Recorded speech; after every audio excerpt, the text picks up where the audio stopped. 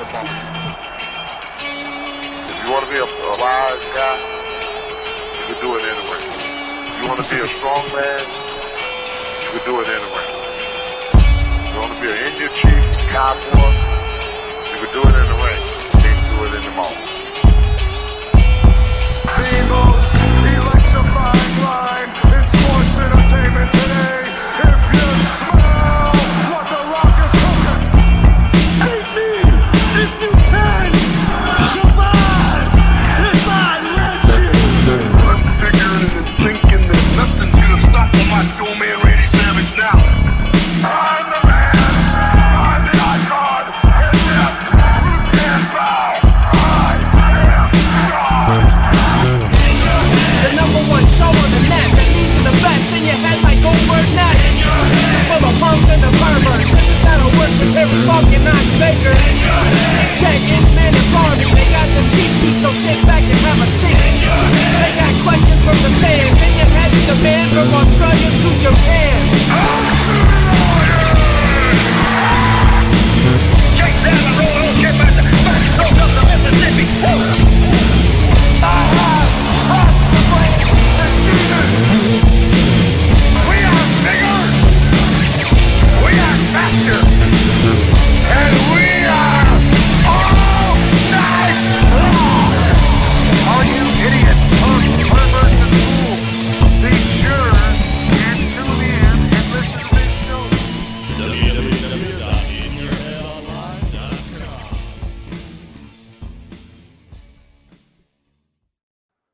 All right, we're live here once again at In Your Head Wrestling Radio. I'm the internet icon, the pride of the pilgrims, the most honest man in all of podcasting.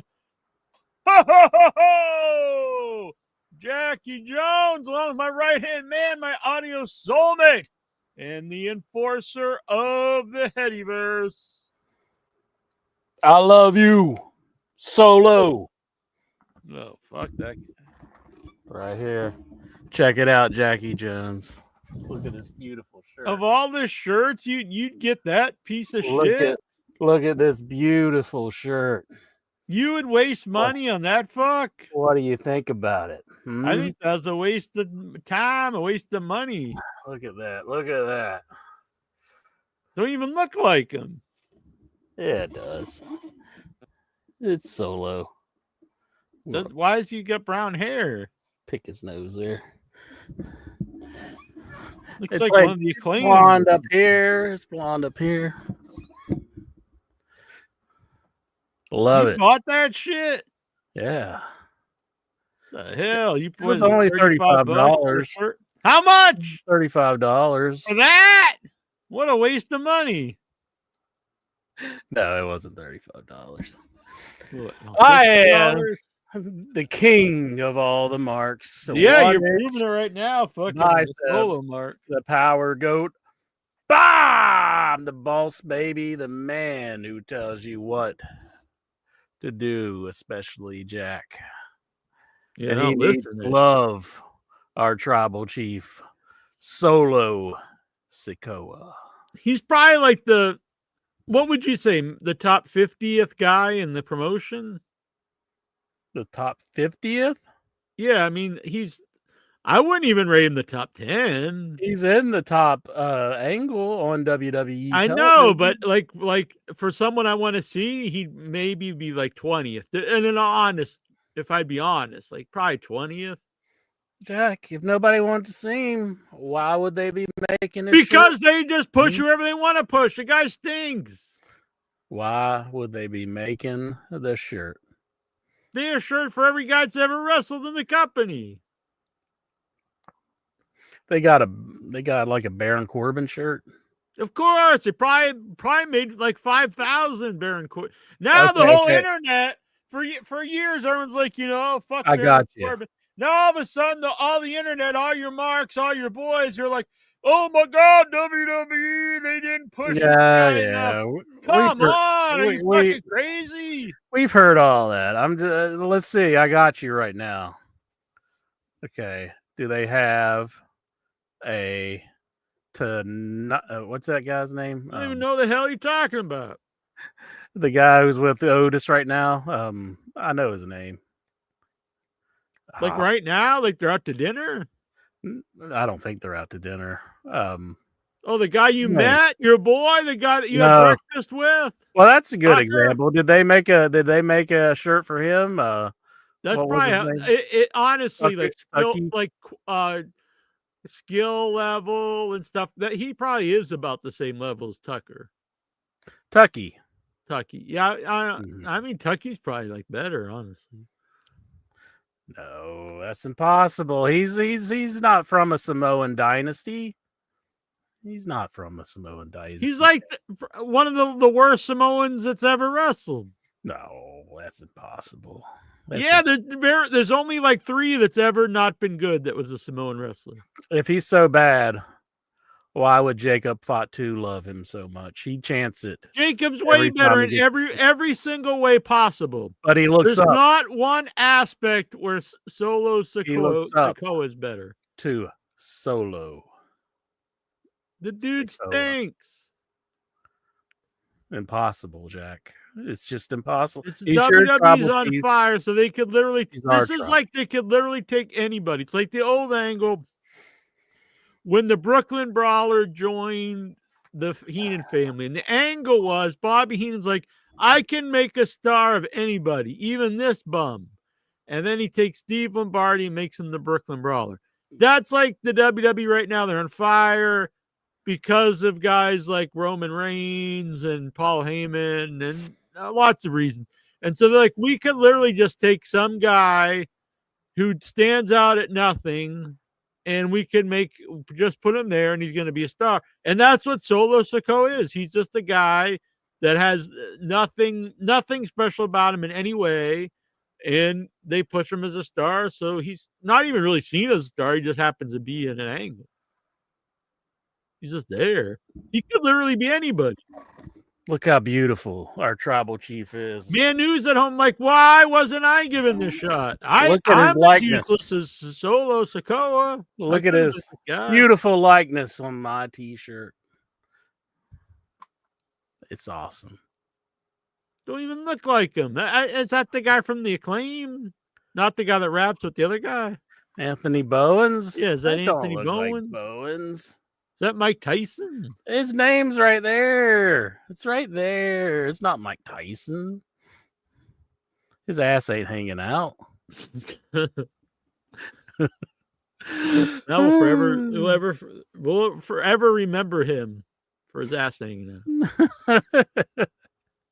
I love how people say that was scripted. And it's like, man, they need some pro wrestling people to come in and fake this stuff because it was boring. What?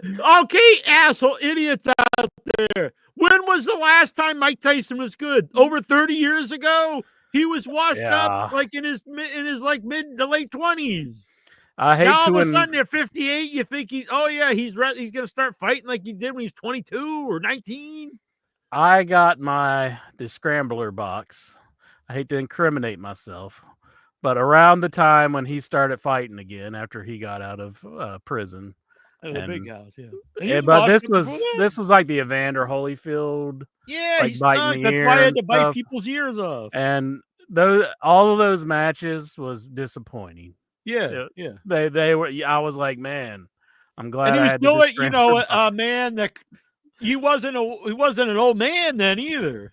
But he was I would have felt up. so ripped if I paid like $50 for that. Yeah, I used to buy. Well, I didn't personally, but my family used to buy all these. How much were they back in the days? They were more money than the wrestling shows. Yeah, I remember they were really high. Yeah, and then to get like a fight like that, I mean, it wasn't much better than the Jake Paul fights, honestly. He was disappointing. People remember they bite in his ear, or when the guy just like parasailed into the ring, or but even some of his when he was good, like were they good fights? Like he just come out and knock a guy out in a minute? Not necessarily, but it was the excitement of it, like to see Tyson exciting. To go up there and destroy a guy. See, I heard about it when I was a kid. I wasn't really real old, and my parents weren't buying pay-per-views like that. Yeah, I was following boxing a lot back then. So just think, I remember clearly when Holmes came back. So you had Foreman come back, Larry Holmes comes back. And they're doing the title match, Mike Tyson versus Larry Holmes. And all the experts are saying, this shouldn't, Larry Holmes way too old, blah, blah, blah. He was 38.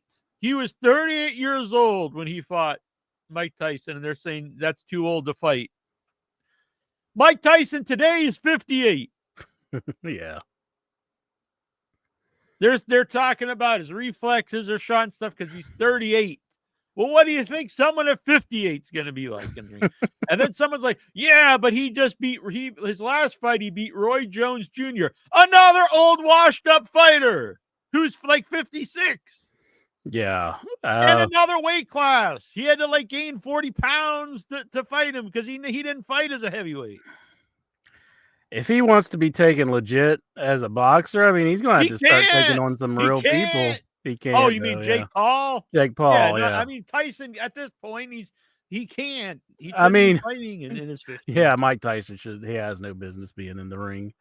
I mean, at one, he's just if too old. anything was fixed about the fight, I hate to burst his bubble, it was to protect Tyson. It was Jake Paul probably could have, I don't know if he would have knocked him out, but he could have tried, which might have hurt Tyson. And so if you want to call it fixed in that way, but it wasn't fixed in there was even of Jake Paul, of Tyson throwing the fight for him. There was even the moment where he kind of bowed to him at the end, it was like, yeah, I think he didn't want to hurt I mean, it's it's a no-win situation. It's like, do I want to see I don't know how old Jake Paul is, but to knock out this nearly 60-year-old guy?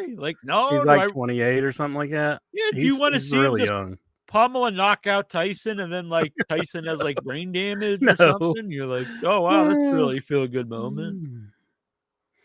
Vic Cervoni says, "Don't mince words, Jack. Tell us what you really think."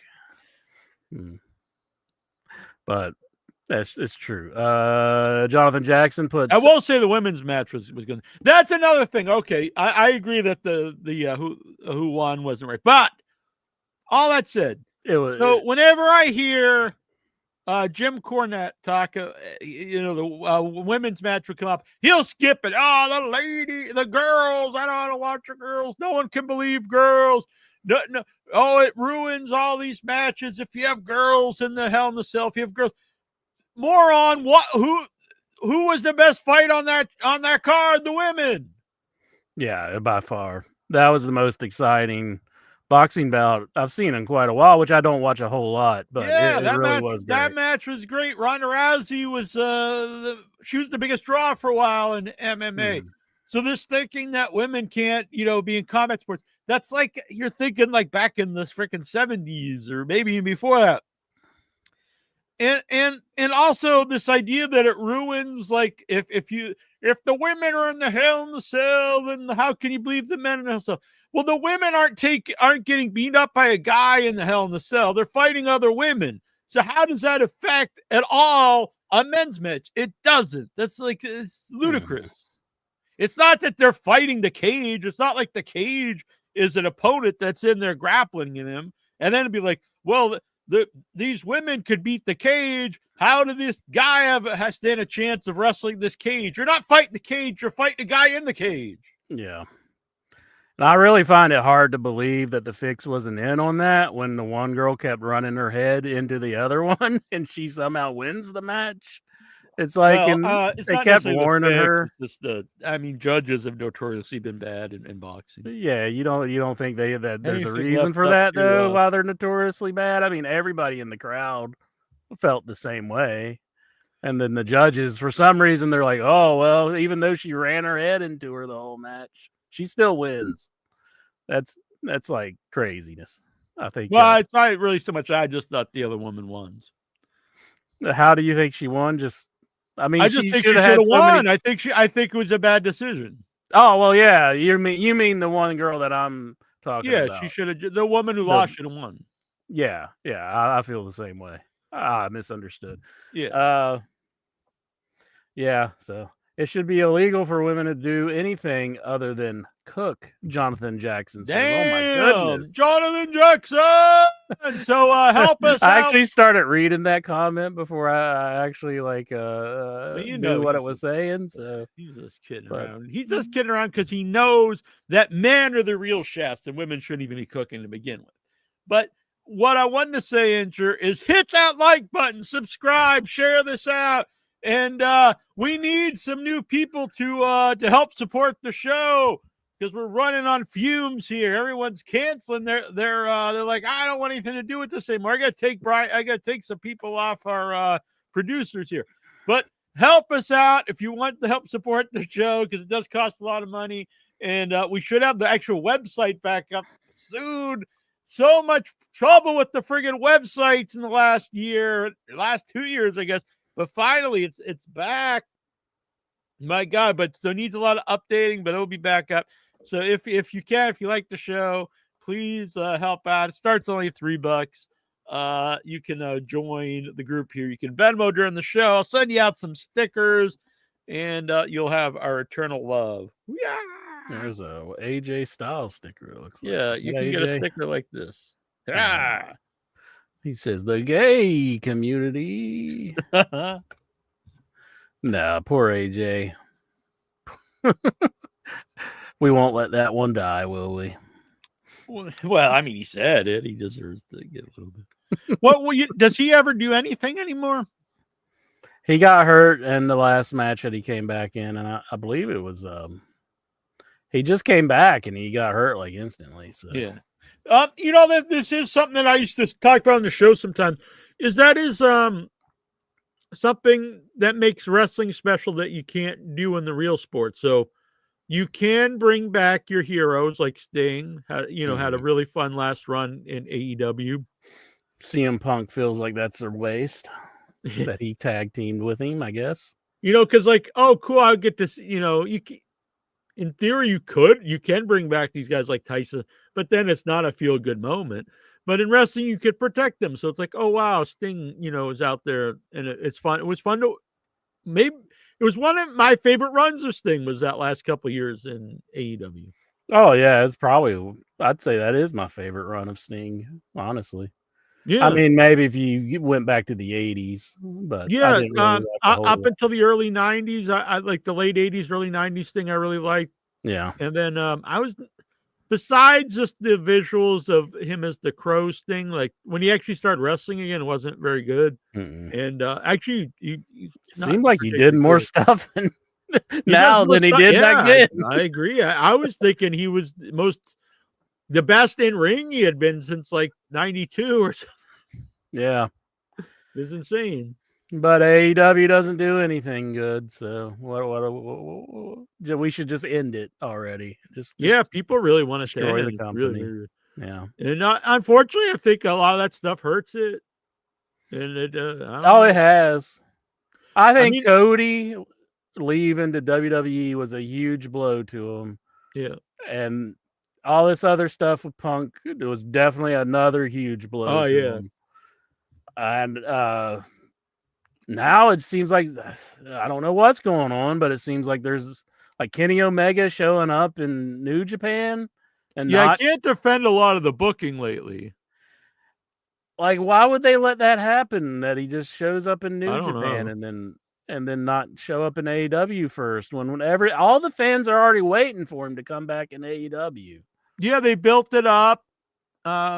I think that it feels to me as a AEW fan since the beginning of the show, it seems like a slap in the face, honestly. Like everyone's been, rooting for the man to come back, and they built around him, feuding with the elite guys when he comes back. And then he just goes to another company, another country. It's like, what the hell? Yeah. And then the Young Bucks, aren't they showing up in New Japan pretty soon? And they're leaving. Not leaving, but they're taking like a hiatus from AEW. I think that's probably good. I think they're pretty stale. Yeah. Well, they had this thing going on. I'll say they had no payoff to that. Yeah. To them turning against Tony Khan. That went absolutely nowhere. Like we thought the Jack Perry and the Young Bucks stuff would at least do an angle there. I mean, to make their exit for a while. If they are going to go for a while, I'm not against that. But you have to do something on TV. You can't they just walk away. They lost to Private Party, and that's it, I guess. Yeah, do something to end the Elite. Mm-hmm. Because the last we've seen them, they're the EVPs. They're like have this weird control over the company. It's them, Jack Perry, and Okada. If they just leave and Okada's just a guy on his own, and Jack Perry, like storylines have to have an ending. So, have some big match where before they left, maybe they could have done something with the Death Riders where they're fighting over to control the company or something, and they lose and they have to like disband, something.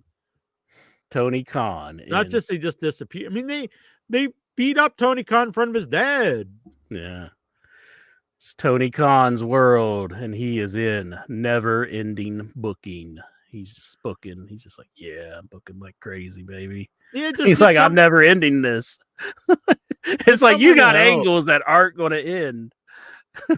It's just an ongoing thing. Yeah. But then it's like, I can't deny there's like some issues. Actually, the booking I think is very bad. But then like recently, it's just like right after Daniel Bryan had to was taken out. It was like it's just really gone downhill. Mm-hmm. And it's like I want this Death Rider stuff to be good, but it's like the complete opposite. And I'm it's one of the worst storylines that I think they've ever produced. Like everyone in there pretty well, and but it just seems every week seems like the first week. Yeah, you do the exact same thing, and it never goes forward at all. Like we never. If I watched it, if you watch the first show and not again, the first appearance of the Death Riders. If you watch any of the appearance of the Death Riders, you basically have seen all that we know about them. Mm-hmm. They're a group, and they want to kill everybody for unknown reasons. But it's never progressed from that. We have no idea why. We have no idea. Who's there's supposedly someone like leading it. It's maybe if Daniel Bryan cut some promos, or Bryan Danielson, excuse me, if he cut some promos about why he would. We never even seen him since. They should have updates. Like even if the guy's out of wrestling, if this was real, when they update you, like, oh, by the way, he's not dead, or he's recovered. Because they like to try to give the guy brain damage or murder him. I get issues. And how about with Jonathan some Jackson issues on here? Every how about Orange Cassidy? They tried to they poured like bleach down his throat or something. I know. Every time we start talking about this, Jonathan Jackson just stabs us with the shiv right in the back. And he lets us know that this is not our company anymore. It's like, how dare you? I don't know why it wasn't ever our company. I mean, like, we were fans of the company, but I mean, we never claimed it was ours, I guess. I mean, we're well aware that it's owned by Tony Khan and his father and but yeah, it's like you get something and you want to peel the onion and go into it layer by layer, but it's just here's the beginning of the onion again. There are people who get mad, like if a story goes more than 2 weeks, and I see this on social media all the time. And it's like, well, if it's good and I don't think you should just you have the show and you tell the whole storyline in one show. I mean, that's kind of stupid. But there's a middle ground between we do a story in a week and it blows off the next week, and a story that goes on for months with no progression. Yeah. So I like a long storyline. I'm totally good with that. The your boy there, Solo Sikoa, he's part of one of the longest running stories probably ever in wrestling, and it's been good stuff. It progresses, it changes. There is momentum to it. And this obviously has been going on years, but we have no progression at all. We don't know why. We have no idea why any of this happened. We don't know why he wanted to murder Why wouldn't have murdered Daniel Bryan? Why everyone else was totally cool with murdering Bryan Danielson? Why they tried to, I guess they tried to murder Orange Cassidy or blind him or something. Why are they so wanting to like really destroy everybody? It's one thing to just like, oh, they beat this guy up and they broke his ankle or something. But there's a difference between that and wanting to murder and maim somebody. Why is Marina Shafir in the group? Like, there should have been some sort of like storyline why she's joining them. I mean, like, and is there someone leading them? And why does John Moxley put the belt in a briefcase? Could they do like flashbacks to like try to remedy this? Like, try to like, have like.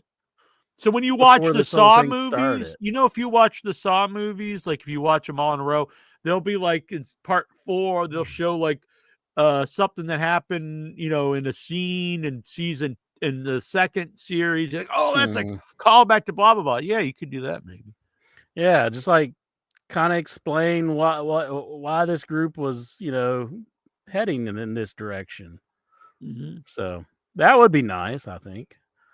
But yeah, this is just I did not watch all of Survivor Series, Jackie Jones. What kind of wrestling fan are you? I watched Dynamite from last week, but I did not watch the 3-hour Collision and Rampage together. I actually didn't even know that was on, so I didn't watch that either. What? How dare you question my loyalty to wrestling when your loyalty to wrestling is the one to bring in question? You know how much I watch a Survivor Series, bitch? Nada. Big goose egg. Yeah. I heard it was a good show. My mom watched it. She liked it. I don't even know who won the Bloodline thing. I'm assuming Roman Reigns won, right? Is that right, chat room? I don't know. I'm champion Solo Sikoa, and I don't know if he actually won or not. I doubt he did. But I watched the Shinsuke and LA Knight deal. I wasn't too into that because I knew the outcome of it. People throwing babies in the air over Nakamura's new look. I mean, it is an interesting character, but why are you killing LA Knight and taking away his belt? He's like one of the most over dudes on your program. Why can't he get to that superstar level? I know it's because Hunter is a Shinsuke guy, and he's not. I don't think he's real big on LA Knight, honestly. I don't think the company's that very big on the guy. Yeah, and I don't know why. I mean, the fans love him, so. But anyhow, so Shinsuke Nakamura is your new U.S. champion. Mm-hmm. And then I watched the girls' War Games match. And Nia Jax was definitely off. I do think there's a lot of blown spots by Nia Jax. And that's just kind of Nia Jax. If you watch a lot of her matches, there's a lot of blown spots. I mean, she's good at times, but she's really bad at times. I feel bad. It's funny because I have some like I say non-wrestling fans or casual fans, whatever they're like, oh, so they just assume I watch Survivor Series since I do a wrestling podcast. I was like, oh, I didn't watch it, but so there's people I didn't even know liked wrestling, and the one girl's like, oh, and she said that that Nia Jax took someone out with her ass. And I was like, oh, okay. Yeah, that probably did happen. I know there was just like she went to go hit one of the girls with the kendo stick, and like the girl was like giving her head, like to hit her head, right. And she said like something like, "No, bitch, your side." And then she hit her in the side or something like that. By the way, I did before. Go on, sorry. But there was several blown spots by poor Nia, and she needs to work on that. I mean, I don't know why she has, but the one spot that I thought was silly, you had Io Sky on the one side of the ring, and she puts on a trash can over her head. She's on top of the cage, but then on the other side they had Tiffany Stratton, and she did so. At the same time, you got You got Io Shirai flipping with the freaking trash can on her head and landing into the ring. And then you have like Tiffany, and she jumps off and does like a senton or something. And it's like, why even have Tiffany over there, Tiffany Stratton? Because this was like so spectacular over here that was the moment. You had freaking Io Sky jumping with a trash can on her head into the ring, and they got free. What was the point of having Tiffany even in it? You should have just focused on her, Io Sky. So that brings me to a point, though, interest. So exactly what you're saying there. You know, why if you got one big cool spot, why do another one at the same time? Also, I know that the big guy there, who's the big dude? Bronson Reed. Like broke his legs or whatever, doing the big like splash off the cage. He did? He like seriously? He broke his leg? Yeah, he seriously hurt himself really bad. Oh, I didn't know that. So he's out indefinitely. So I don't think he broke the legs, but what did he do? Like, I think he broke both his ankles. I think he did his big splash off the cage through a table. Off the cage. Yeah. Damn, why would you do that with that guy? Well, so that's what I'm saying. So if AEW does any of this, and I'm not saying that it's wrong to say why you're doing all this stuff, but there's a complete double standard because people act like all these big moves are only done in one company. All wrestling has a very similar style. There's tons of dives, there's tons of big moves. It's not just one company. So I get this, I'm not saying it's wrong to attack or not attack, but criticize wrestling from taking unneeded risks. But it's wrestling wide. It's not, one company. Like you said, if you one cool move, why do another one at the same time?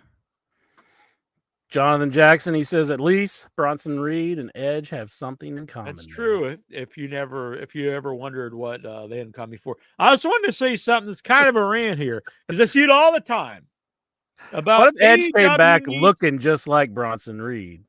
The casual, this thing about casual fans, I just used the term, but they're like, people always say, they need to cater more to the casual fans and not just give these storylines, blah, blah, blah.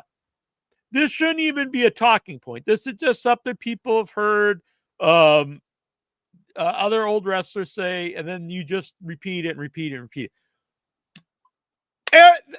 You need storylines for everyone to watch it, not for casual fans. There's no one who just like, I love to watch a show that has no story that doesn't entice me. No one thinks that. If anyone watches any program, not even wrestling, any type of television, if they're a hardcore fan, if they're a casual fan, whoever they are, they want the show to be interesting and they want the story, whatever it is, if it's The Walking Dead, if it's a wrestling show, whatever it is, they want the story to be interesting and want the story to keep them interested to come back every week and week.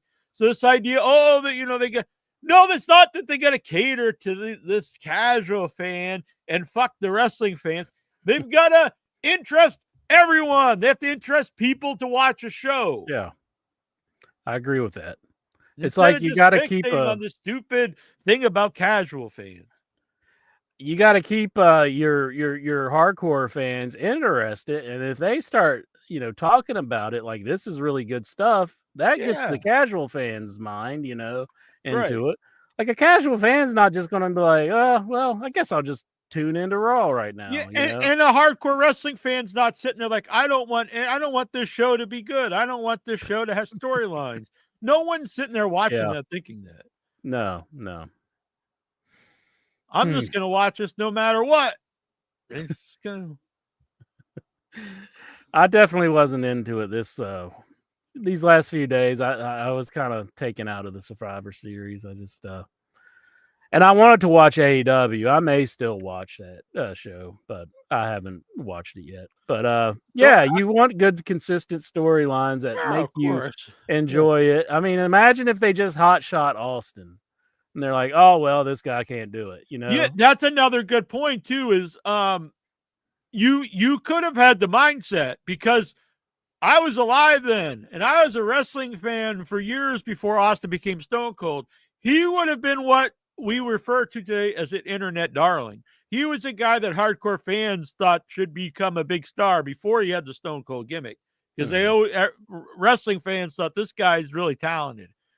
So a lot of those guys are in that same boat that really started the Attitude Era. They were guys that weren't given a shot so much before, like Cactus Jack, Mick Foley.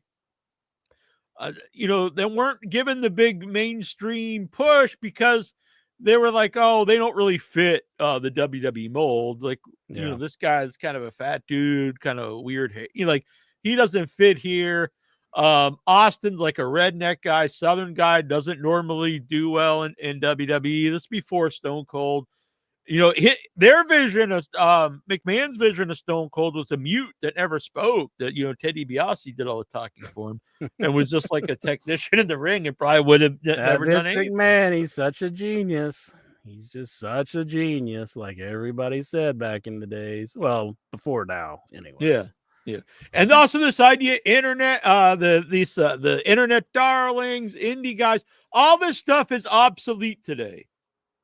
Who are some of the biggest stars in the last 15, 20 years of wrestling? CM Punk, ultimate indie darling. CM Punk wrestled in a huge in Ring of Honor, blah blah blah. Daniel Bryan, the same thing. Seth Rollins, the same thing. Even John Cena, actually, that's where I heard of him before he went to OVW. He had a buzz when he was working on the Indies in California as the prototype. Yeah. You can make the argument for Cody Rhodes, because when he was in WWE, he was, he was kind of an idiot. He was the mid-card, low-end dude. He reinvented himself on the Indies and Ring of Honor and New Japan. And that same character that he plays today was started in those in AEW. Besides someone who's the son, a son or daughter of somebody, or like a pseudo celebrity, where else are they going to come from besides the Indies? You can't go raid the AWA. You can't go raid Continental Wrestling. You can't cherry pick someone from WCW today, unless you're bringing in guys in their 60s and 70s. So you're going to get wrestlers from the Indies. And WWE realizes this. This is why the ID stuff is started. But wrestling fans and a lot of the old-time wrestlers who do podcasts, they got to get out of this mindset about the stupid indie darlings and indie wrestling and internet darlings. That mindset is obsolete. Well, Jackie Jones, Samoa Joe, I mean, AJ Styles. I heard a comment from the guy who is the very antithesis of what you just spoke about, somebody who feels that way, and he stated that Dixie Carter is a better booker than Tony Khan. This guy, he's always saying that Dave Meltzer, and I don't freaking love Dave Meltzer. I don't hate Dave Meltzer. I've read Dave Meltzer for years, blah, blah, blah, whatever. But Eric Bischoff is always saying Dave Meltzer is on the payroll of AEW, which, by the way, if you actually listen to Dave Meltzer, he criticizes up and down the AEW stuff. He likes most of the matches, but he does not like the booking for quite some time. So people who think he just praises the show, they're completely wrong. You've not listened to him. But either way, he's always Eric Bischoff's always saying that Dave Meltzer's on the AEW payroll when he's literally on the WWE payroll. He's on NXT. So how can you say he's like this fair and honest and partial guy when he's working for the one company, and he did some stuff for the other company, and when they stop booking him, then it's like they're complete. He totally trash, turned blah, on blah, them. blah. Yeah. I personally think. Hope. How can you say there's no hope for the company when they just signed this deal for hundreds of millions of dollars? I think that he's just jealous that it's not Hulk Hogan and all his buddies running on TBS and TNT anymore. He's just like, they took his baby and he's sitting there watching them with it, and I think that's his axe to grind with AEW. So, but and he knows that it. Look, if he was trashing, I don't know, New Day or whatever, people don't really care. But you never hear a crossword about WWE from his mouth. No. But he knows, and it is true. The more he trashes AEW, I mean, he probably saw Cornette, and it's really working for Cornette, and he's caught on to him. That's all he does, and it gets him out there. I would like to say this to AEW: we don't want to join the vile, disgusting Brian Lasses of the world. We don't want to badmouth your company. We want to like AEW, so please do something about these storylines and make them start making sense. Because, I mean, they're breaking up Max Caster and Anthony Bowens, and it's like, did anybody want that? No, it's just like you just about every storyline is pretty. The only thing I care about is the Hurt Syndicate. Yeah, and I was really kind of against him coming in, but I agree. I like that. I like Darby Allin. It's weird. I think I would actually like to see Darby Allin as a world champ, but I get that he's not going to go in and win every match in the Continental Classic. But I was like, man, he just got friggin' killed in the first match in the Continental Classic after a big angle where he's like being set up as the next challenger for the world title. True. Yeah. Why are they doing that? I mean, I think they just like to surprise people with this Continental Classic thing, like just throw in random people winning that you wouldn't expect to win. Right. And Mark Briscoe, he lost again. And it's like, come on, Mark Briscoe lost every match in the Continental Classic. He's coming off of his Ring of Honor title run. It was kind of a fluky thing that Chris Jericho did to win the belt. And now you're beating him clean in this contest, There is an inherent problem with the round robin tournament style in wrestling because you're forced to make a lot of the guys do basically everyone in it's going to have to at least do one job. You know what I mean? A lot of them you have to do multiple ones. And whatever you want to say, wins and losses are important to the audience. So if you're seeing like your guys, and you can't have them just everyone wins and loses half of their matches, because then everyone's pretty much meaningless.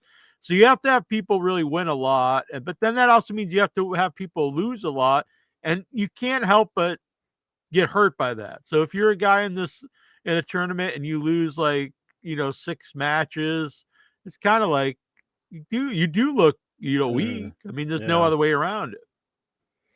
Well, Jonathan Jackson has pulled out a booking idea that's certainly to wet our whistles.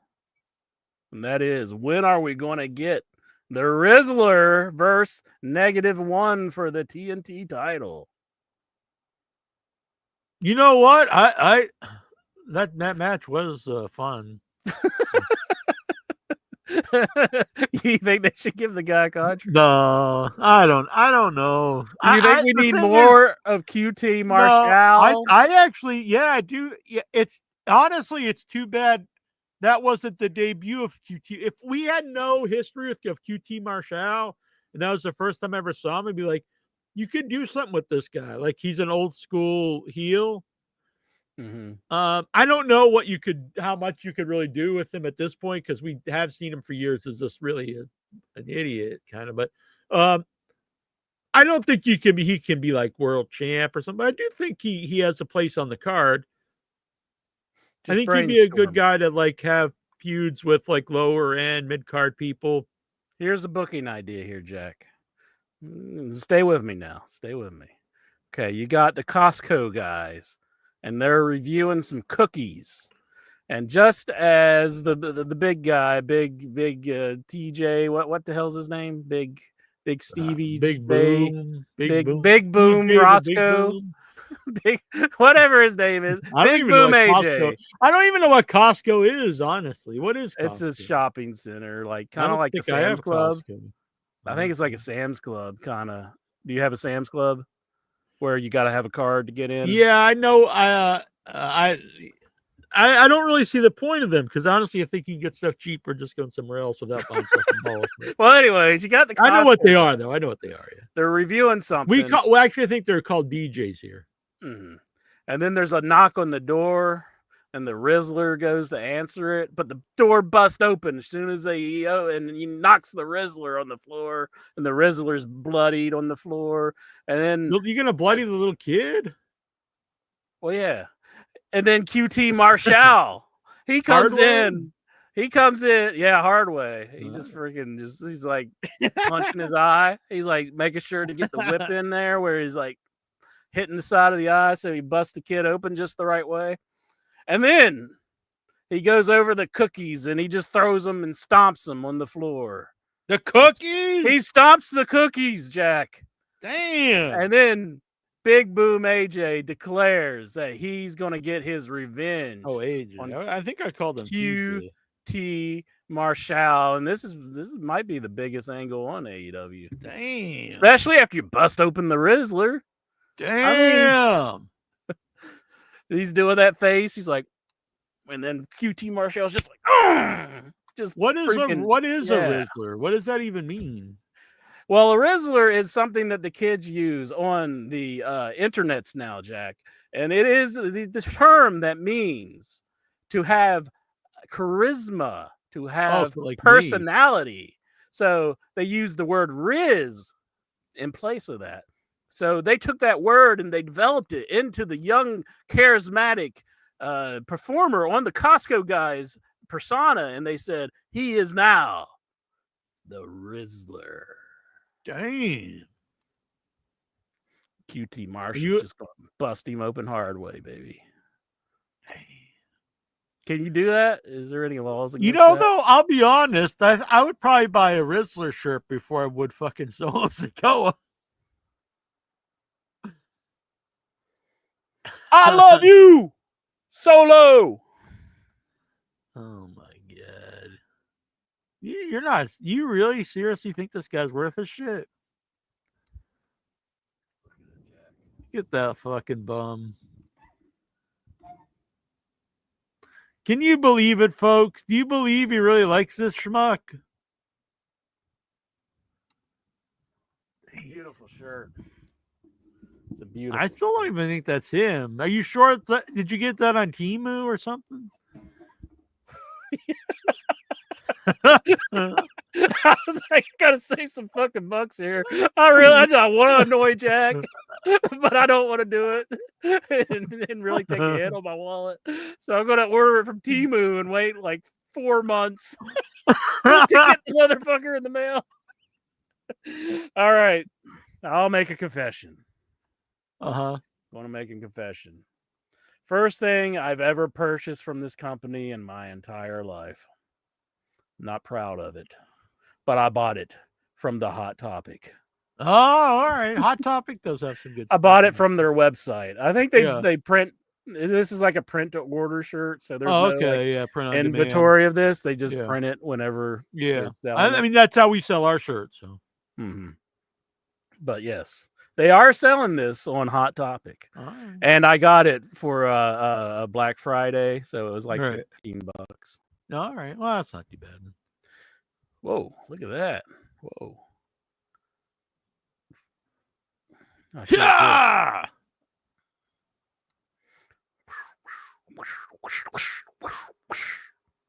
You hit the tree in the background. Was that on purpose?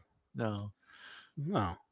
But I'm just a very violent man. So I was filming some stuff for upcoming video. I took the sound out of that just to make it as a gift. But and while I was doing it alone, instead of getting the whole group together, because it's Living Room Sports. He says that's a nice shirt for me to poop on. Hell yeah, booyah, yeah, yeah. Rookie of the year, Living Room Sports. That reminds me, Jonathan Jackson. You gotta help a brother out, Jonathan Jackson. Let's set it up, boy. Let's do it up. We got to set up the Hades ballot. Yes, yes, yes. Hades, let's do it. So let me help me out, brother Jonathan Jackson. Let's get up the Hades ballot. so we can do the headies this year. So Lexar don't scream and cry like a little biatch going, where's the hoodie? Where are the hoodies? Where are the hoodies? Just cancel. Just like a little bitch. But I apologize. I interrupted you. You were explaining that you wanted to Oh, get yes. the I audio was out. filming a video for upcoming. I won't give a spoiler, but it's an alternate cut of Arbor Day. But anyway, so I was filming the video about it. And I normally get the whole group together and we do stuff, but I didn't need everyone. I just needed me. So instead of getting everyone together, I went up in the state forest, set up the thing, blah, blah. So I'm, talking, using the nunchucks and blah, blah.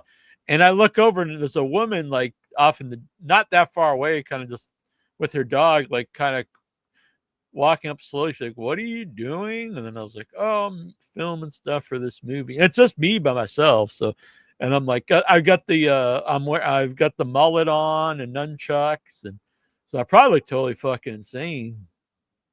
But I did have a flyer on me. Did you ask her if she wanted to be in it? Asked her out. No, so I gave her a flyer, which I thought I had some down. What are you doing tonight, my baby? You like this mullet? So oh yeah, so I had this flyer on me. So then I was just saying, then it seems like a legit thing, but I'm not sure if it does now that I look at the flyer. But it's so I was like, hey, look, here's the movie, here's the cast. And she's like, oh, then she actually did seem really interested. She's like, oh, that's cool. So then she didn't seem like she thought I was an insane man out in the woods anyway. She was like this close to calling the cops, and then she's like, "Oh, he has a flyer." Okay, exactly. So that's the key. You gotta start bringing a flyer around with you. Mm-hmm. Sounds like I'm trying to, I don't know, but yeah. So yeah, flyer makes things seem legit. That or chloroform. Spoilers on it though. Look at that cast intro. Some of these I haven't even announced yet. But yeah, hell yeah. These are the local folks. So I made this with a thought process. We got the local folks up here for, it's around town. They're like, oh wow, there's people that live in town in this movie. And then down here is people from like, known films. So you got some like local folks, some known folks, and then you got Troy with a fucking mouthful of wood. Boom. Yeah. There was dog shit though where I was about to film. Maybe it was hers. Maybe she thought you were like the ranger and you're like coming out to be like punish her for having her dog poop in the woods. Yeah, so I was actually in the area I used to go a lot when I was a kid. I hadn't been up there much in years. Well, when I say kid, like teenager and 20s. And there's a lot more like signs don't enter. When I was a kid, you could go anywhere. I had ignored them, but there was a lot of signs up there not to enter different places. Did you just start singing that song? It's like suns everywhere. So I went up there the same forest during COVID. When I started really walking a lot, and I brought my nice camera to start taking photos up there. And this is a true story. So I went up there, and they had you weren't allowed to enter the trails of a forest during COVID. Because you could spread COVID. I was like, you can't walk in a fucking giant forest? It's I don't know, 50-mile radius. I don't know how big, great big forest where no one lives because you're going to spread COVID to what? To the squirrels. Are they going to disinfect it after you walk through it? They have to all the leaves. So yeah, so I haven't been up there in years actually. So, but I might start going up again until they kick me out. Annabelle had asked me, "What if the police come when we're filming Arbor Day?" I was like, they won't, but they do. I think they don't really care. I'll be honest. Plus, I'll be like, it's different. If you're in LA and you're filming a movie and you're like, well, I'm filming a movie, they'll be like, yeah, so isn't the fry cook over there. Everyone in this town is a filmmaker, buddy. Get the fuck out of here. But if I say it here, they'll be like, what? hot damn, we're filming a movie here. Ah! At least that's what I'm thinking in my mind. How are you going to explain it when you're locked up in the cruiser and they got your hands behind your back and handcuffs and you're like, well, I guess that didn't work out. Oh my goodness, look at that thing. Oh my gosh, it is pretty gross. Troy made this all by hand. I joke I created a monster when I bought Troy a bunch of a big bucket of liquid latex, and he started making some gross stuff. It is pretty cool. Yeah, he's really good with it. Mm-hmm. He always has been like handy like that. Like, So he retired earlier this year, and now he's got something fun to work on. And I've been it really motivated me to make, because originally it was going to be a short film, and then he started making a lot of cool stuff. And so I was like, oh, maybe I kept writing more and expanded to a feature. So I'm excited to see it. Excited to make it. I wonder. So, but my buddy who owns Captain Scott's, which Vic Schiavone always gets me a gift card for my birthday. He's letting us film a scene for Arbor Day in the restaurant. Oh, nice. Is it like after hours so you can? The plan is we're going to do it before it opens. So yeah, so when the other people aren't there yet. So Yeah. when the cut, and so actually one of the waitresses wants to be there because she wants to be in it. So that'll be fun. Sweet. Lauren. So I wrote some lines for Junior, who owns the place too, because I actually want him to be in it. Yelling at Steve. Jack will nunchuck the cop. Damn. Yeah. Well, I don't know if I told you this. I found out that I think there's 5 states that nunchucks are illegal to carry on. And Massachusetts is one of them. Well, there's one state where they're completely just illegal. Never mind concealed walk around with them. They're just illegal. And that would be Massachusetts. Massachusetts is rough on everything. Like, yeah, you can't even have a concealed carry. I just showed you. Yeah. I mean, if you got like the practice chucks, it's just like, that's what these are. These are foam. So that's gonna be what my. are you gonna do with that? I'll be like, these are foam. I'm gonna foam somebody to death. I mean, yeah. Yeah, I was practicing with a bow staff, but it's actually wood, and I was like, damn, this actually hurts when I hit my head with it.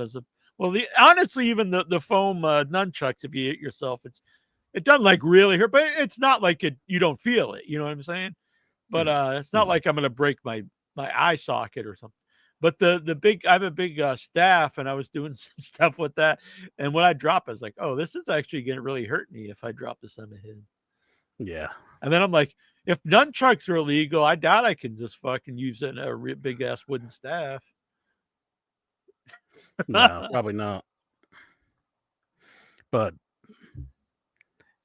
most definitely. Yeah, the nunchucks, though, they're pretty fun to play around. They are. So my good exercise too. I wish I caught on video because several times the foam flew off my nunchucks when I was doing stuff, and I lost one end of the nunchuck a while ago, but then the other one kept falling off. But one time I could even see it in the video because I was looking at the thing. And I could see the little black end flying way behind me. And I was like, oh, fuck. And I tried it. I couldn't find it. So now the foams aren't. So I think I'm going to try to glue the foams on so they don't slide on and off. Well,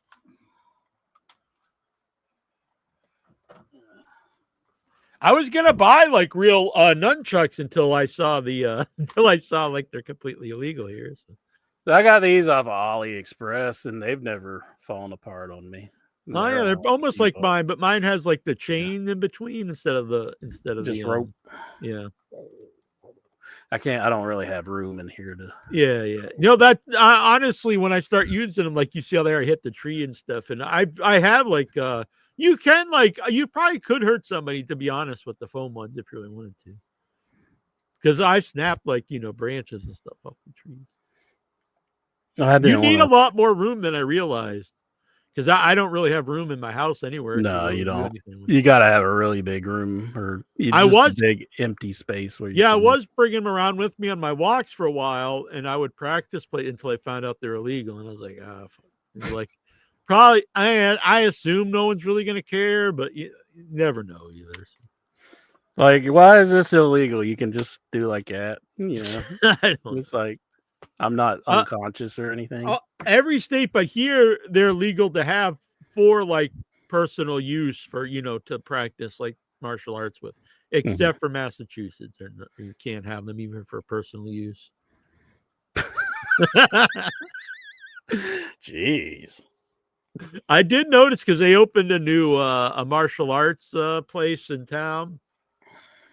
And it was funny because it's like for little kids. And so I see little kids walking around. I'm like, oh, wow, they're practicing like I am. But they're like, 5 or whatever. But none of them ever have nunchucks, I've noticed. So I don't think even they won't even let the martial arts studio have fake nunchucks for kids to play with or whatever.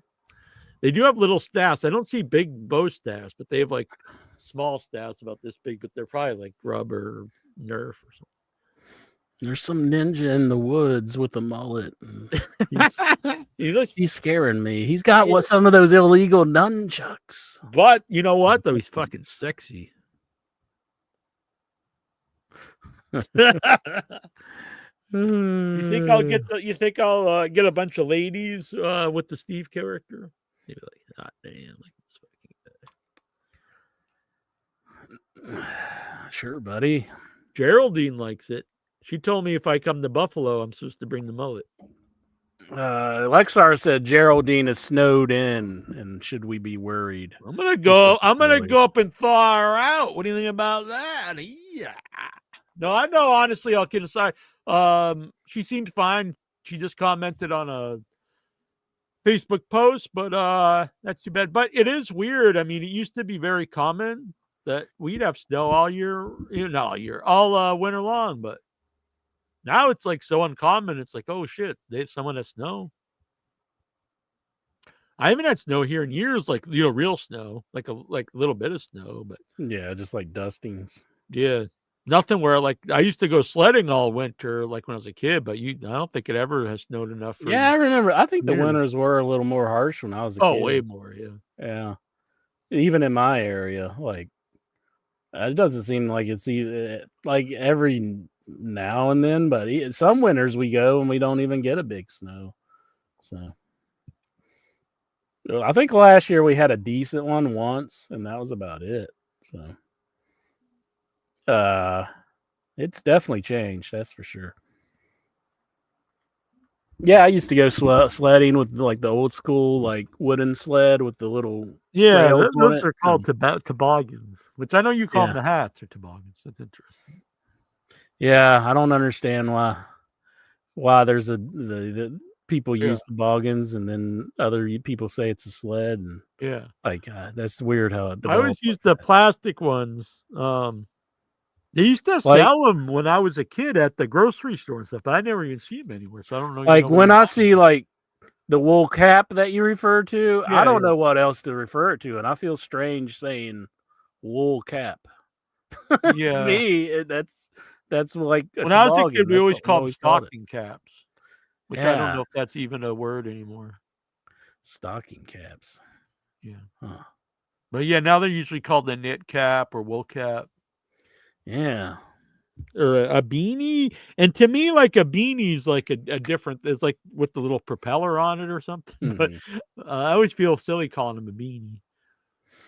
Well, I guess it's just one of those things, in like Mexico, there's no like word in Spanish for toe. Really? Yeah. So if they're referring to your toe, they call it like the fingers of the foot.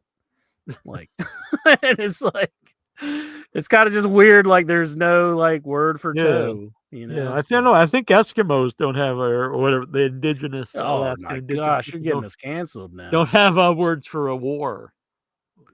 There's no word for war. Yeah, they're too busy trying to stay warm. But actually, yeah, a friend of mine, she watches Without Your Head, Faye. She's in Alaska and sent me a bunch of pictures last night of moose, and I was like, "Aren't they dangerous?" And apparently, I always read that they're super dangerous.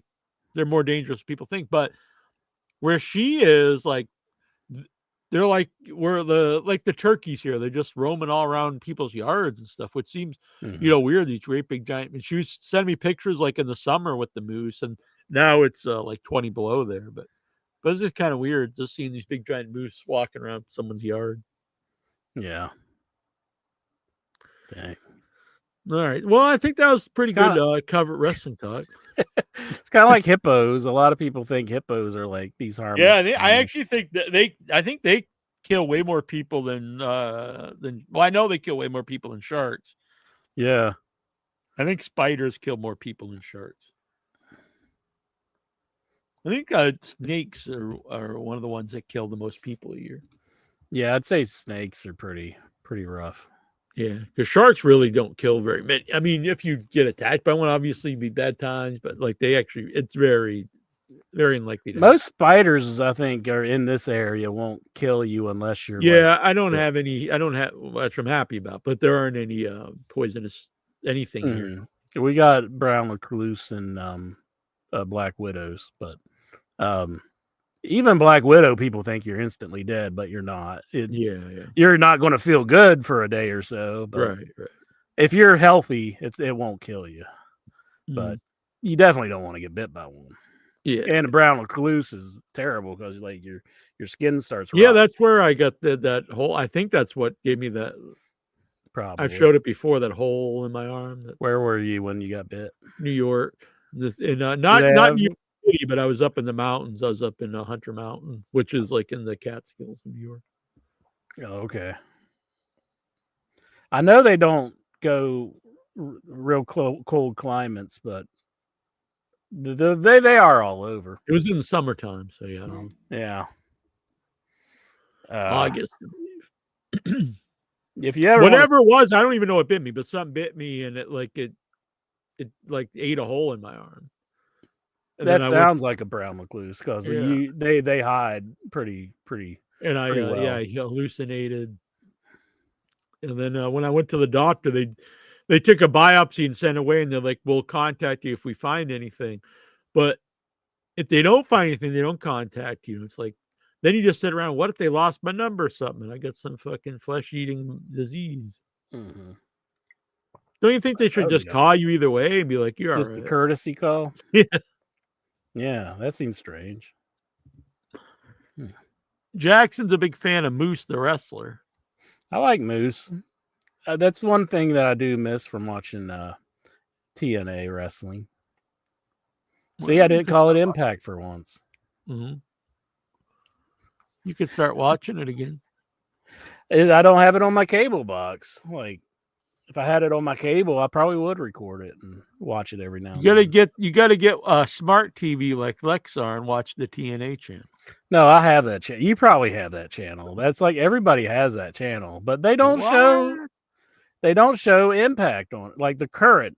Oh, like, right. They show it like a couple weeks later or something. But who wants to watch that? Don't you think the current stuff? By now Lexar's had to seen every moment of TNA because he watches it like 24/7.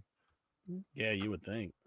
Do you think he's just watching TNA on repeat? Like, I'll see how you seen every TNA match in the history of the company, and now he's just watching it over and over. That seems impossible. Like, I get to the point to where it's like, no more wrestling. It's like, you watch a pay-per-view, I'm done. I can't do no more. Like, that's enough for the day. Not for I know once I watched like all the wrestling. I agree with you. I know we're doing the wrestling program, the wrestling podcast here. And when I was a kid, I would try to watch everything I could watch, and I would rewatch like old WrestleManias and stuff. But I know I shouldn't say this on a podcast about wrestling, but the idea of like going back and watching stuff I've seen like years ago, it does not sound fun. Yeah, I want to stay just current. I don't want to watch old stuff. Yeah, like So it's people like who watch like old superstars and stuff. when we get questions about old stuff, it's like really hard to recall because there's so much happening back when we watched it, you Yeah. know? And it's like, what's your favorite memory of Skinner? well, I remember Skinner. I mean, Yeah. how could you not remember Skinner? He says it doesn't have every. So Lexar, when you watch it every day, all day long, have you gotten to the point where you're starting to see stuff you've already seen? I would assume it has to run out of content at some point.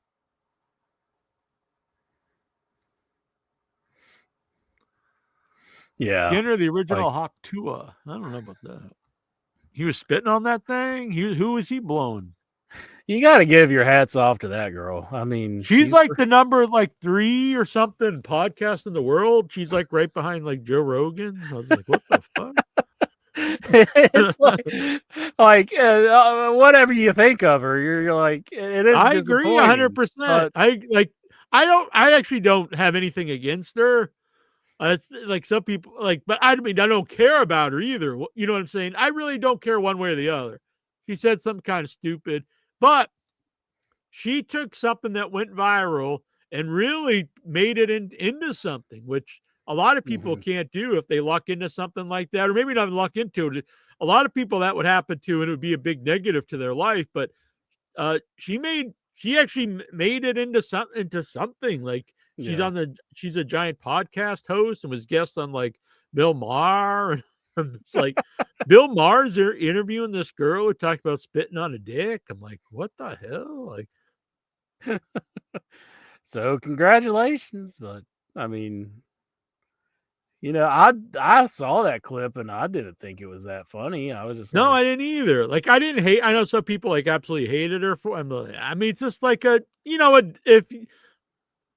when you're that age, we wouldn't talk about spitting on a dick. I was just like something dumb someone would say, but I didn't find it like hilarious at all. Or like anything to hate her about. I just like, oh, okay. I don't know. It seemed like something some dumb kid would say, you know. When I say kid, like, you know, someone like a dumb young person would say. And I don't know. I saw, people, when it was a meme forever and everyone made all those Hawk Tua, I was like, is it really funny? Like, after a day, I was like really sick of it, honestly. Yeah, it's like, I've had enough. This can go away. I think the first I saw of it was like all over the In Your Head page, like all these Hawk Tua, like, and at first I didn't even know what the hell they were talking about. But yeah, I'm trying to think of someone else who's done like something like that became a meme. The girl that's like smiling while there's like a fire behind her, and yeah, she does. She wasn't interviewed by Bill Maher or doesn't have a giant podcast. Yeah. Or Jackson says, talk about spitting on a butthole. Spit it and split it. Yeah. That's just gross. Now, what if I go viral and sure now and I'm like on Marsh? You're not going viral. We're not going viral ever. I don't think. I think we've had plenty of funnier moments on this show, but it's like it don't go viral. It's just, I don't know. We're just old guys that people. I know Vic's onto something though. Mar's a real creep on his show. He's always hitting on like these people or all the women. Or that show's really weird. His what's it called? Politically Incorrect. No, his podcast that he does on the internet. Club Random, because he gets like super drunk and high. Yeah, and so like and he's not. It makes the interviews terrible when he's really high and drunk because he just like talks over the guest and they ask him a question and then he'll just start rambling. I've never been a big fan. No, it's funny because I always like his shows. I always like Politically Incorrect and I like Real Time, but I always found Maher himself very annoying. Yeah. And then this is just all him. So I've watched some because he has some cool guests. Like I watched a Tarantino one, but it was so bad because like he's just talking over Tarantino. It's really annoying. And then the Richard Dreyfuss one is so Richard Dreyfuss is fucking wasted out of it. He's blitzed out of his mind. And he just slowly starts sinking in his chair like this. Like seriously, he's like almost on the ground. He's just fucking totally blitzed. And he's talking about like, did he start singing the song from Jaws? No, he starts talking about like incest, like wanting to have sex with his mom and like his sister. And I was like, what the fuck? What didn't someone like, shouldn't someone like stepped in and say, like, let's get him off the show? Yeah, that's definitely why you don't want to be drunk on camera. Now that's like the worst thing I think you could do. It's like, no, I want to talk about. That he's been canceled a lot of stuff too, but he's at like conventions a lot, horror conventions, and I always think like, does he just really love meeting like horror fans? I really kind of doubt it.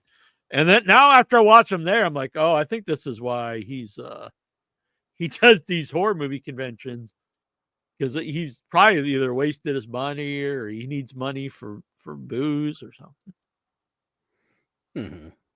Usually if it's like an A-list guy doing a lot of conventions, there's probably, something bad has happened to them. Financially? Yeah. Or they've been like canceled and can't do stuff. Mm-hmm. Like, who's the guy from Seven? Kevin Spacey. Yeah, Kevin Spacey was doing. Is he doing horror movies, horror movie conventions now? Yeah. And I was just like, and I couldn't believe that they would book him. Just like that is kind of shocking.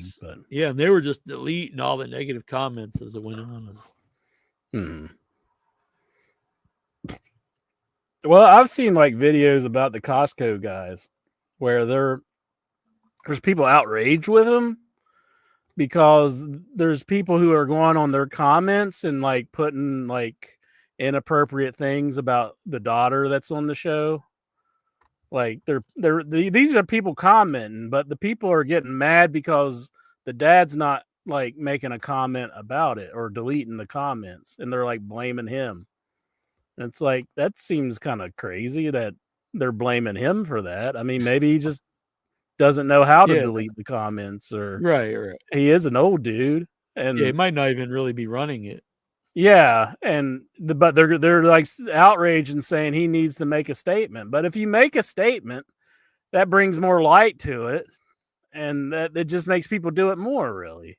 So it's like, well, why should he have to comment? So I think that's really screwy. I think they're like trying to like goad him into doing a mistake, like to go on and be like, these comments that you're making about my daughter are outrageous, which they are, but I think they're trying to like, cause the girl isn't even of age, and you can imagine some of the comments that some of these people are saying on his page. But it seems like if you engage any bit, that just makes it worse. Like when LeBlue guy was getting on me, I probably would have been better off if I had just not engaged, just not to sell it. Yeah. But which one was more entertaining? Me engaging or just not engaging, and just so. See, that was me thinking about the listener. But the Costco guy, that's a different situation. There he is. Look at Richard Dreyfuss. What's up with Richard Dreyfuss? Why'd you do that to him, Bill Maher? He's so fucking wasted on the show. Oh God! He probably just don't care. He's like, whatever.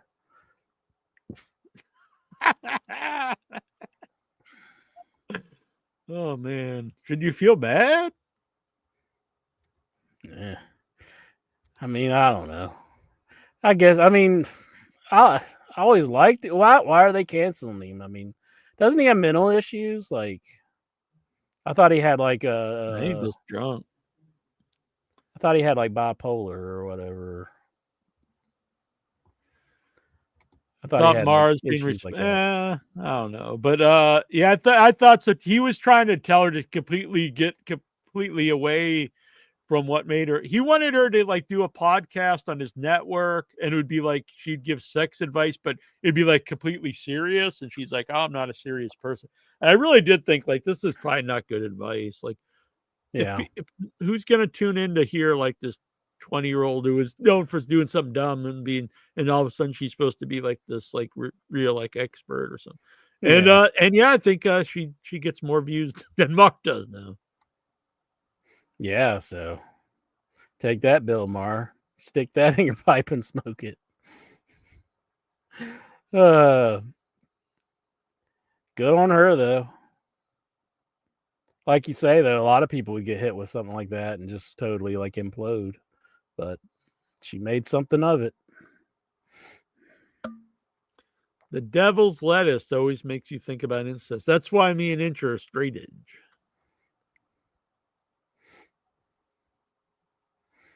All right. So we're gonna send a link out. Certainly. All right, here we go. And by the way, hit the like button, subscribe, share this out, and help support the channel. So we need some people to help out. We got El Santos World and Brian Matthew Clutter are our sponsors here, but our producers. But if you'd like to join, you don't have to go that far. It starts only $3 a month, and it does help support the channel, which unfortunately does cost a lot of money now. So anyway, stream in and talk the wrestling. Galgo13 says, never thought I would see Margaret in a heated argument with Neil Tyson. Yeah, I saw that video up, but I haven't watched it yet. So I mostly watch just clips of stuff now. Is that the scientist Neil deGrasse? Yeah, Neil deGrasse Tyson. Yeah. What's he arguing with him about?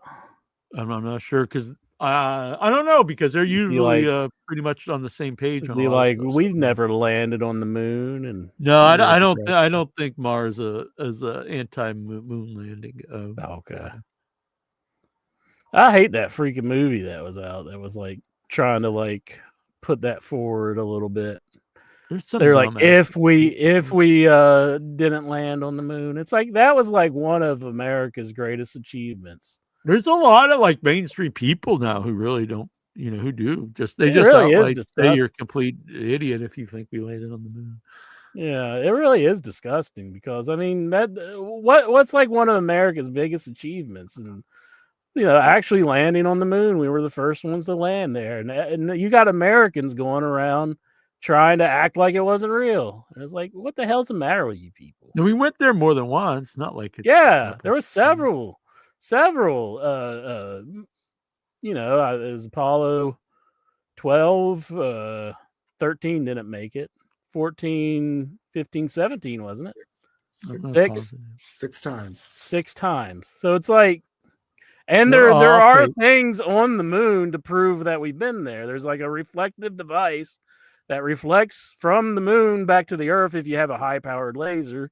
And most people don't even believe the moon and stuff's real. They think it's outer space isn't real.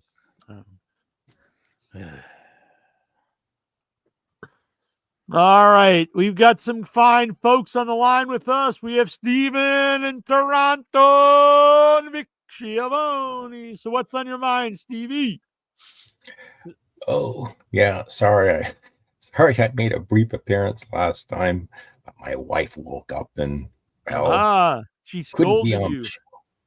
But she started I'm back. Steven's ass. She's like, mm-hmm. Watched some TNA Turning Point. I watched the I didn't even know that happened. AEW. So it kind of reminds me of those indie shows I used to go to. And the debut, so Matt Riddle has resurfaced.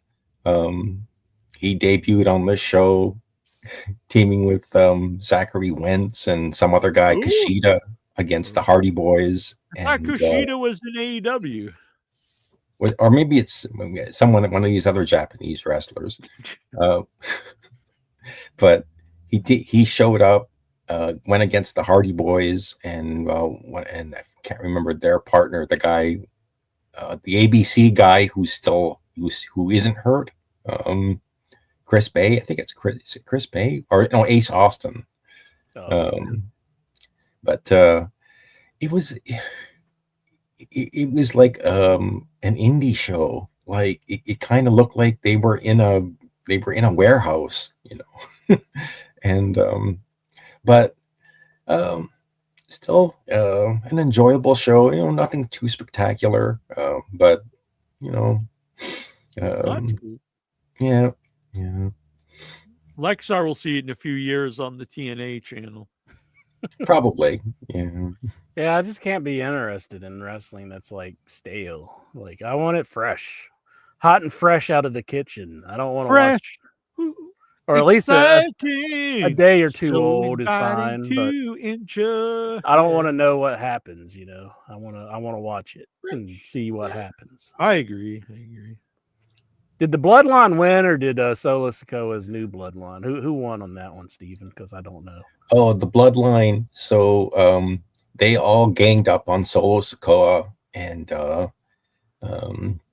Bloodline, the original Bloodline, Roman Reigns, I think he speared Solo and pinned him. Yeah. And then afterwards, CM Punk and Roman Reigns had this big moment where they shook hands, and but they were setting up, because I saw the part where CM Punk walked out of the cage before Roman, and he was mad about it, And then Roman was like, kind of like, because when he stopped him earlier, I watched half of that part, but so they're buddies now. Well, I don't think so.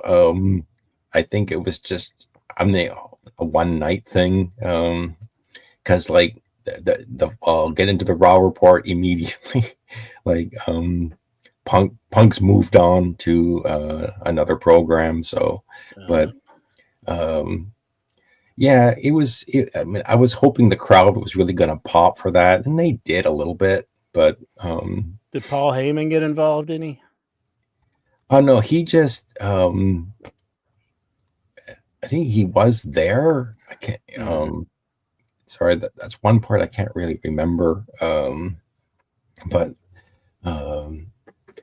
yeah, I enjoyed that show actually a lot more. The women's match, I was kind of thinking like one of the heel teams was going to win one of these war games, but no, the baby faces won both.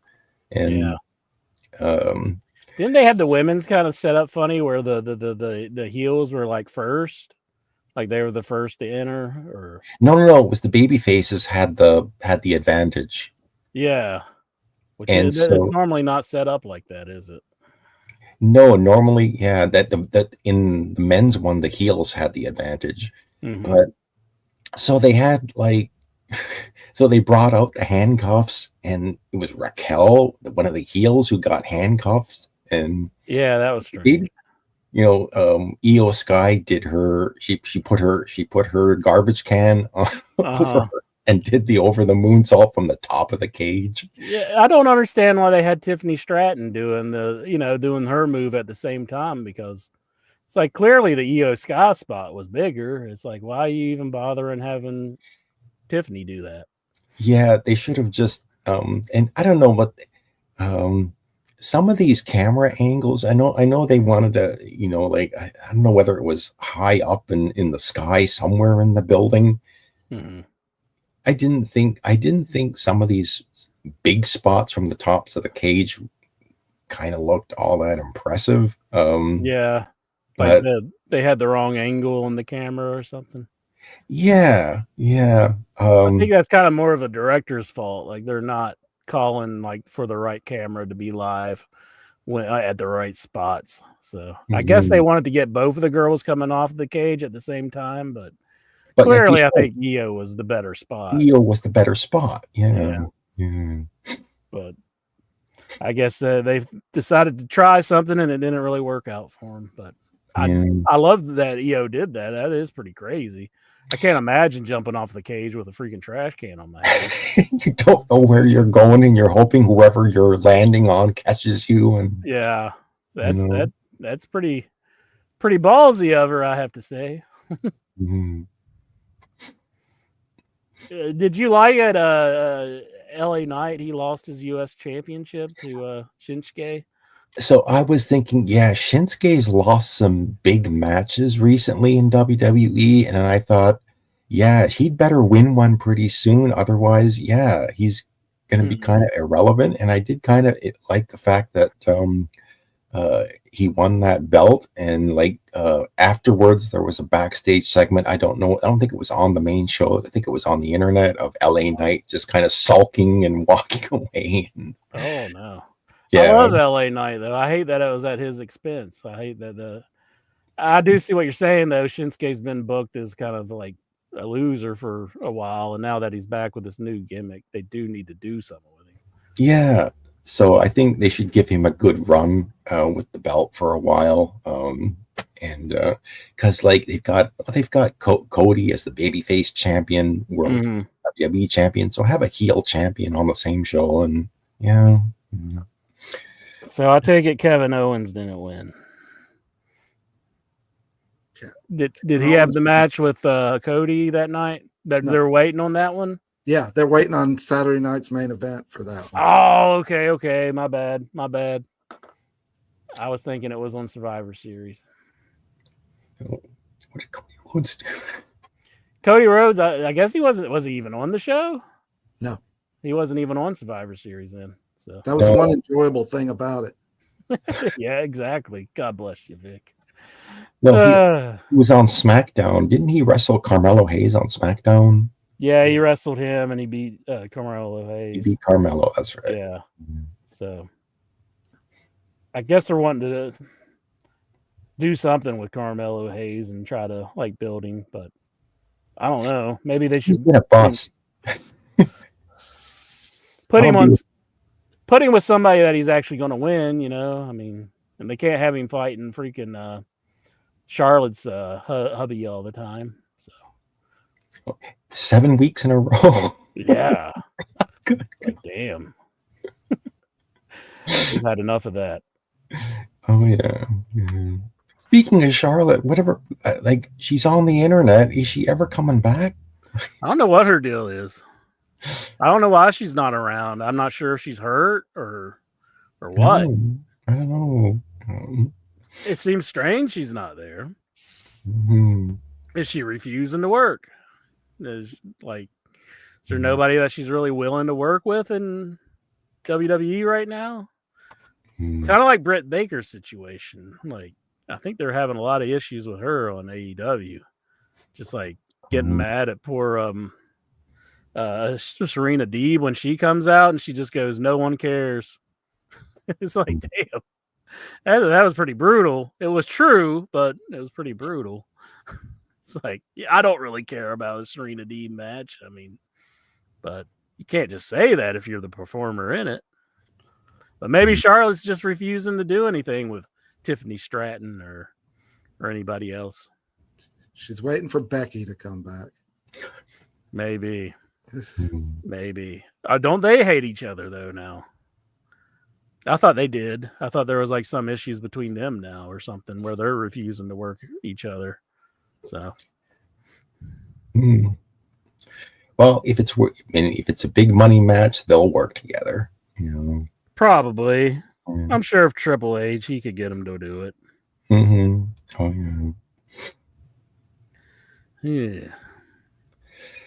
But yeah, I enjoyed. I mean, I always like the old WCW War Games, and whenever they bring it back, yeah, I kind of wish they would do them separate though. Like you could have War Games be its own pay-per-view and have Survivor Series just be Survivor Series.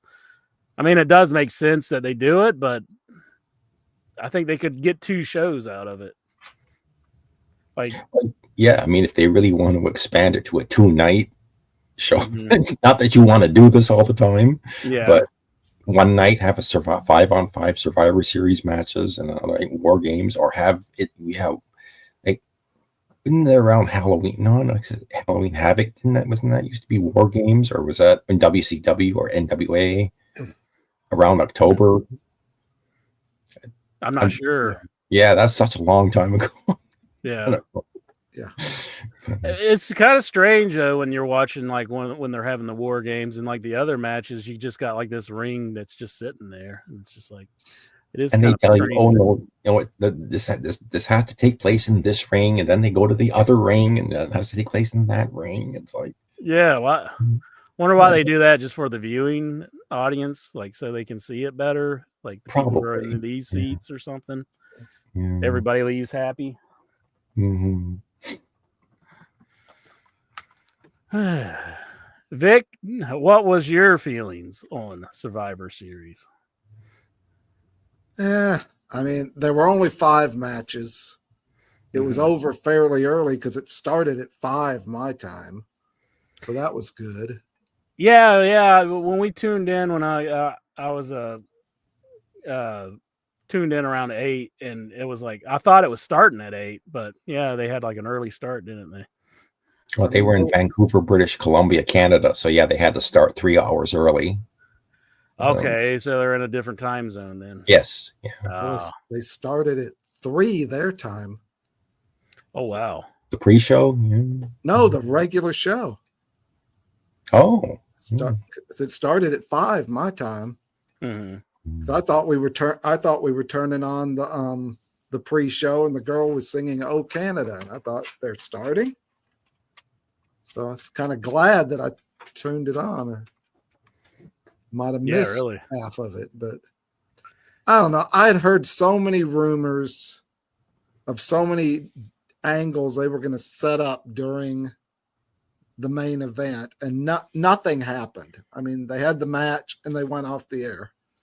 Like Stevie was saying, they see it. That was the big thing. CM Punk and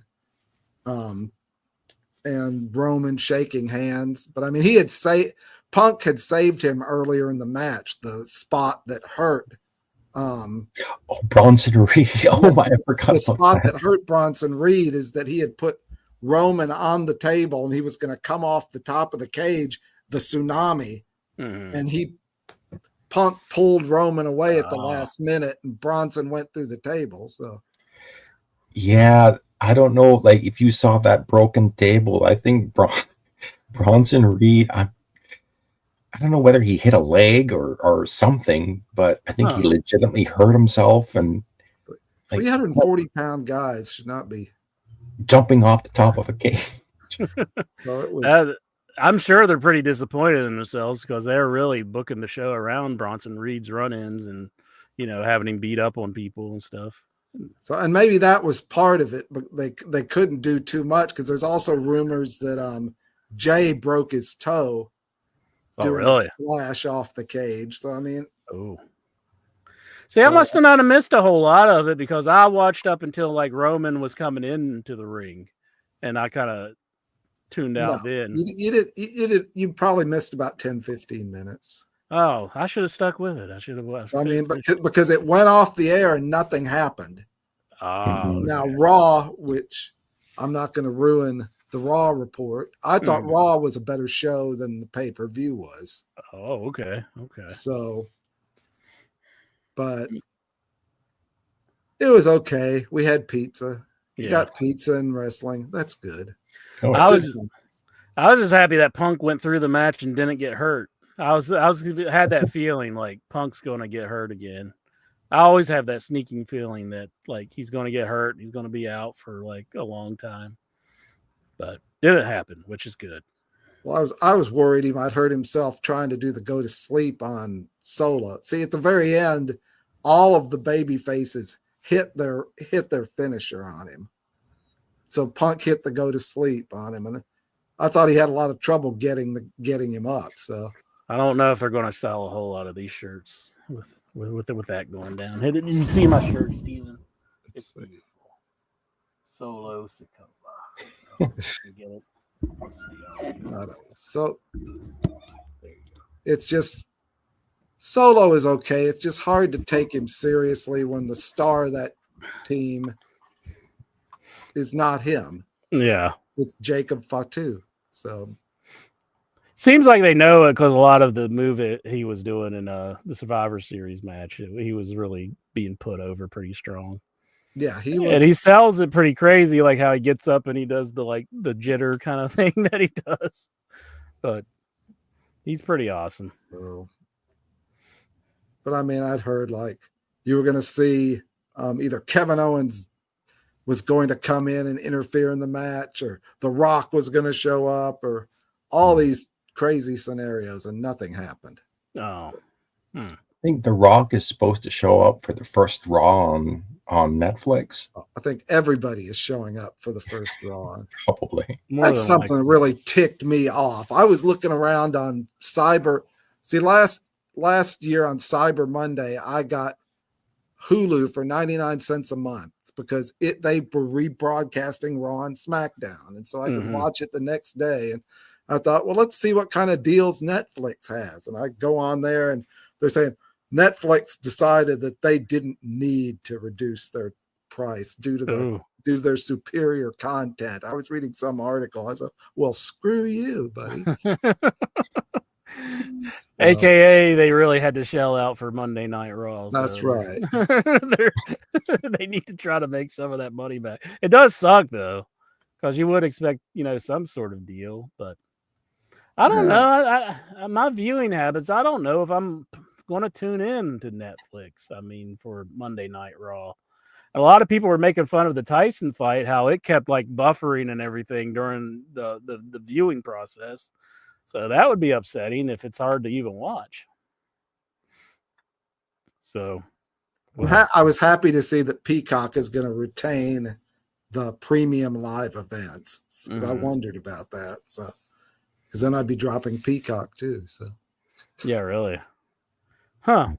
That is screwy though. That you got to watch Raw on one and then watch the event that they're booking towards on like another one. It's really strange. Yeah. It's like they're selling both of them to you. Yeah. Doesn't make much sense, but there must be a deal in there somewhere. So. So what happened to Mr. Jones? Should I begin the Raw report in his absence? You can start it. I believe he's helping a family member right now. So if you want to get down to it, sounds good to me, Steven. Well, okay, everybody use your imagination. I'm playing the theme song now. That's right. Oh yeah, we don't have the theme. That does suck. But. Well, I could say this. I know F and incher. So there you go.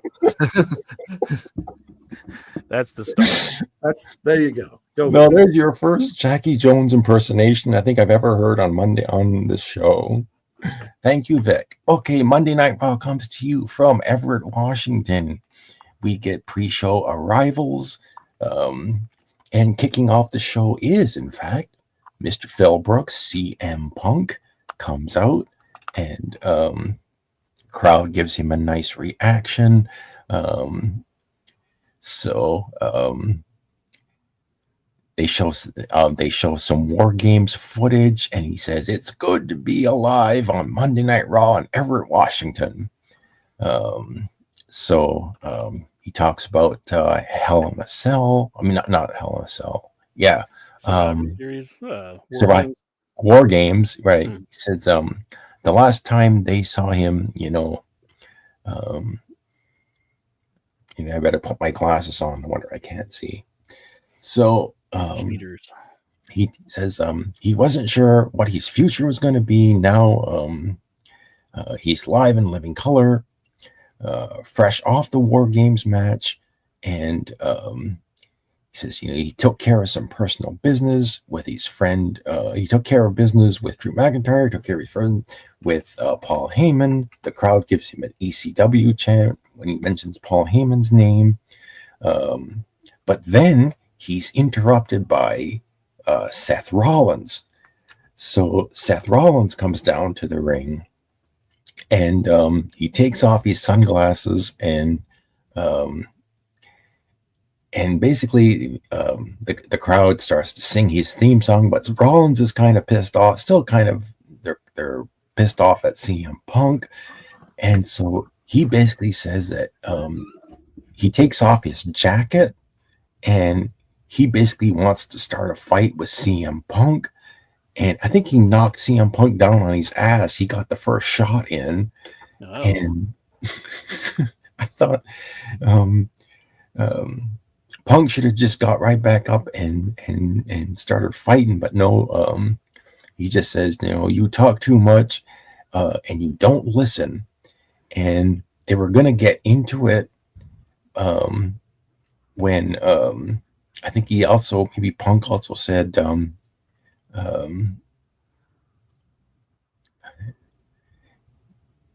what he's going to do, but I think some officials came down. No, it was Sami Zayn and Jey Uso. They came down to break to stop them from fighting, and I think the crowd was yelling, "Let them fight!" They wanted to see a brawl, but Zayn and Uso were stopping them, and so was it Punk who said I hadn't seen Raw, so I can't help you, Steven. Uso Uso was separating CM Punk. So as soon as Punk was going up the rampway, Seth Rollins grabbed the microphone again, and Sami Zayn was still in the ring. And Sami Zayn was saying, Seth Rollins, I know why you're angry, but you can talk to Jey Uso. Rollins was saying, Rollins was still upset that Jey Uso went back to Roman Reigns because he's family. He looks at Sami Zayn and says, you're not family. What's your excuse? And so basically these two got at it, and basically I think it was Sami Zayn said, he challenged him to a match. So basically, this whole segment ended with Sami Zayn basically making a match with Seth Rollins, and Sami Zayn's going to face off with Seth Rollins. Yes, later in the show to defend Punk's honor. So we get a Judgment Day Clubhouse segment with the tag team champions. They're with Carlito. And then finally, we get our opening match of the night. We get Damage Control, Kairi Sane, and Io Sky taking on Liv Morgan and Raquel Rodriguez. This was a good match, quick match. The heels won. I think it was Raquel got the big. Raquel hit the Tejano bomb on one of the Japanese girls and pinned her. But when the match was over, they were still beating up the Japanese girls when Rhea Ripley came down to the ring. And Liv Morgan played the chicken shit heel champion, quickly took a powder, leaving Raquel Rodriguez to get headbutted by Rhea Ripley. And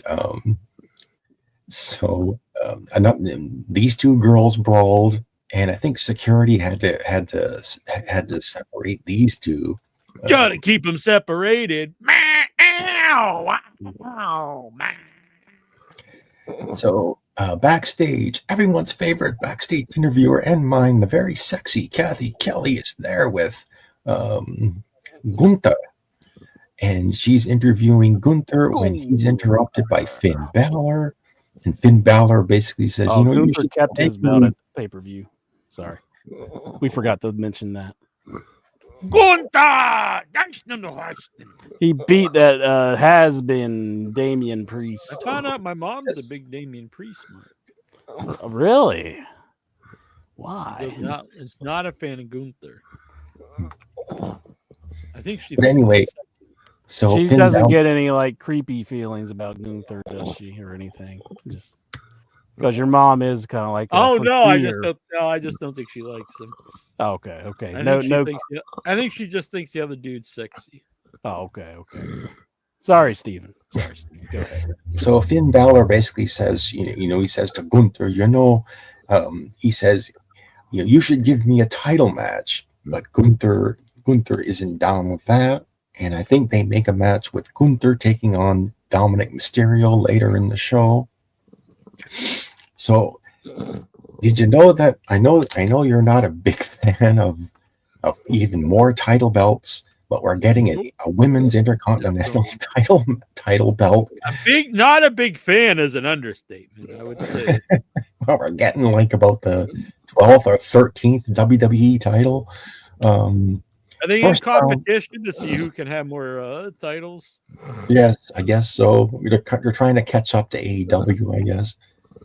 Dakota Kai taking on. Isn't it sad that the reason they do that is because of the replica belt sales?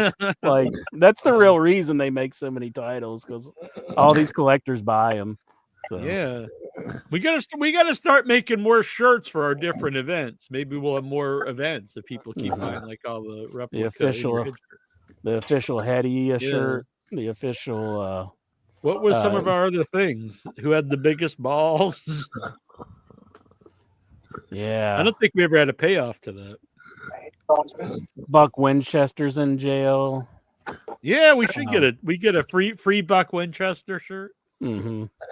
Just a picture with like bars in front of him. Kind of like the Macho Man shirt where he's like. We did actually sell some of I broke Job's leg shirts.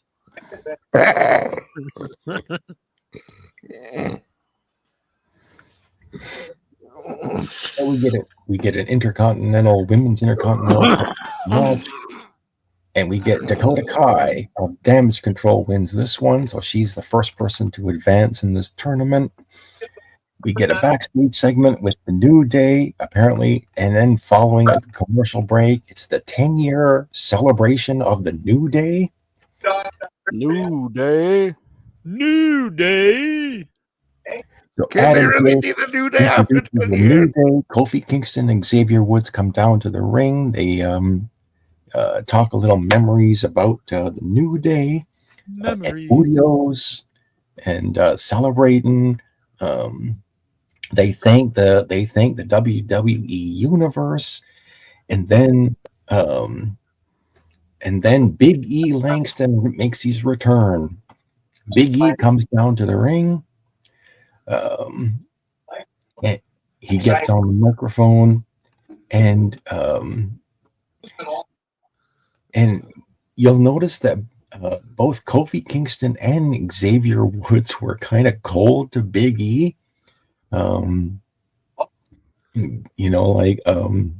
Yeah, I actually watched this clip. I thought it was done well because everyone thought the other two were going to split up, but it was really there splitting up from poor Big E. This is one of my favorite groups of wrestling of all time, the New Day. That's a pretty heelish move when a dude's nearly paralyzed and he can't wrestle no more, and they just turn their backs on him. Yeah, that's probably how Intra treated me when I was in the hospital.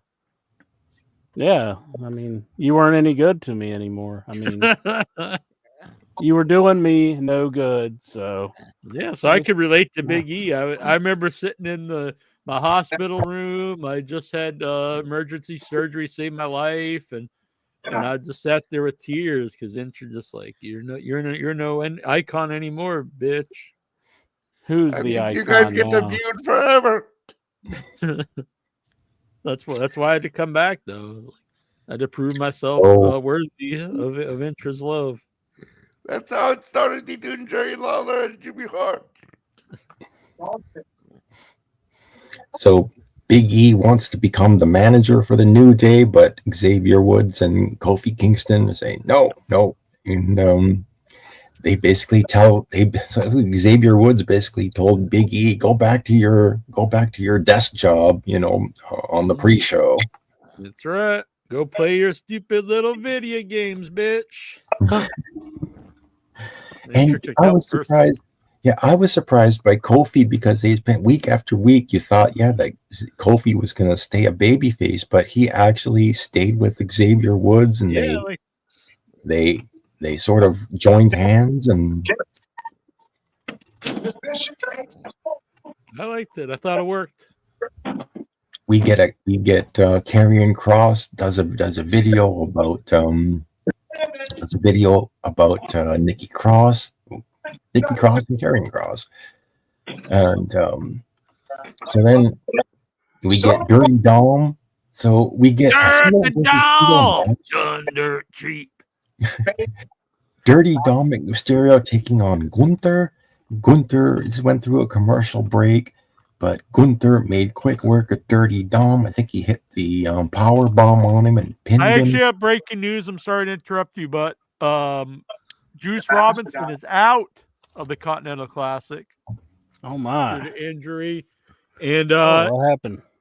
Injured his foot, and so they're replacing him with someone that is going to really mix this stuff up. Now I don't know who's going to win it because it could be Commander. The who? Commander. Commander. Who's a great wrestler, but he's basically a jobber. Like who's like, oh wow, I really think he might win the Continental Classic. Did he go for broke? I thought you were gonna burn that dollar bill. I'm just comparison. Like, look how small this thing is. It's rather petite, isn't it? For people listening in the audio version, they think you just pulled your cock out. And I did. That's why you gotta come over live Tuesday nights on the YouTube channel. Don't be a bitch. You might see Intra's cock. I'm gonna have to Don't tell the audio people though. I'll have to take another nudity course. Yeah, really. Look at Intra over here showing off all the money. He's gonna make it rain. I'm like this. Yeah, here's Steven. This is your payment for the Raw report. I'm gonna shove it down your mouth. Give me the money, boy. Give me the money. Money. Super chat, bitch. Okay, getting back to the Raw report, the real action happened after the match. Finn Balor attacks Gunther, and he gives him about 2 or 3 coup de grace moves on him, and the crowd is yelling one more time. One more time. I guess they were trying to make Gunther the babyface in this segment, but like the crowd wanted Finn Balor to beat him up even more. So beat that ass. Kathy Kelly is backstage with Pete Dunne. Pete Dunne's going to have a match with R-Truth coming back. They have their match. And Truth, I think he does a roll-up on Pete Dunne and pins him. And Pete Dunne is just left in the ring wondering what happened. And R-Truth immediately gets out of the ring and celebrates. We get a backstage segment. Kathy Kelly is doing all the work this week. She's now with Braun Breaker. And Braun Breaker is interrupted by Ludwig Kaiser. And I don't know whether maybe they're going to break off into a match. We get a preview of next week on Raw. Raquel Rodriguez and Rhea Ripley will have a match. We'll get Zelina Vega, Lyra Valkyria, and Ivy Nile in another Intercontinental first round match. And the Wyatt Six versus the Final Testament and Miz. We get a segment of Sami Zayn with Adam Pearce. Coming back from the commercial, a backstage segment. Pearce is now with Finn Balor. And it looks like Finn Balor wants to take on Gunther. But Pearce basically tells him, no, you got to defend the tag titles. And so the main event is this 2-hour Raw zoom by quick. Seth freaking Rollins versus Sami Zayn. And this actually started out as a good babyface versus babyface match. They really weren't trying to do any cheating. I expected Rollins to do a lot of cheating, but he was pretty good. He didn't break out any big heel moves. But Rollins actually he cradled Sami Zayn for the pin. Pretty lackluster main event, I thought. But again, the real thing happened at the end of the match when Rollins kind of crawled out of the ring, and Sami Zayn was kind of left standing at the ring rope, wondering what happened. he turns around and some guy in a black hoodie immediately kicks him right in the face. He takes his hoodie off, and actually even before he took the hoodie off, the announcers gave away who it was. It was Drew McIntyre. So Drew McIntyre is back. He just basically lays out Sami Zayn, and Raw goes off the air with Drew McIntyre standing tall in the ring, Sami Zayn laid out. So I guess that's going to be another. So we're going to get another feud there. Drew McIntyre and Sami Zayn, Seth Rollins and CM Punk.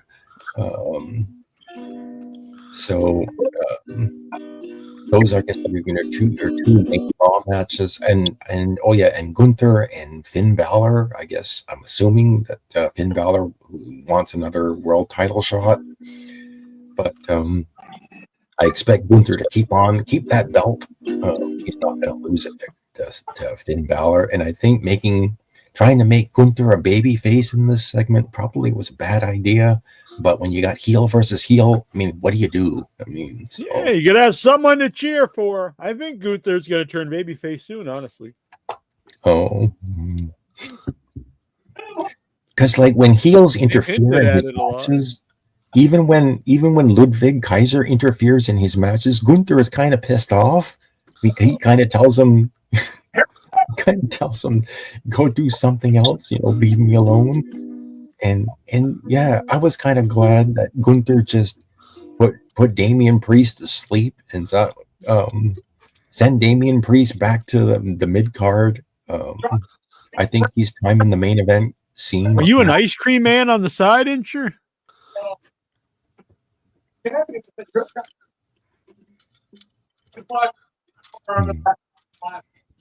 But that was your Raw report. A lot of new storylines advanced, went by quick. I'll give it a thumbs up. I really liked this week's Raw.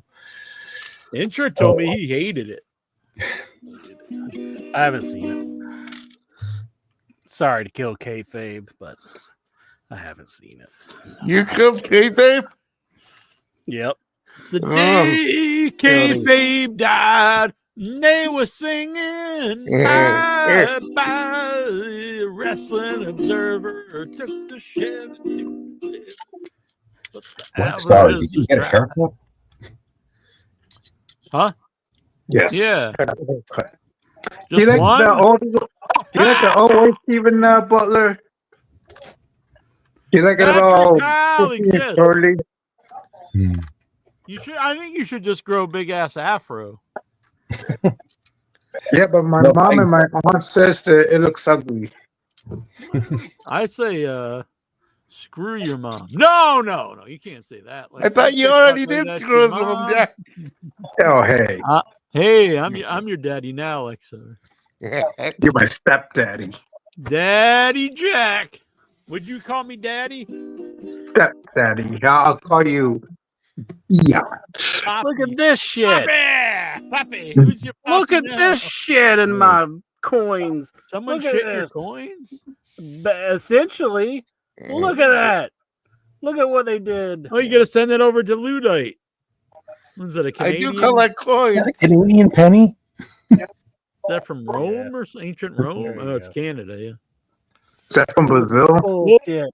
You do know. I think that's that the Canadian government has discontinued pennies. So this we always worth a lot. talk about that here because it costs more to make them than it does like the Yes.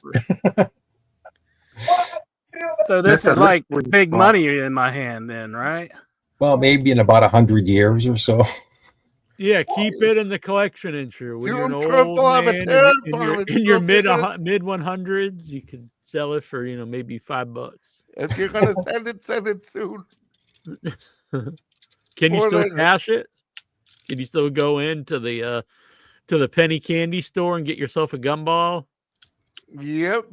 I don't know. Of course, I gotta blow the guy. Does anything take pennies? The gumball.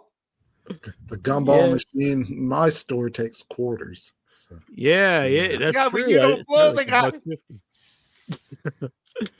Yeah,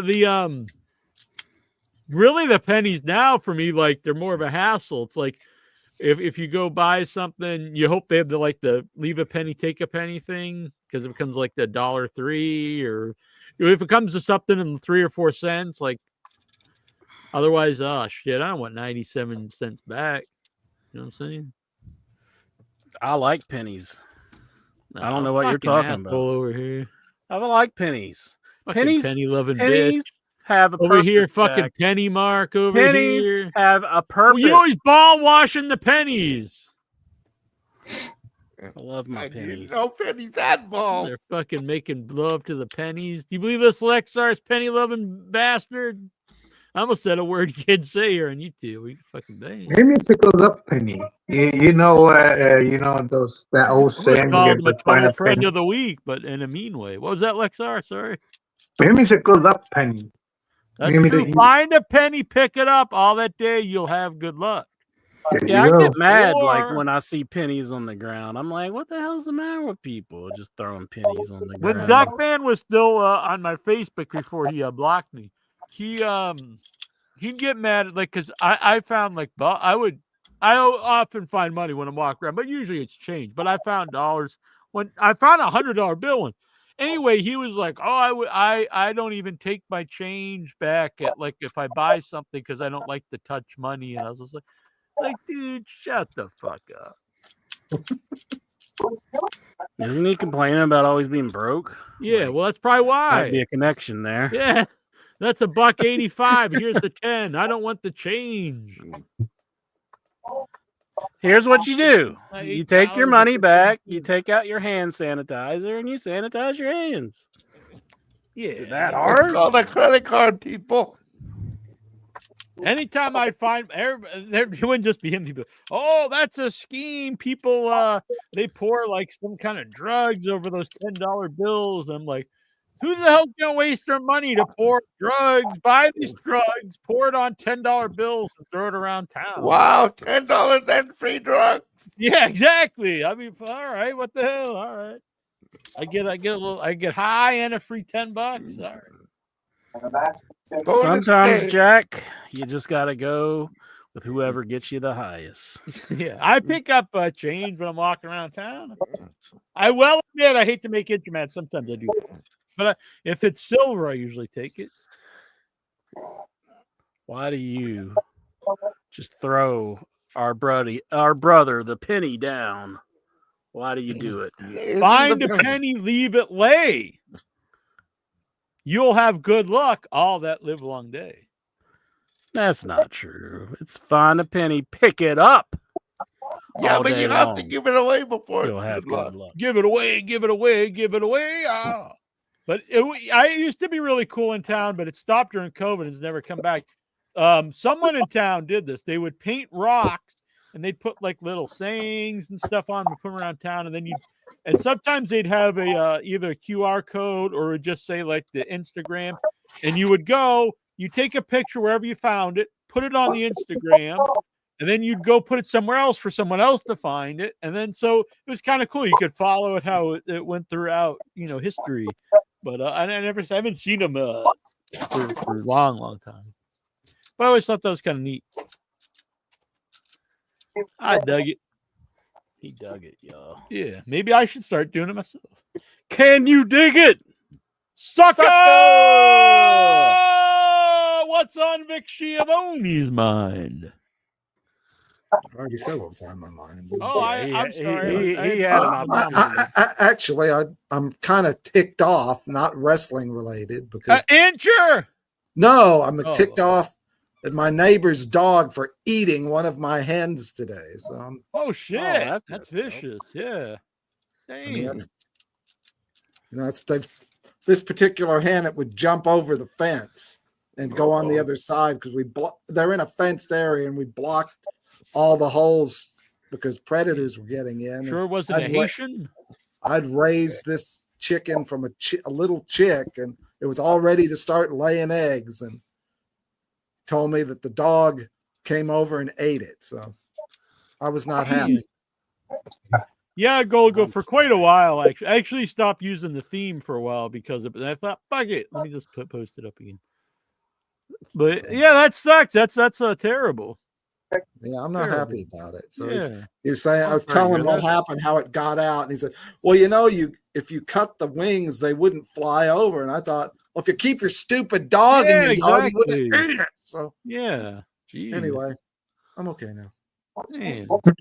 Had to Lexar, vent. what's on your mind, buddy, pal, amigo, compadre? Oh, that's the name. Well, the guys on the panel already covered the basics of the Survivor Series, so It's a series of survival. there really is nothing to talk about wrestling related, except for probably the news that will come up in the questions later on, but nothing else much. We're in a new month, and my TNA channel still hasn't updated anything yet. Damn it, kick it. So I think that's how you update it. Kick it. So I had to like, oh no, you can't kick a plasma on TV. They break easily. I saw this footage on You gotta Twitter show it who's the that boss. You're like, come on, Plasma TV, smarten up, bam. one person wasn't happy with the election results, and so they took the TV and smashed it and the plasma screen broke, shattered into a million pieces. I think 90% of those videos are staged. Yeah, I mean, come on. I'd agree with Vic. I mean, it's just that how else you're gonna get people are gonna watch if you do something ridiculous like that. That's like I would say all those videos when it's reactions to movies and stuff. Like if you sit there, I'm gonna watch this trailer for a video and I'm gonna set up a camera right here to get my reaction. You're obviously gonna act like a fool while you're watching it. Remember that guy that didn't like clear results around? He wrecked his own stuff. Yeah, right, yeah. You should start doing that, like reactions, like to movies or wrestling. And you just take out your gun and start shooting the TV. Jack says time that Cody comes out, start shooting the TV. Who am I shooting the TV for? Turn down your TV, Lexar. It's the wonderful teenage channel. I don't give a flying fuck what it is. Turn it off. It could be The View. It could be TNA. It could be the WNBA. It could be the NHL. It could be Who Framed Roger Rabbit. It could be Nuns on the Run. It could be whatever the hell you're watching. Turn it off in the background. Nuns on the Run. I'm just running down all his favorites. So he has a smart TV. It's either usually on the TNA channel or the 24/7 Nuns on the Run channel.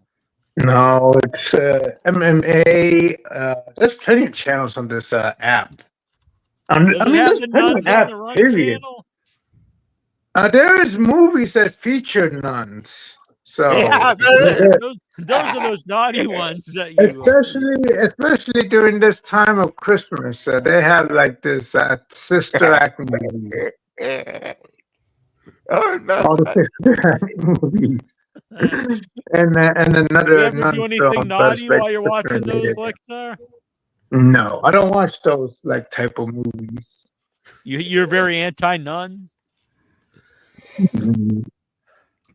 I remember the scene from Ready to Rumble, where David Arquette and like his partner character were in this band full of nuns, and the nuns started singing "Running with the Devil." Running with the devil. That's a good tune. It is. All right. Yeah. What's on your mind, Luddite Supreme? Wrestling related, not much. I saw there's an old clip of Cactus Jack when he was beating up Evad. And I could swear Evad Sullivan, one of Intra's favorites. I could swear that Road Dogg came out to help. Oh, maybe. Well, he was in WCW for a while. You know, it's Louis Armstrong. I could swear it was him.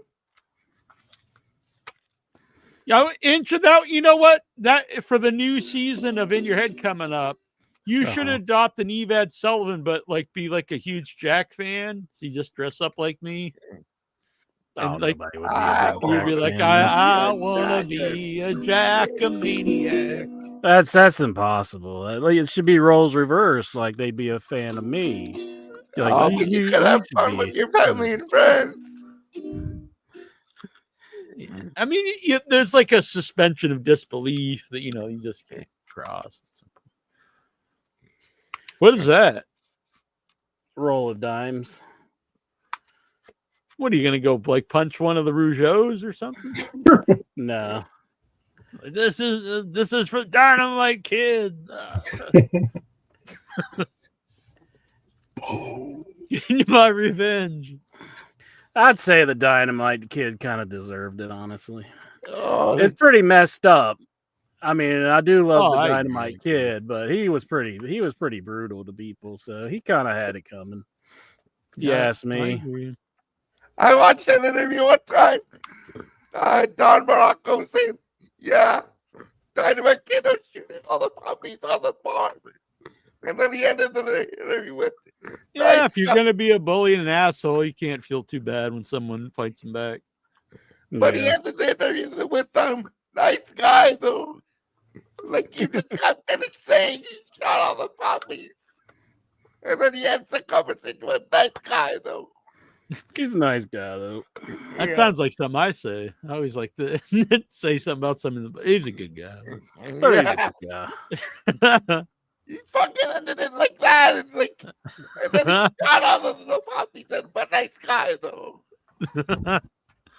Dobbs wants to know what would Incher do to Cody if he was alone at night Hold him tightly and in bed.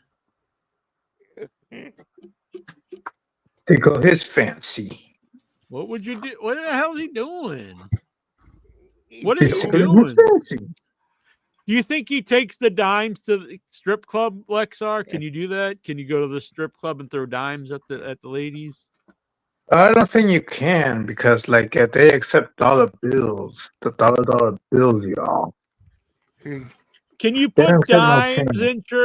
in the stripper's butt crack like you're putting them into like a vending machine? What's that? Can you drop dimes and quarters, nickels, pennies into a stripper's butt crack like a vending machine? What? With That's more of a Lexar question, isn't it? He's the one who's getting the best lap dance ever all the time. Maybe you would if you took your change down to the strip club.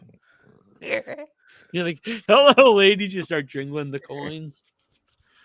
Do they even have strip clubs in West Are Virginia? you lubing up your Yeah. hands? No, I'm disinfecting. I'm Oh. using some. I thought you were gonna do some sanitizer. fisting or something. Yeah, hands. Yeah, all the strip club talk is getting into horny. Well, it's better than the Raw report getting him horned up.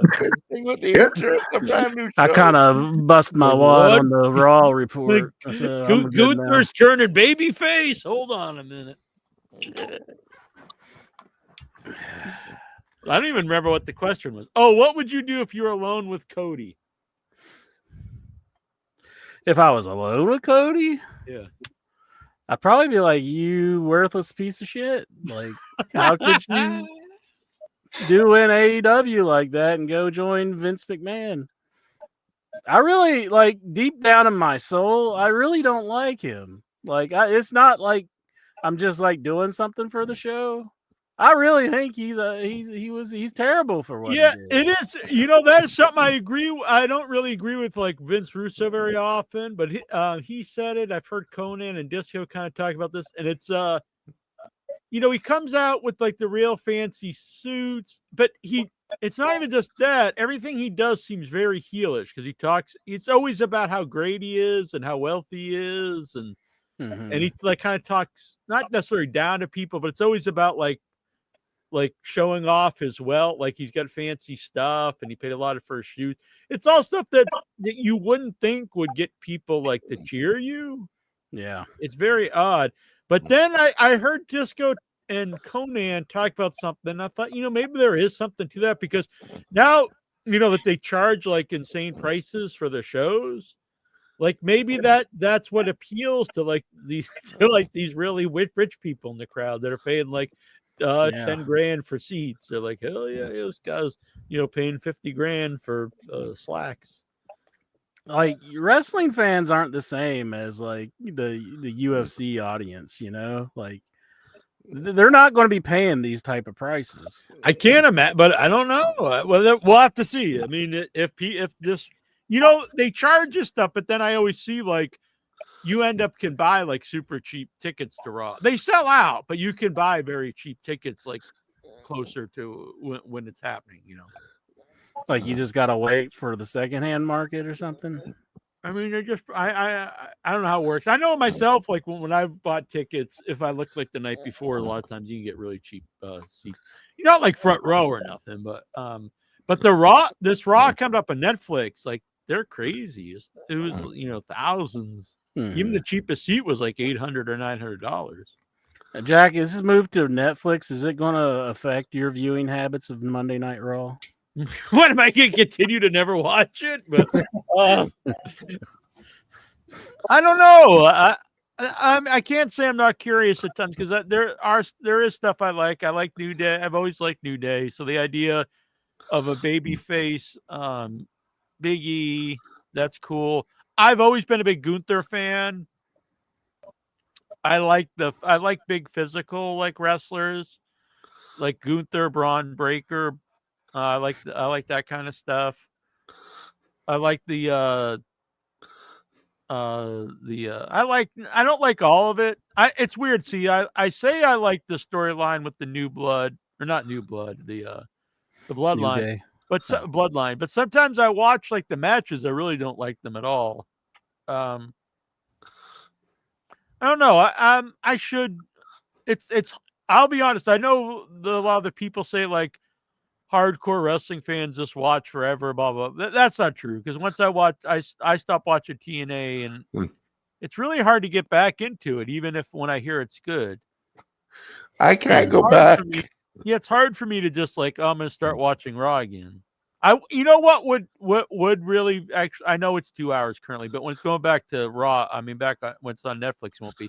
If it was not 3 hours, it would be easier for me. It's a lot easier to get through now. Like watching it now is like way easier. Yeah. Oh yeah. That's a big plus to me.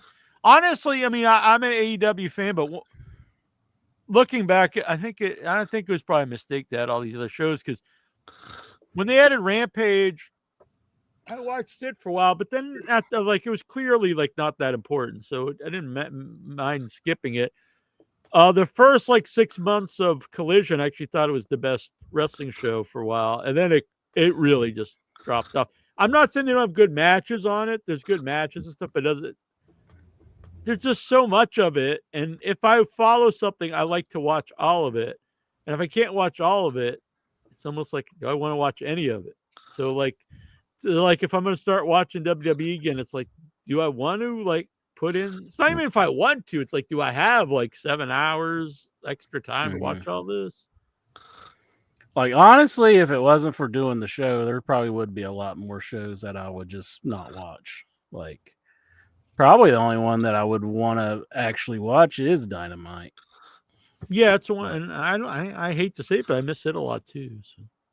Yeah, I watch Dynamite pretty regularly, and I've been watching all of them pretty regularly now. But yeah, I really like the pay-per-view, so it's just hard to fit in everything. Like I can't do. Yeah, there's just so much, especially if you want, if you're interested in watching, like I like to watch movies and stuff. So, are they going to expect us to start watching all these ID shows, like all the indie shows that they're doing?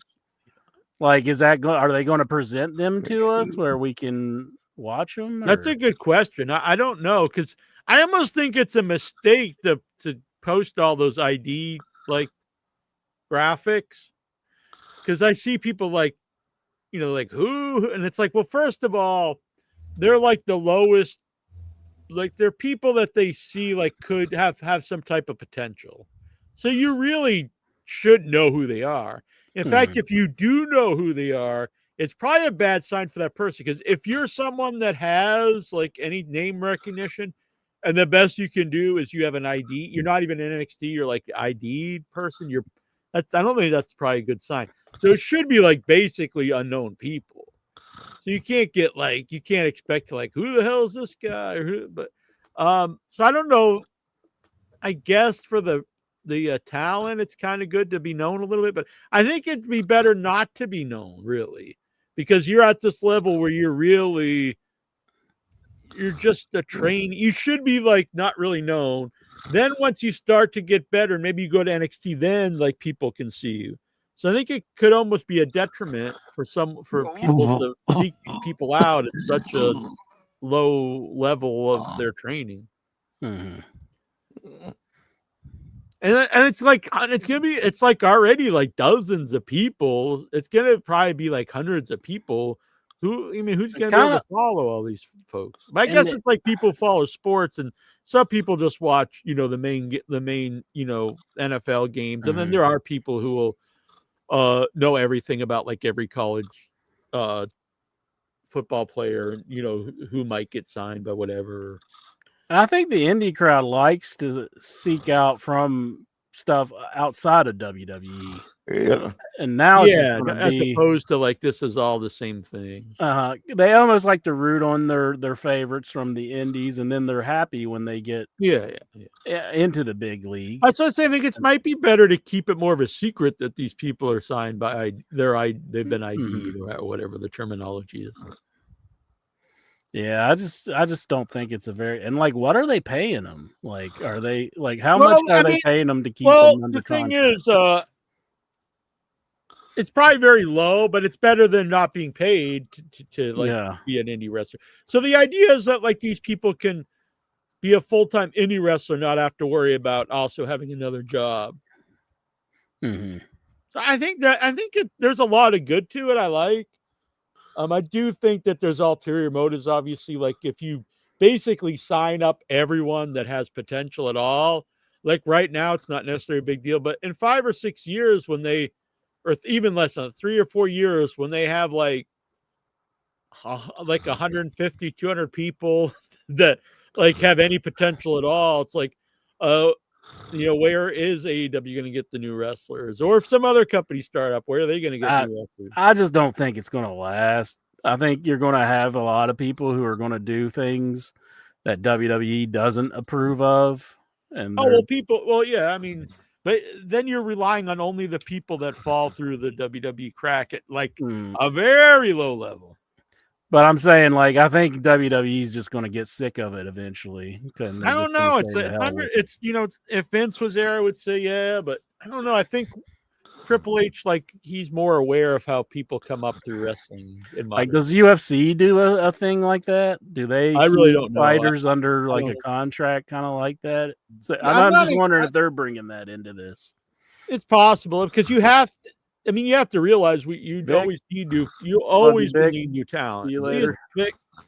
So you have to, and I'm glad that they've gotten away from the idiocy stuff about like no indie wrestlers, because I like Dr. Tom Pritchard, but I used to hear him talk about like you would want to not sign like indie wrestlers and stuff. It's like this is such an outdated thought process, because like you're gonna cut off like, who are you going to sign then? You're going to sign only people that have no inkling to be a wrestler? Like football players that didn't make it. And like some of them work out great, but a lot of them, they just like, and you can't rely on that's going to be, that's all you have. Yeah. And then this idea that like, so I want to be a wrestler. Let me just go to the WWE with no background whatsoever. If they don't look at me immediately and think I have it, then I shouldn't go to the indies because they won't want me either. So what do? You just quit and just give up the wrestling dream. I mean, it really makes no sense. And by that logic, like they wouldn't have Seth Rollins, they wouldn't have Daniel Bryan, they wouldn't have Punk, they wouldn't have Samoa Joe. Like they wouldn't have had like much of a roster. And going forward, they have like no one. You would just have pseudo celebrities and family members of other wrestlers. Or like maybe you saw some big bodybuilder and like, let's hire this person. So, there's a lot of it that I like about it, but like anything, there's goods and minuses. There are pluses and minuses. I do think it could bring more people in to seek professional wrestling, because the idea like, oh, if I go train at this wrestling promotion, WWE is going to see me, and at least I make enough to, I don't have to go, work at the deli or something. Mm-hmm. Like in The Wrestler. And then he has like flashes of like when he was in the ring. Wrong with that, takes his thumb and he shoves it into the meat cutter just to show his boss that he doesn't give a shit. And he's like, fuck you, I'm out of here. Do you believe that Hulk Hogan was up for that role, though, that he was the main guy that they looked at for the role? Of course, everything Hulk Hogan says is you can take it to the bank. Like, how would he fit that character whatsoever? It's like this like low level like guy that was, kind of big at one point. Now he's working like indies. Like, that's like if that was Hulk Hogan in that role, like, it would make it completely unbelievable. If he did get that role, do you think he'd be like Aaron Aronofsky or whatever? He's like, the best ending for this movie is if Zeus comes out at the end, and then we have a big win over everyone that he. And then I think we should tie it into WrestleMania, and I should win the title at the end. Yeah, let's talk to Vince. Okay, folks, it's midnight, and I've got to go. All right, good night, Stevie. Lovely, we're all reporting. Good night, everyone. We'll see you next week. He's a good man. Good egg. Where's Bruce? Bruce's ghost. Yeah. Where's Coast? AKA Coast abandoned us. Baby Snake. I think Coast. I think he gets his Ghost. He gets his eternal clock off every now and then. He's like, we'll see him in a few years. Let's see. As long as I put a smile on Ludite's face, that's what makes me happy. Wrestler felt more like Jake the Snake Roberts. Yeah, not Hogan. It'd be like Jake or Terry Funk or something like that. I thought it probably was supposed to be Jake. Yeah, somebody like that. Someone that was, never like Wildfire. Not the top guy, but someone who was really known and then was down on his luck. And so Hogan doesn't fit that. Plus, did he ever see a Hulk Hogan movie? And he's like, oh yeah, this guy's really going to be able to portray like a realistic person in a movie. When I saw Mr. Naniak with muscles or whatever. You should cast him in Arbor Day. That would be cool. I mean, that would be good. He could play a tree. That doesn't work for me, brother. How about this Steve fellow at the end of the movie? Like, I just come out and give him the big boot, leg drop. Well, what if you watch a movie and there is like a big fight scene with Steve and Hogan? Would you be impressed? That would be pretty awesome. Or he just comes out and helps Steve. He joined forces. We do a double big boot to a tree. It just on roots. That'd be pretty sweet. That would be pretty awesome. Let's see. What podcast do y'all listen to besides In Your Head and Without Your Head? Well, I watch on YouTube, and they were nice enough to give me a plug for In Your Head when I mentioned that we interviewed Goldberg, and I asked him about Santa Slay, and that is Fright Night Gaming. They're on YouTube, and they play Texas Chainsaw Massacre, and I appreciate that you guys are docking during the middle of my my thank you to them. I think that just put them over more.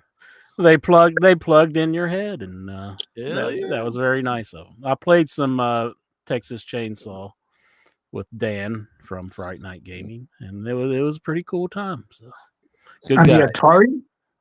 No. There's a new Texas Chainsaw Massacre. Did you win? It is on the computer, the PlayStation 5, the Xbox. You can get it on everything now. Did you kill the co-eds in the church? How does it differ? It's exactly like the Atari 2600 one. Yeah. It's exactly like that, but it's just online. It's a little yellow, like little yellow guy, his leather face, like a yellow L. Yeah. It's But for leather. it was very nice of him to give us a plug. So Yeah, that's cool. but that was one that I listened to. Did you listen to anything, Jackie Jones? No, I shut my ears like fuck everybody. No, I don't think I listen to any whole shows, but I watch a lot of clips online. Mm-hmm. Jim Cornette. Oh no, I actually listen to. I do watch some Cornette clips. I won't be ashamed to admit it. Yeah, I watched them.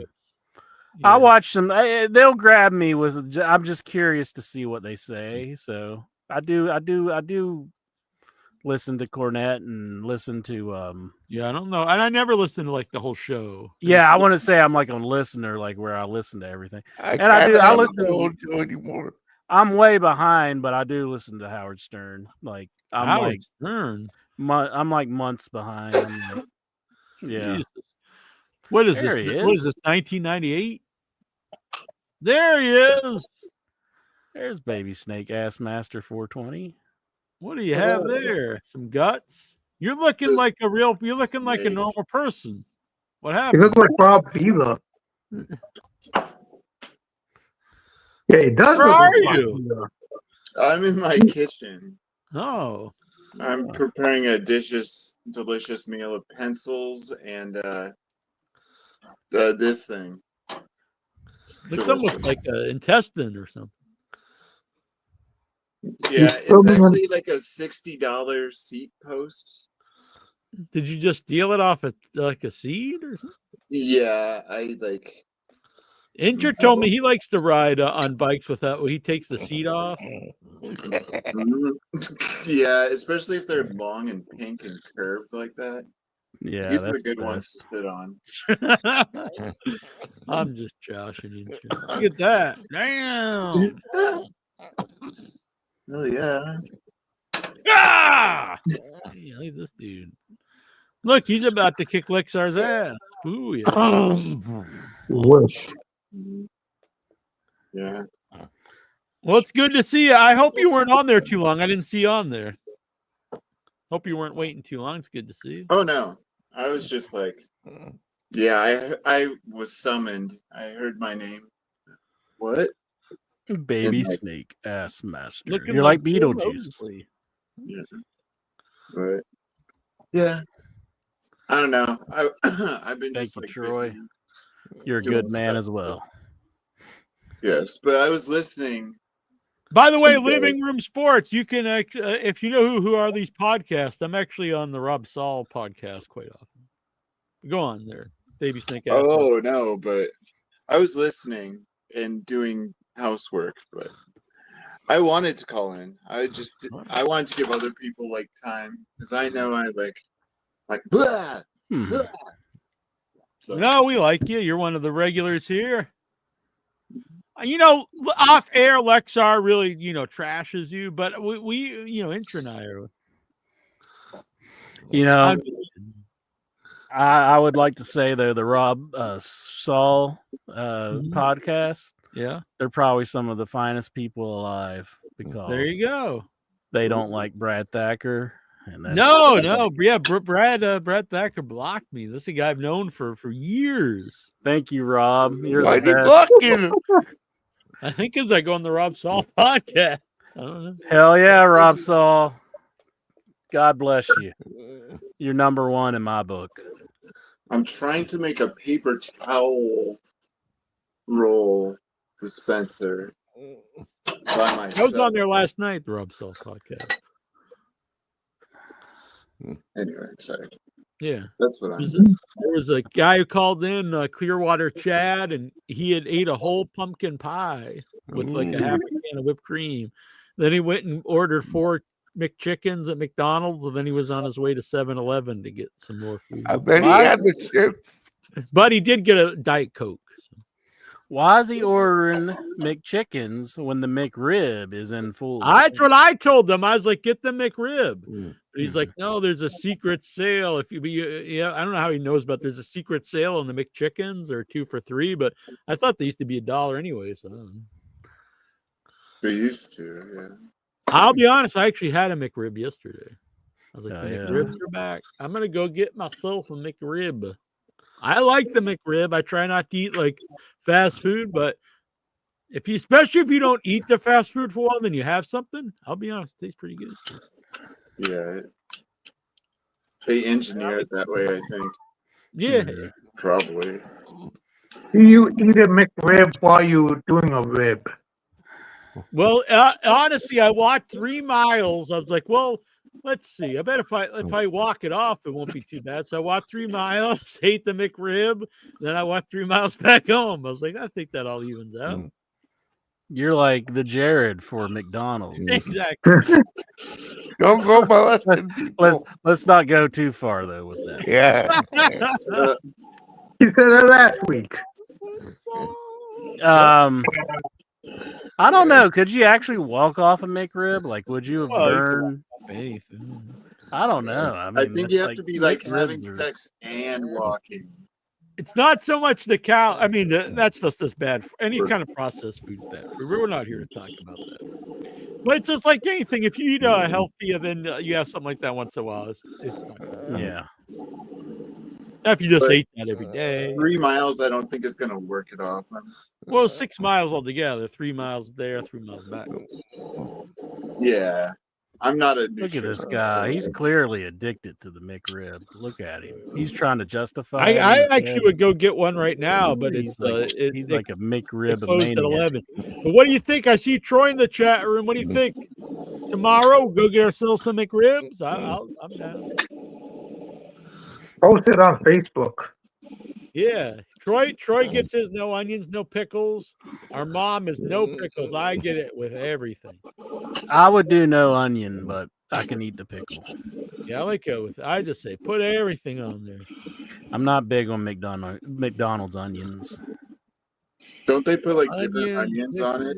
Like yeah, they're different than the hamburgers. Like it's the big onions, like they put on a quarter pounder. But still, you like got it real all. Onions, real onions. You got it mixed in with all the sauce, and you can't pick those off very well either. Yeah, but I like onions. I don't like uncooked onions. If they're cooked, I used to be anti-onion, anti-mushrooms. Now I eat mushrooms and onions pretty much every day. I eat many onions a day. It's half my diet. Yeah, I like them. You were never anti the Incher's mushroom. There's basically nothing that I won't at least try. The only thing that really on the top of my head I just don't like is I do not like organ meats. I don't like hearts, liver. It's got like a metallic taste that I don't like. Besides that, I like the spicy. That's called blood. Yeah, I'm not a fan of that. True, it is. I was not a fan of Rocky Mountain oysters, which is bull testicles, Lexar. I ate those; they were not too good.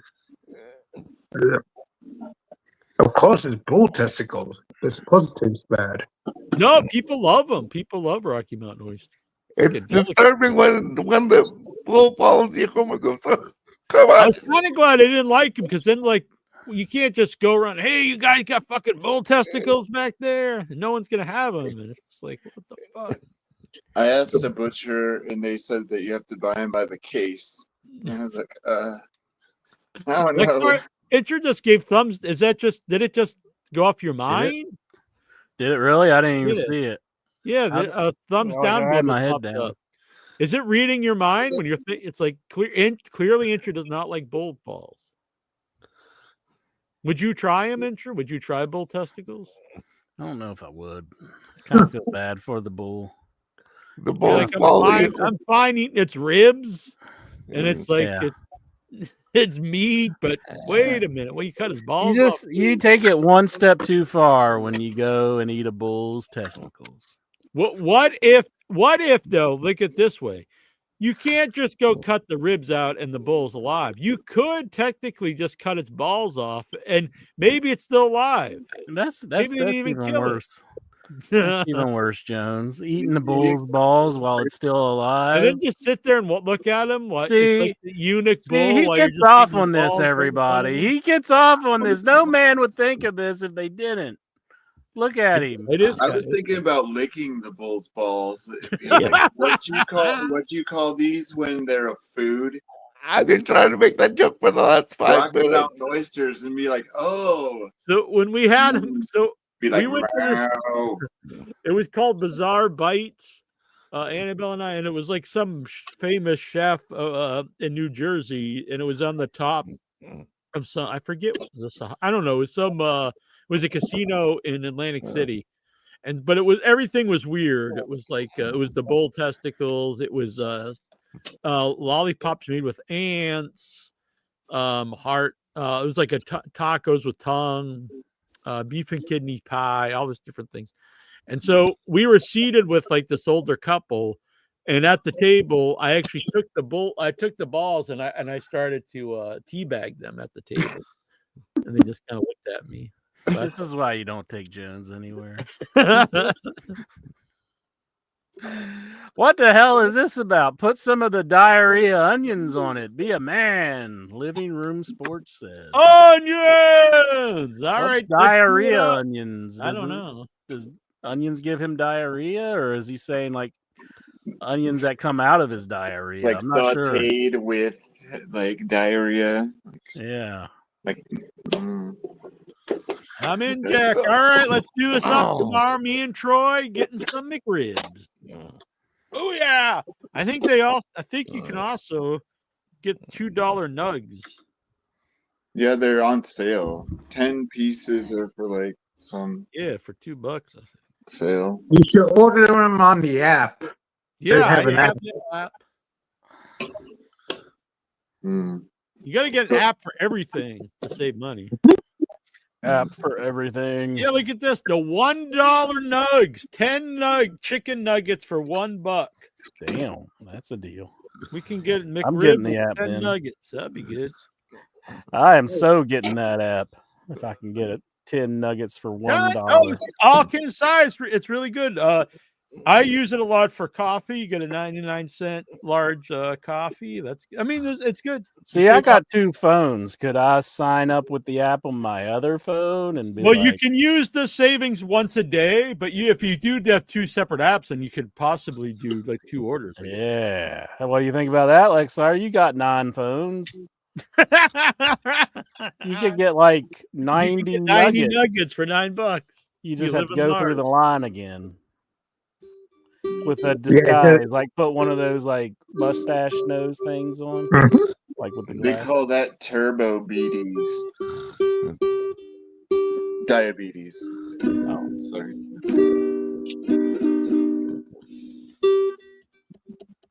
All right. Well, I'm down. I got that. I got the Wendy's app, which I hardly ever go to Wendy's. It's not that I don't like it. I just don't have one near me. But I have all the apps because you need to. I'm always about deals. I have the 7-Eleven app. So every 7th coffee, you get a free coffee. Burger King, Starbucks. I do not have the Burger King app, but I do have a Starbucks app. Yep. Dunkin' Donuts app. I'm running out of phone numbers for the Dunkin' Donuts. This is my little scam. If you get 2 free weeks of coffee, if when you first join, only first time you join Dunkin' Donuts. So I did it 3 times with my same number. Then they were like, no, you got too many. Yeah, you can go make emails, but like too many. So then I tried to do like the Google numbers, all this stuff, and they know you're cheating. So then I started using some other people's numbers, but I'm running out of to get. I'm on like week 27 of like free coffees. So what if like I was one of the people you used my number and I'm like trying to get some free coffee and then they're like, well, eventually you'd be just out. You're like, nope, no, buddy, you've already done this for 6 weeks. Yeah, but I'm like the friend that you took my number and you used it for your little app so you could get your scheme. I got mine, boy. I have to remember, you don't even drink coffee, so off the air, you got to hook a brother up. I need. Now he wants my numbers. You need to find a website that gives you money for like referral numbers. Like, yeah, that's just like load it onto there. All right, you can use my number if you admit right now that Solo Sokoa is pretty awesome. Nah, I won't say he's total shit, but I'll say he's completely mediocre. That's not number worthy. Completely mediocre. You're gonna have to do better than that, Jackie. I will say Krispy Kreme is good, yeah, but I mean, there's none in like 100 miles of me, so it doesn't do me. Well, Jack, how about McDonald's you is can- serving Krispy Kreme now. They're doing Krispy Kreme fresh. Yeah, out of the there aren't morning. at mine, but I know they're going to start doing. Well, we got one, but if you want 6 donuts, think how much that's going to be. 6 assorted donuts. How much? How about you delete the app and then download it? No, it doesn't matter. You just they know you. If you can use the telephone number 3 times, and then How much is going to be 6 donuts? I don't know, $25. You're not too far off. You're a little too high. 23. Oh, really? $15. Oh, 15. It was $15 for 6 donuts. Well, I went to this place. I think it was New Union Street Coffee or Union Street Donut, and they actually had a display of all their donuts. And it was when there's a grand open. It's like, oh wow, look at this. Like, I don't really eat donuts, but I'm gonna go in here and get one. And they had like bacon donut, all these crazy things. So I got a donut and a coffee. I didn't even look at the price because I just assumed, like, I mean, how much is it? One donut and coffee? And it was $15 for one donut and a coffee. Holy cow. I was just like, what the fuck? I'll never go in here again in my life. Yeah. How big was it? Like the donut? No, it was just a regular something? sized donut. It was just a regular sized donut. $15? My God. Was it that cat shit coffee? Like, no, I have some of that upstairs, but I can never bring myself to drink it. This trend needs to end. Like, they need to stop making food I saw items out of shit. elephant one now too. Like, so they like feed the elephants the coffee beans, and then they pick the beans out of the shit. Who even started this? Who was like walking through the forest? Like, look at that weasel shit. It's got coffee. The rusticophiliac. They coming to pick the coffee beans out of that shit. Like, how hard up are you for coffee? Yeah, I love coffee, but there's that Cheech and Chong thing where he's like, I call this Labrador, man. And he's like, why? He's like, because my dog ate my stash. And he's like, and he took like 3 days to shit it all out. And he called it the weed Labrador. I swear to all that is mighty, if I eat a cat shit chicken nugget by accident, I am going to go on a killing spree of some sort. What if I start selling Jackie Jones coffee that, like, I swallow the beans whole, they go through my digestive system, I pick the beans out, and I sell big bags. You better do it before Amaranth does it. Who? that one girl that sells her bottled up farts. You need to do it before she steals your idea. Yikes! I wasn't in a good mood. Good night. Lexa's gonna go rub one out to that. Yeah, Ludite's wanting some of that jack shit coffee. No, I'm gonna throw up. Put him in a good mood.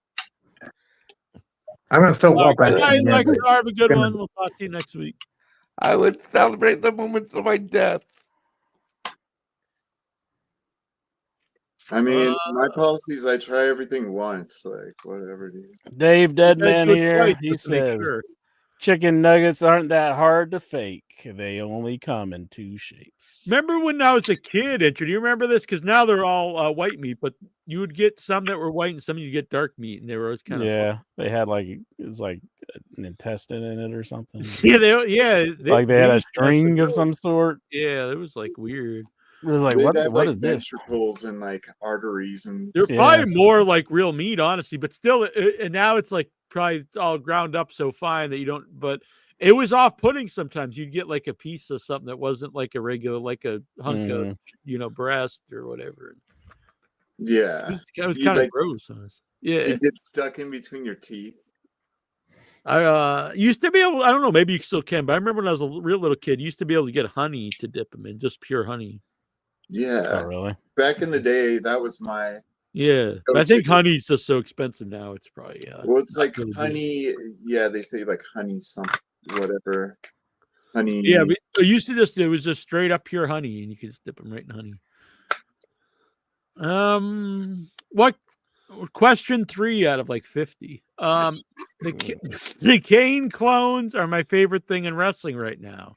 What other Kanes do you want to see? That is funny how these Kane clones have become really popular. I haven't really seen any of them, so I do think cocaine's pretty clever. Yeah, cocaine. Yeah, that's like Juggalo Championship Wrestling came up with that one.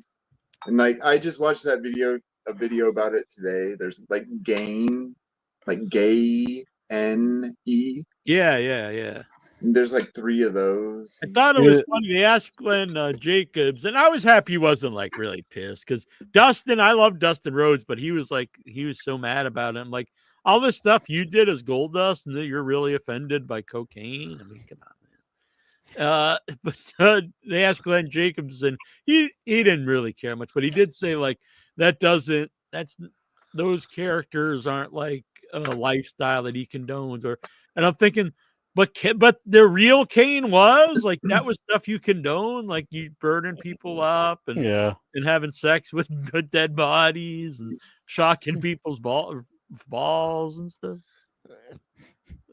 That was just like Vince McMahon's ideas, and he was just like, "I got to do it because he pays me money." Yeah, the money part was the thing he agrees with most. Like props to him, he didn't say like these people should not do this or whatever. Christmas is coming up, Jack. Do they have a candy cane? Do they know it's Christmas time at all? Oh, they do actually. They do have a candy cane. I think it was a female one in pink.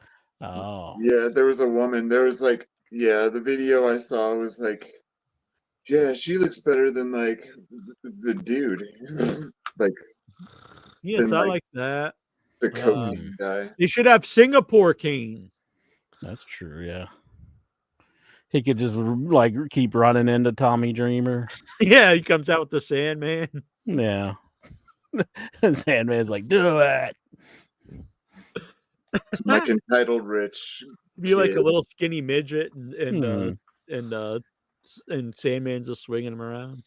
I don't think they could do that. I mean, a skinny little person. Oh, okay. Well, that makes it better. But there is midget wrestling coming near me to Sandwich. I mean, not Sandwich, the Hyannis. The Hyannis near me. You should like go down there and watch the show. I think I should get into it and bill myself as the world's tallest midget. I'd be like Andre of the midgets. It will work. Yeah. Sam Phillips' son did that. Really? He stole my idea? Yeah, he built the time machine one night in the 60s and sold the idea. That's why I'm always endorsing the time machine. Yeah. Intra just wants to use it to stop Lexar from jacking off on Facebook, but I wanted to use it to like do cool stuff. Living Room Sports says the dark nuggets contain mashed gobbledygooker beaks and ass cream. Dang. Hit the like button, you fools. Like this, subscribe, and help support and become a member. You know what? Wasn't that like the most disappointing thing in wrestling? Like the gobbledygooker. I thought it was cool. I remember at the time, for some reason, I kept thinking it was going to be Larry Zbyszko because Larry Zbyszko's contract was up, and they had the Red Rooster, and I thought he was going to be like some kind of turkey. Like he's going to be like Undertaker was afraid it was going to be him. The terrible, Undertaker thought maybe it was going to be him. I thought it was like a gobstopper. It was one of the Guerreros. Yeah. Imagine you finally get a shot in WWE, and they're like, "This is our plan. We're gonna make you a wrestling turkey." Imagine if it was Mark Calloway they caught on. Maybe because honestly, if you think about it, there's gonna be a wrestling zombie with like this guy. That guy's like, oh, man. Like you would think, what the fuck? Oh boy, they hate him. The Eggman is gonna try it. It totally worked. So I don't know. Maybe it was just all Mark. Maybe if he would have really embraced the turkey and fucking The Eggman is gonna try to increase his turkey. We would have been like The streak of the He turkey. was gonna be the gobbledygooker streak. He's undefeated at Survivor Series. Oh yeah. But I remember just seeing that as a kid and thinking, "What the fuck is this?" Like, even as a kid, How you're could like, anyone? How could they sit around a bunch of grown men think of that and no one just be like, this is probably stupid. We probably shouldn't do this.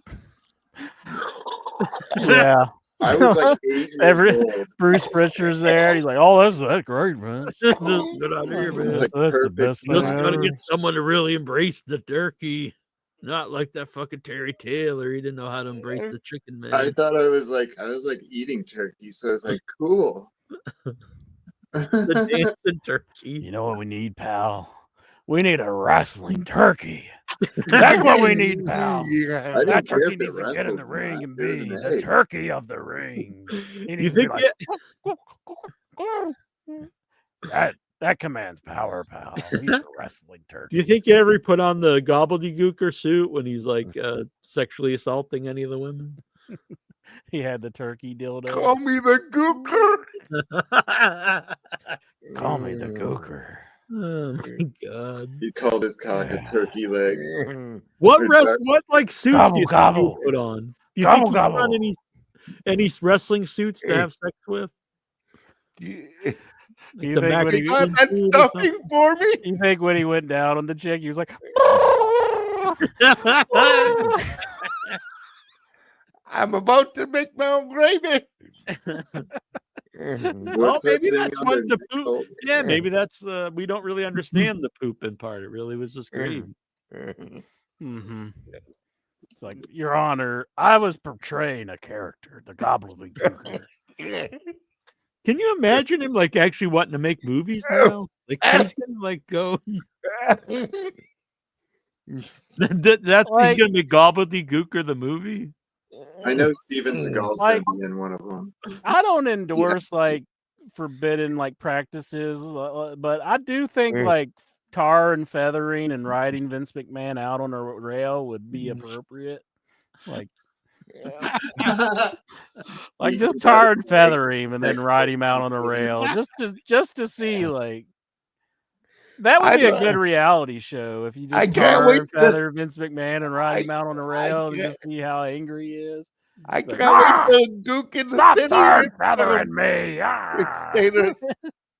They should just Owen Hart him on Thanksgiving Day. Just drop him out of the rafters. No, The egg goes. What We was in thought he there? could fly. What fresh hell awaits us in 2025, and are we all gonna die? That's very uplifting. I don't know. It doesn't look good, but Yeah, probably. I have this thing. The Weeknd drops his new album on the 24th next month, and will most likely have a song for WrestleMania's theme song. Are you pumped? No. That sounds like it sucks. What's the Weeknd sound like? I don't even know who he is. He's like that's how he is. He's like real like. When he has an erection, is he the long weekend? Probably Like that? long weekend. He like stands in the middle of like a huge stadium in the darkness, and he just sings. Like that's what it is. Like he's like the Coldplay of now. Yeah, that's a good Really? analogy there, Bruce. To me, in aura, not in sound, or I don't even listen to their music. He is kind of low key, like just kind of like. Like, yeah, or Dave Matthews before. What would you say? Yeah, exactly. They're all the same. All those three bands remind me exactly of each other. Satellite in your eyes. I never really got Dave Matthews. He doesn't get you either. Yeah, I guess not. I know his sister was like murdered. Well, that's cool. It was like before he got famous, like his sister got murdered. Yeah, that's crazy. That's I heard cool. it on Howard Stern. You know, the guy that you were making fun of me for listening to earlier. Nah. Bitches. Hold on. No, I'm over here texting our boy the weekday to see if he could give us a sample of what the upcoming WrestleMania weekend Sunday. Oh, really? Yeah. Trying to get a hold of him. He's online, so maybe you could do us something real quick.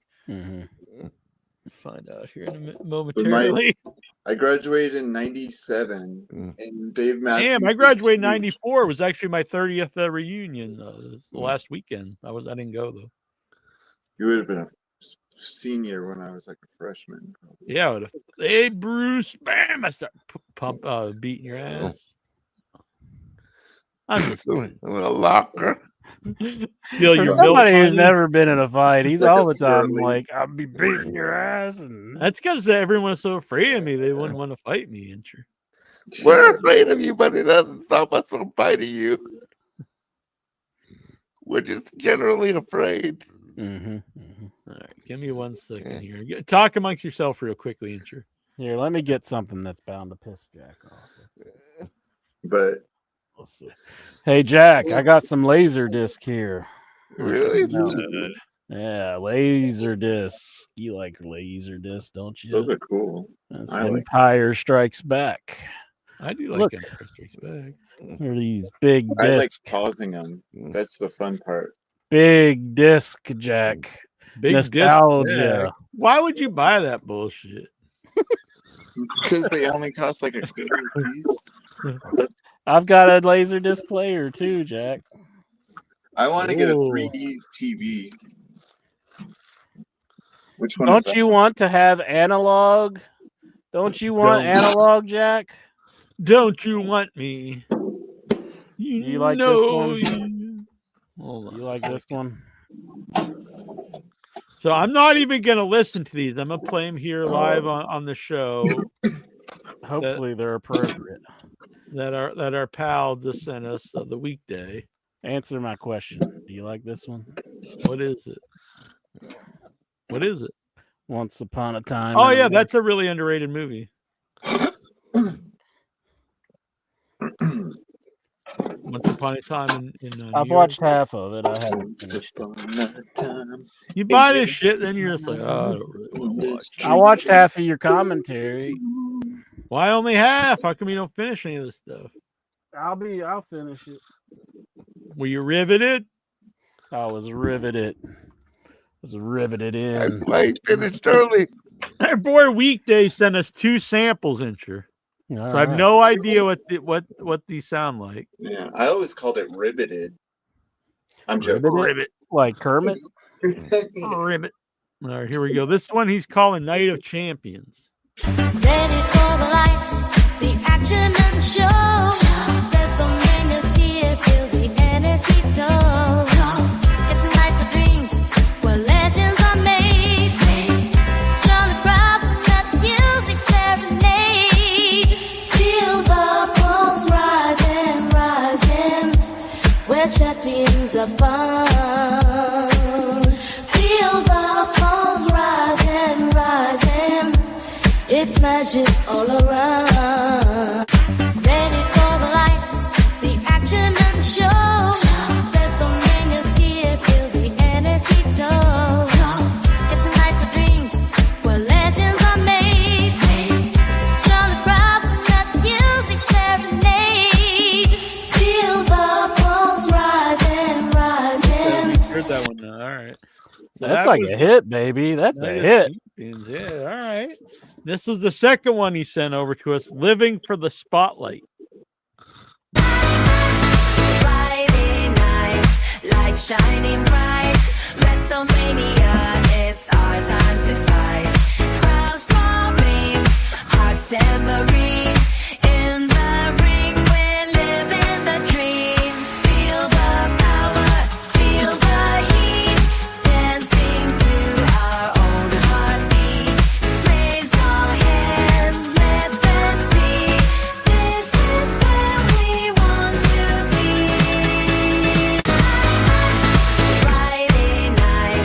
I like Night of Champions better. I like them both pretty well. Yeah. All right. Yeah. We'll have to, I'll work with a weekday. Maybe we'll have an updated one next week. The weekdays pulling them out, man. Yeah. Weekdays getting the job done there, weekday. Thank you. Yeah, weekdays are pal. The weekdays work harder than the weekend. It's true. Sure. True. There's more of them. That's true. That's very true. No, this is just one dude, and he's got a group of people there to help. All right. What would a Terrifier and Smile crossover look like? Yeah, that's a good question. But I'm a big fan of both franchises.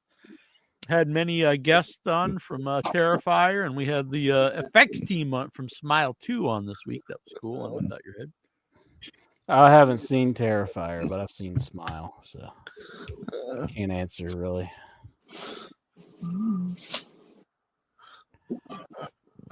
That dude almost has my name. What?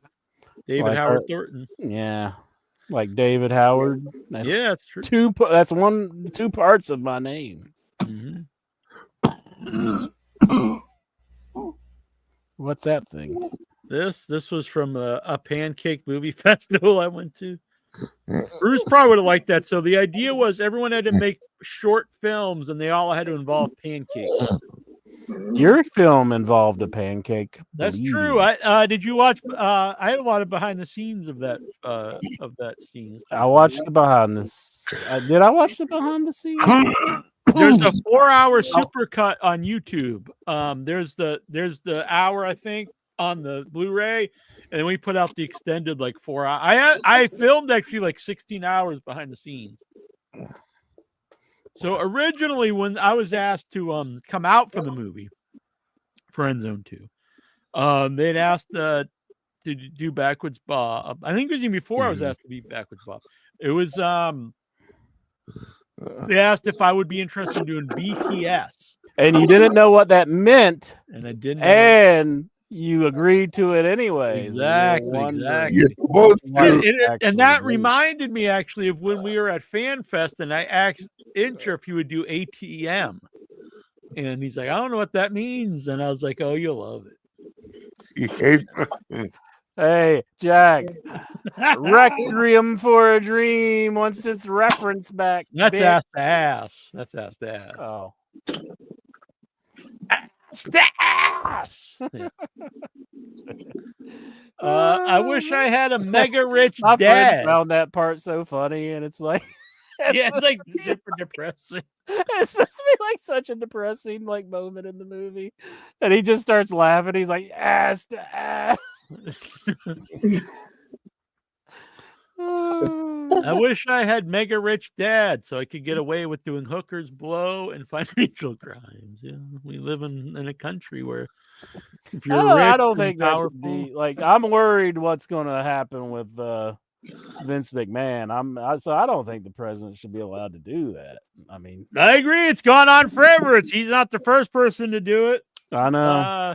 And I agree wholeheartedly with you. Well, you shouldn't just be able to like pardon yourself and everyone you know. Yeah. It's Whatever. because you have a position in it.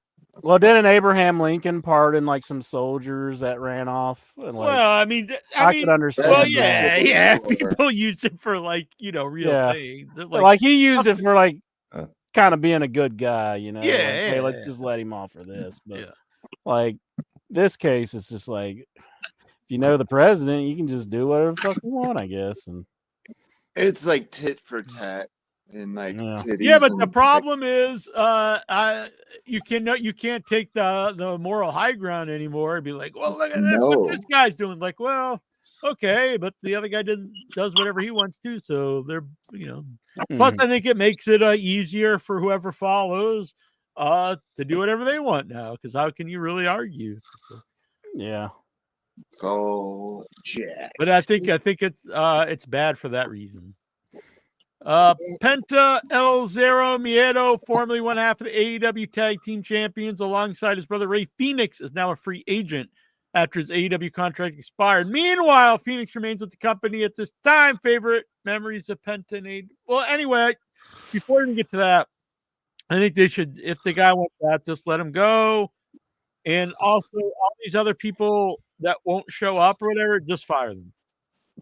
I think you lock them down in wrestling jail forever. Okay, let's say you're an employee, and let's say you're Darby Allin, and you're wrestling all the time. You're out there like killing yourself for the show, and then someone else who's getting as much as you or more, maybe more than you. Yeah. And they just sit in Bulgaria playing video games, doing absolutely shit all for more money than you're getting for wrecking your body. Is that cool? No, fucking no, that would be a morale like destroyer. But what do you think about this Ricky Starks thing where he's trying to show up for GCW and then they kind of told him he can't appear for him anymore? Well, the reason so I don't know because you get conflicting stories. So I think about it's why very you could do it. conflicting. So if they're just not using the guy, like I don't blame them for wanting to do something. So either if you just don't want to use the guy, let him go, or make him go to work. That's it. That's my opinion. And if you don't want to do what they have him to do, then either come to agreement or just let the guy go. If that goes for everyone down the board, in my opinion. As far as they let him go on Game Changer Wrestling, what happened was then Effie went on his podcast and was like really making fun of Tony Khan. And then it's just like, well, I mean, if like one of your main guys is going to trash the guy who owns the company who's letting Ricky Starks work there, it's like, well, sure, you guys, well, you can't, I guess we won't let this guy work there anymore. Yeah. Yeah, I mean, he was letting him do something. So if, Effie went on there and trashed him, I mean, what do you expect? I mean, yeah. Is Effie pretty heavily involved with the management at GCW? So, okay, I wasn't really sure if he was. So he's like, basically in the office, and he should know better than to say something like that. Yeah.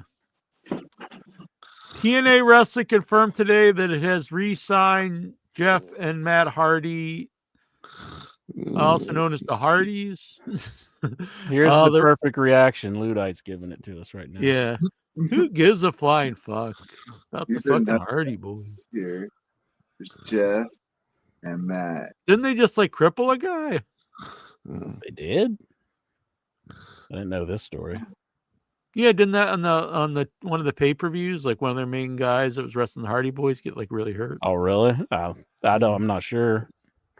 I'm not saying you're wrong. I just don't know. I don't follow I avoid Hardy Boys matches. Yeah.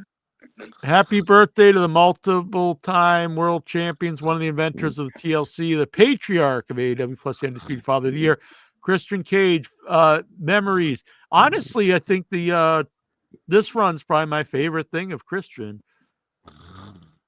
How's he doing? He's like, I'm a big fan of it. I think he could. I don't know. Like, you can't put the title on everybody, but he could have had a world. Honestly, he probably would have been a better world champion than this current Moxley, to be honest. Yeah, I was hoping he would cash it in and then take the belt from him. It's like, just get this stuff over with. Yeah, I'm a big fan of Moxley forever, but I hate this the Death Riders thing. I mean, if they'd give us a little bit more of story, like what's going on here, maybe it would be better. But I mean, currently it just sucks. It's like, why is he carrying the belt in a bag? Like, why are we having our world championship like reduced to nothing? Like, at least explain it if you're going to do it. Yeah, which he doesn't do it. He's like, I'm fucking sleeping right here. Incher looks like Scott who? Oh, Scott D'Amore. Scott D'Amore? I thought Scott Baio. We mentioned D'Amore before. I don't know. Scott D'Amore? I don't think he really looked like Scott D'Amore. Yeah. That's one guy in the world I don't think he looked like Incher. D'Amore. I was going to say, like, I thought the Rizzler looked a little like a young Jackie Jones. The Rizzler. You are the Rizzler, Jackie Jones, aren't you? You're like the older form of the Rizzler. I'm the Twizzler. You're the Twizzler? Yeah.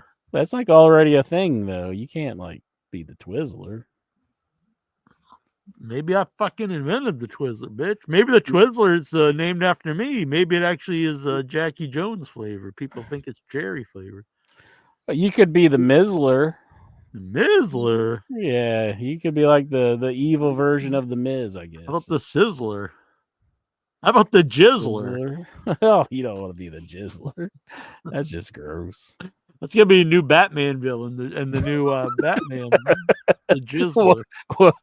The dry cleaning to my suit was so expensive. We can't clean this for you, Batman. It's just It's like pulls my up powers his trench are free. coat. It's like this stiff suit. This is like this is just disgusting, Batman. Why you bring this to us? I think I'm gonna cast the Baby Steak Ass Master as the Jizzler. You got a Riddler type look. It's like, who did this to you, Batman? It was the Jizzler. Yeah, that's gonna be the next movie. Sticky. Does the new Batman have the wrestling voice? No, not really. No, I haven't seen it yet. I'm not sure. Yeah, you did. The one with the weren't you all upset and crying like a I bitch? hadn't seen it though. I heard that was like what he said in the news. I mean, it is a real crime that happened, and there's real victims. I mean, should you be out there saying like I was inspired by John Wayne Gacy? I mean, lots of movies are inspired by Psycho's inspired by real killer. Yeah, but don't just go out there and be like, say it like that. Why? This is why. I mean, He did say it. I mean, I just think it's insensitive. Leatherface is inspired by the same killer. Yeah. I don't know. I just think it's kind of insensitive, especially for like a big blockbuster movie. It's like the Jizzler.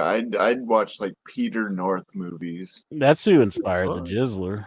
Yeah. I'll get my hair cut like that guy. What villain's intro going to be in this movie?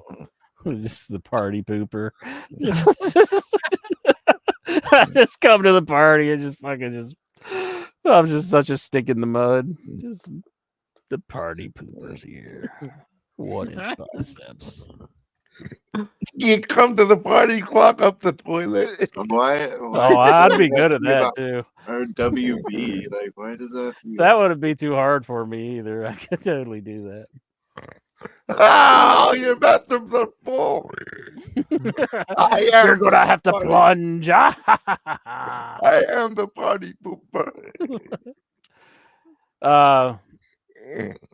I'm going to say this. I know, is it Robert Bazinski that likes to ask about the upper decker? Yes, it is. Okay, I'm just going to say this. If you actually go through with the upper decker, the person who owns the house should be allowed to just kill you on the spot.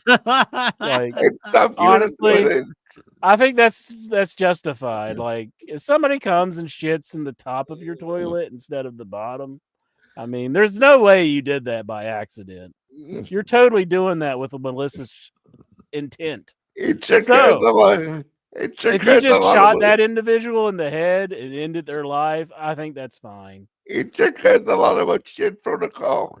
I mean, that's just so mean. I mean, why would you do that? They invited you to a party and you go and you shit in the top of their toilet.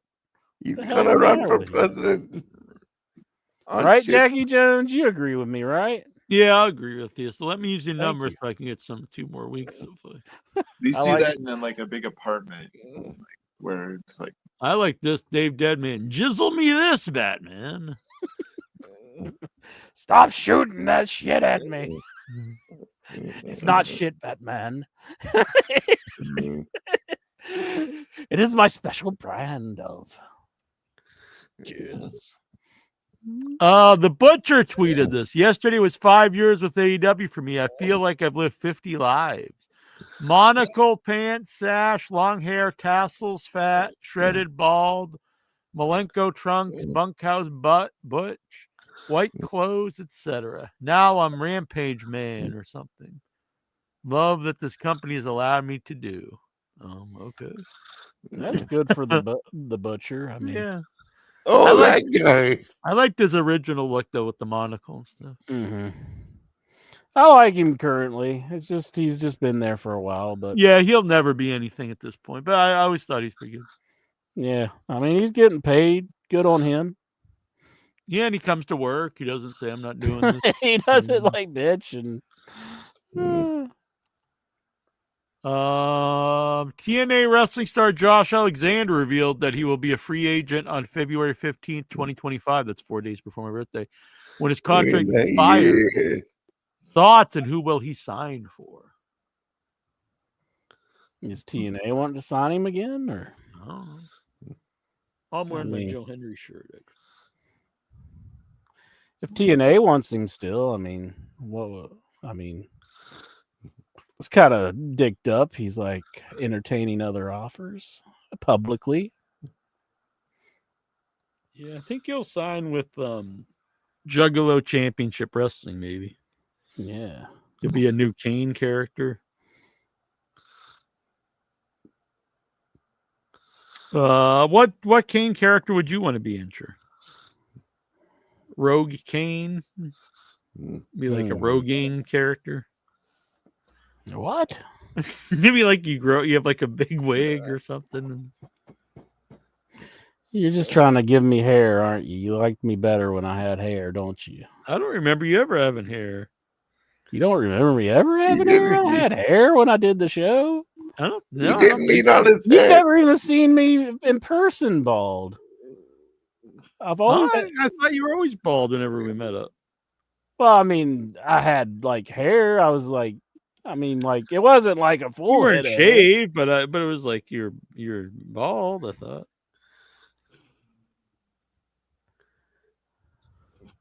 Do you even know me at all? I don't. Wasn't he always baby stick ass master? Just go back and look at your pictures, bitch. I had hair. Jesus Christ. I've like. I don't think so. For videos, I've downloaded every picture.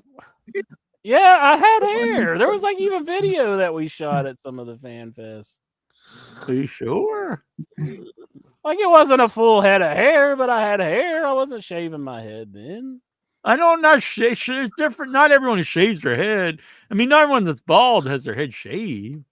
I didn't consider myself bald then. I mean, I considered myself like balding, I guess. Jeez. Oh, what an asshole. You're just an asshole, dude. You're a fucking asshole. That's what you are.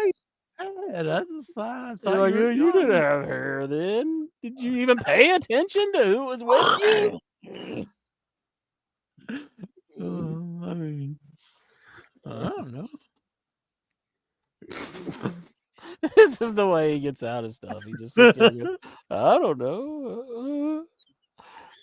I mean, it's pretty clear I had some hair on my head. Oh yeah, I guess you did. Oh, here's you actually got some more here than I remember. Just pulling up some photos. What are you so mad about? You don't even notice if I had hair? Like, are you that so self-absorbed you can't like stop and acknowledge that your friend had hair? Like I stop and look at everyone's hair. It's not really that important to me. Oh my god! You stop and look at everyone's hairline, baby snake. Like, I remember you had hair when we met up. Like you had hair back then. Yeah, but I had long hair. Someone's hair is shocking. Whoa. I don't think it's too hard to ask to acknowledge that somebody had hair back in the day when they were met up with you. Like I didn't even wear a hat then. Like, just admit that you're a huge asshole right now. What? Where did this come from? I'm looking up photos and this came up. See, that's hair. Yeah, there's hair. That's not a full head of hair. I mean, I'm definitely receding, but I think that qualifies as hair. I mean, I would consider this bald. I got hair though. It's receding very badly, but there's hair there. If I'm bald, Terry Funk's bald too. Now was Terry Funk bald in that picture? He's not even there. Go back to the other one, bitch. You can do it. See, I know he's you got have hair. See, he has No, hair. If I don't have hair, then he doesn't have hair. He's got it pulled back in a ponytail. Oh fuck! You're full of shit. Here's hair though.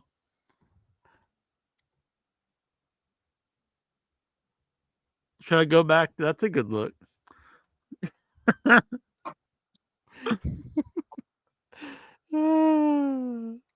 You know, if I had hair. Jesus. God, he gets so pissy.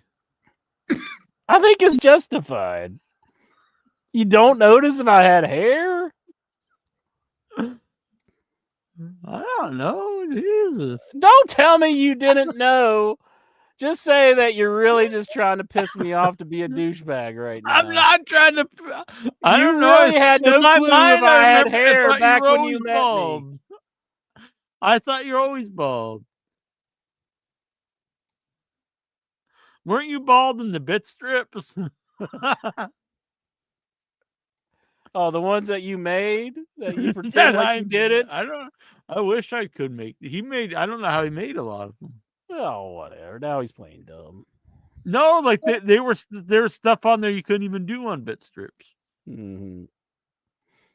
Photoshopped. I didn't even know you had hair. Is that back body then. oil? I'm gonna go through and take hair out of all the. See, look, your brother even says, "I remembered Incher with hair." All right. Well, I don't remember. Jeez. Not nothing. You shouldn't get so mad about it. It's going to be awkward when you're eating McRibs together tomorrow. No, you should took my side. Look at the love in my. Look at the love in my eyes for you. I know. I'm trying to give you I'm trying to milk the mousey. Whoa, Incher's milking me there. And you're no selling it on me. That's what you're doing. Oh yeah, well that's because I am very powerful. It looks like you're in grooming phase right there. It worked on the line. See, that's in my room. Jeez, I still got some of that shit hanging up. Oh my gosh. Did you know that I was ever in his room, baby snake ass master? No. See, that's like the view that I'm looking at right now. That's the view? That's a show that Lexar watches? No. Like that Halloween 2, it's still up there.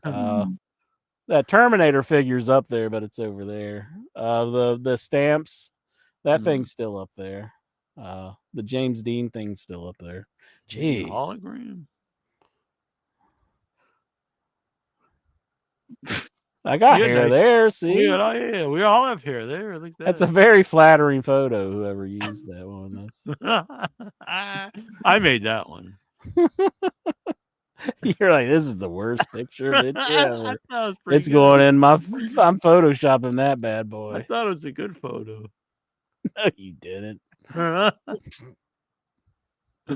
right, so you got hair in some of these photos. There's no way you did not acknowledge that I didn't have hair. That I did have hair back then. You even told me I should shave my head.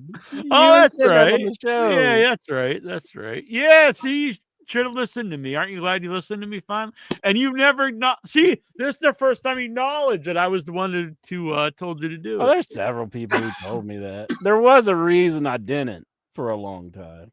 I can't really say on the show, and I know that sounds insane, but it makes sense if you know me in real life. The hell? But, it was a work reason why I couldn't shave my head, because there was it was individuals who are a little fascinated by something like that, and American History I didn't want or something. No, not American History X-ish. Kind of more fascinated in other ways. Oh, sexually. Yeah. That's bald heads. Yes, and that's why I didn't shave my head for a long time, because I knew I was balding. See, there's hair there. Look at that mutton chop I got going on. This is a classic episode. That's a damn sexy. I got jeans on there. I haven't worn jeans in a while. No, you don't wear jeans anymore? Not often. Very rare anymore. They got some weird shorts there, like green and gold. That's like Celtics, ain't it? No, it's not. I mean, Celtics colors almost, but they aren't Celtics shorts. All right. See, Troy says, I think at FanFest only Van had his head shaved. Oh yeah, that's true. I don't think Spexon might have. Didn't he have his head shaved for a while? I think he had it short. I don't think it was like totally shaved, was it? I don't know. Hell if I know. I think Carol was bald. Carol was bald, wasn't he? Well, he had hair on the sides. He didn't. Like, yeah, but that's bald. That's if you just have a little bit of hair here, you're bald. Right? Right. I don't know if the people who the individual that's stricken with that affliction would agree, though.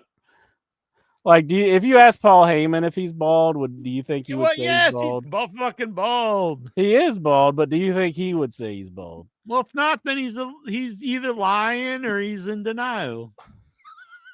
Would he be in the baldies?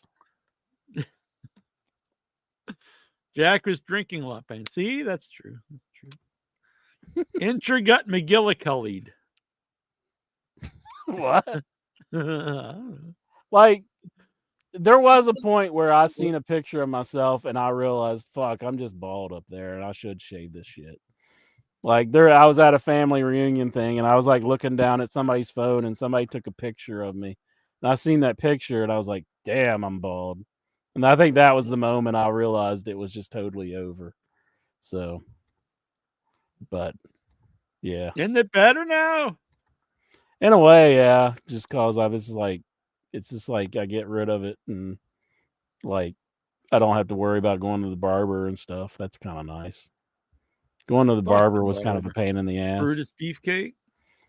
I would have went every time if it was Brutus Beefcake. He would have been a blast. That was the same day because you got the same shorts on. I know. Look at you. Me interviewing you got you all horny. Look at you. Intra hopped up on top. Yeah, whatever. It's too bad the guy ran FanFest was such an asshole. Well, I was trying to get us to go to the cruise, and you're like, "No, I don't." Yeah, well, I don't want to go to. You would not enjoy be a stuck cruise with a big body of water with you. You'll try. Well, to look, kill think me. of a lot of the fun times we had at FanFest was not at the FanFest. It was going around places at FanFest. So if we're on a cruise, we can't just fucking jump off and drown. It's like a moving city, though. You can go and do a bunch of stuff. Moving for drunks. You can't just like go find a cool restaurant or something. Yeah, you just didn't want to do it because I thought of it. You're like, no, it does not sound fun. Like, fuck you and your ideas. Look, I love Carol, but he's a bald man. Yeah, but do you think he would agree that he's bald in that? Like, he would probably say, I had hair. Maybe he don't agree that the sky is blue. It don't mean that the sky is red. Look, telling somebody who's balding that they're bald, that's kind of a rude thing to do. He's bald. Look, that's kind of you're being very rude. He don't mind. He might mind. He might think that he has hair, which he doesn't. You're but just wanting people to live in denial. Maybe Van thinks he has hair. You and Troy are like, look at that bald fuck. Look at that bald fuck Van. And I'm like, I think he's got hair. He's got nice hair there. You never said that. Now you're saying it, but you never said that. That's what I was thinking in my mind. Lies. My friend always used to be like, you know what? It's not real. And he used to be like, he's just trying to pull your head down. Careful, Bruce. I was a little worried about your hair fall. You are an older guy. You might start losing some of that hair, that long, luscious hair of yours. Like, look at Bruce. Like, look at that head of hair on him. Are you jealous? What the hell? Yeah, I am. Look at that hair. Like when he's not receding at all. He's got like rock star hair. Look at that motherfucker. Look at him. Please. Is that the kid from Bad Santa? Oh my god, he would have fucking. You wouldn't have said that he's alive. He would have fucking broke me. Yeah, he probably would have. He would have destroyed me. If you look up "man" in the dictionary, that is the picture you find. The guy in the red shirt, right? Both of them. No, the guy blue and red come together, boy. Do you think Harley Race would want to beat the shit out of the guy that played him in the Von Erich movie? Like, probably. That was not me, friend. I'm going to beat the shit out of you. That movie stinks. Like, people act like it's like this one of the greatest movies ever made. It had some very disappointing parts in it, that's for sure. Like Ric Flair being one of them, MJF getting cut out. The acupuncture. I was like, I was like passed out, and it just starts like sticking stuff in my nose. You missed the most important thing that stuck into you. Well, it's even smaller than those Q-tips. It's hard to see. Was it what you said when you're gagging on it?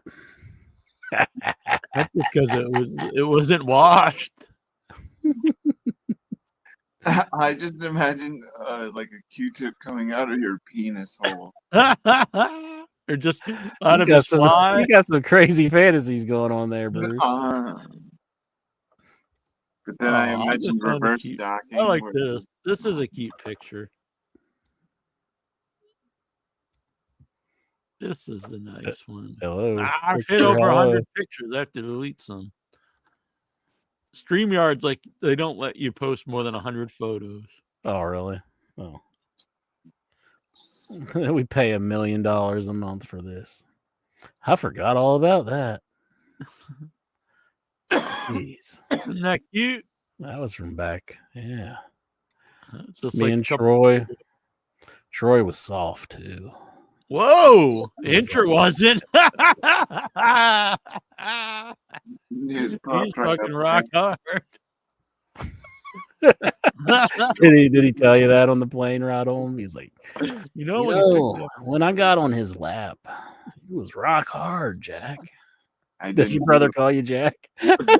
No, but Ron always did. Ron always called me Jack.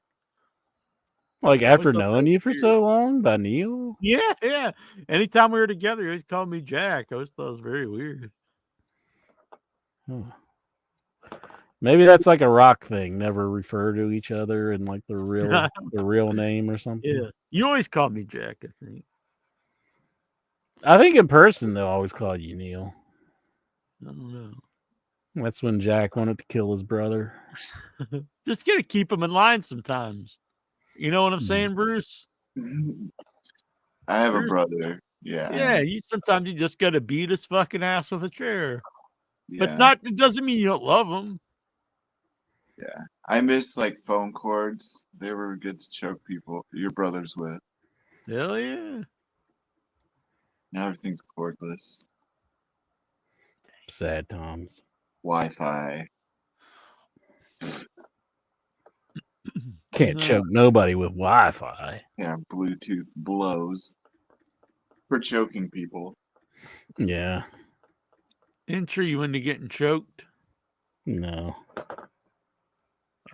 Man, I can barely choke it at all these days. What?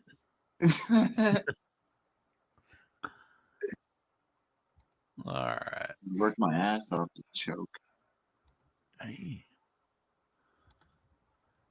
All right, Incher. You ready to answer more of these questions? We still have like 40 to go.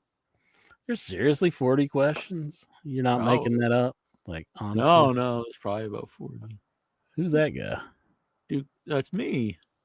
No, the bald guy. Duke the Dumpster Drozy. I mean, the hearing impaired guy. Duke the Dumpster Drozy. Oh, okay. That was actually at New England Fan Fest. Yeah, I don't recall seeing him. 26 Zach won't years. let me come to his state. He's like, stay away, and sure. Well, it wasn't in my state. It was actually in Songman state, Rhode Island. Incha, gonna do a pincha. Incha. What if I wasn't allowed in Rhode Island? You see JYD, she's gonna lynch you. What? Songman would never write that. That's a little Barty Oilish right there. It's a good line, I think. I'll have to send it over to the weekday.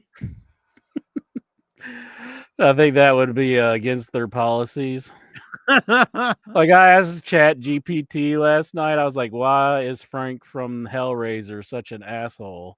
And it like censored it and it said, "This is maybe against our policies." And then it answered my question.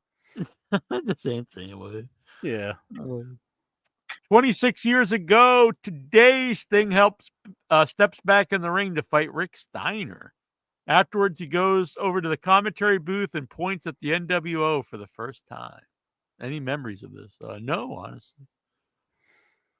No, I just I wasn't really watching then. So I was, but I just remember him being up in the rafters.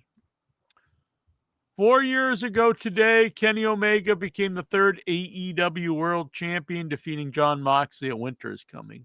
Don Callis would help Omega here and begin the AEW Impact working relationship. Any memories?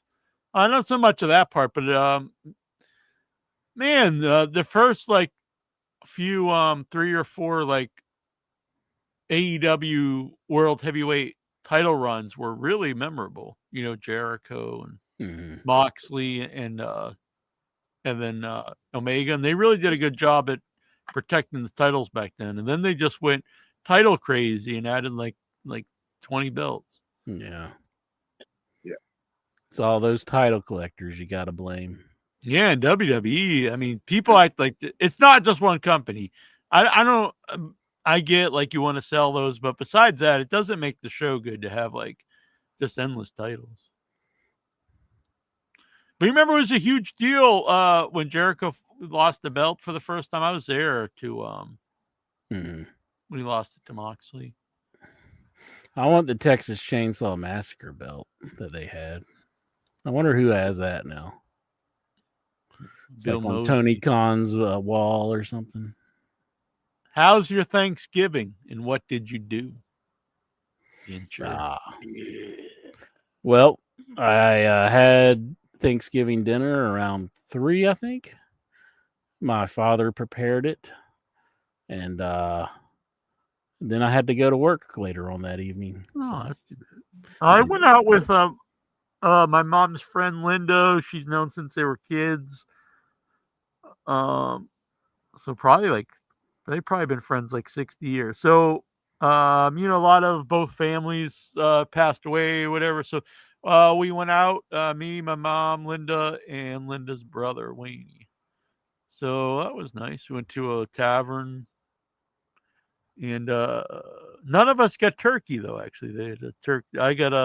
They had like 2 different Thanksgiving dinners. You could get a turkey dinner or prime rib. So I get the prime rib.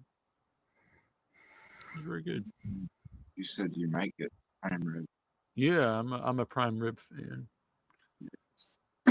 I mentioned the theory about Commander. On this day in 2021, Tony Nese signed with AEW. I like him. Do you? I actually do like him, but I mean, to be perfectly honest, he's just completely meaningless.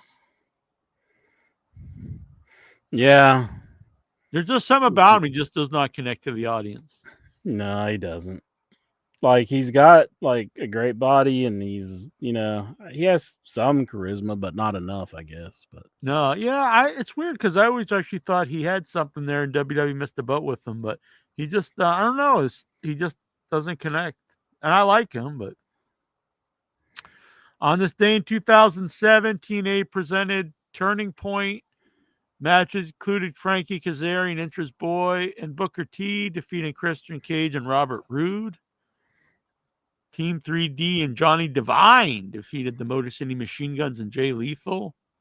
Samoa Joe, Kevin Nash, and Eric Young defeated the Angle Alliance. Any memories? Absolutely none. I don't even remember a team called the Angle Alliance. Who's in the Angle Alliance? I don't know. It doesn't say. Jeez. I don't remember Chris Finn and Bobby Roode teaming either. the I always Siri wanted work. to watch it when Kurt Angle was there, but I never did. Yeah, he had some great matches in TNA. Mm-hmm. He seemed a lot more loose there. Yeah. And crazy. Dan House. Sorry. No, you're good. I don't mean to talk over you. Oh no. All right, Jizzler. Danhausen stated that CM Punk, Orange Cassidy, and Chris Jericho vouch for him as well to get a job in AEW. Yeah, that's cool. Then go to work, bitch, or just hit the bricks. Yep. Like he has a pretty nice opportunity going on. Don't look at the brick house. Yeah, it's his biggest platform he's ever been on. Don't what's the word for it? Don't neglect it. Don't house it up. Yeah, WWE can't sign it. I mean, I guess they can sign it, but they're not going to push everybody.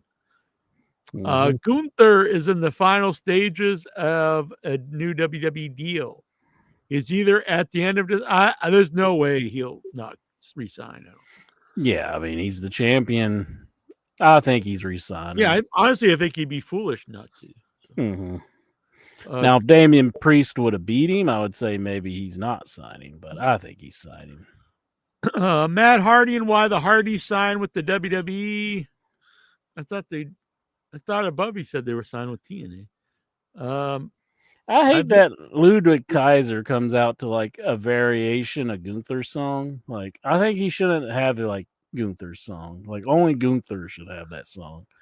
Is it wrong of me that annoys me? I get annoyed when he comes out. Yeah, I mean, multiple people didn't come out to a man called Sting. Yeah. Like it's like almost Gunther's song, but it's just like a little different. And it's like, I don't think he should have that. That should like only the NWO.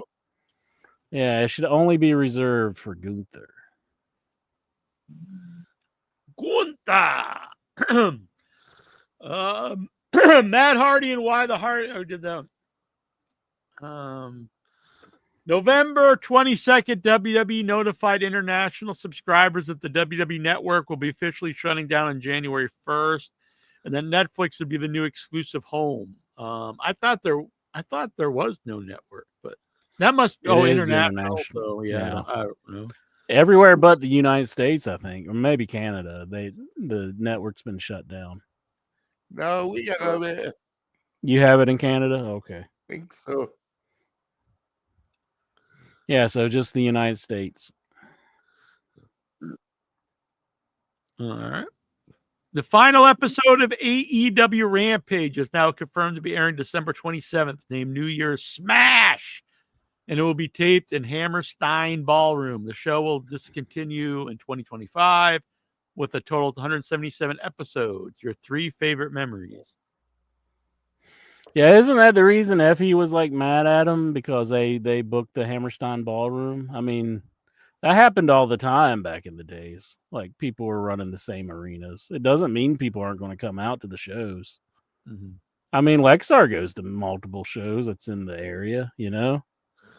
So I don't know why he's so mad that they booked it. I mean, it's not going to kill the crowd, I don't think. Do you think? I mean, it's going to stop people from going to the GCW show? No, because they have a good following anyway. Yeah, I mean, people are going to come out. Yeah. I don't think it's going to hurt them. The AEW's running it. I mean, they used to have good standing with AEW. I mean, don't fuck that up, you know? I mean, yeah. I don't know. Yeah, Everybody wants to fuck over AEW anymore. They're just like, fuck them. It may be better to be friendly with someone than not. Yeah, really. Brian Alvarez via today's. Oh, by the way, the biggest the Punk coming home or whatever they said, that was a great memory. It's too bad it turned out to be really bad for the company. Yeah. Brian Alvarez today on today's Brian and Vinny show says that the idea for World's End pay-per-view currently is a 4-way Moxley, Jay White, Hangman Page, Cage. Your thoughts? I have a really particular thought about this. I don't have a problem with that match in theory, but they should really think this stuff through, because Hangman Page has lost all his pay-per-view matches versus Jay White. So why would he? Okay, if this is real and Hangman beats Page twice, why would Hangman Page get the same title opportunity that Jay White did? That would mean that those matches were completely pointless. There was no meaning to that. Whoever won and lost had no point whatsoever. Yeah. So they got to think through this stuff better.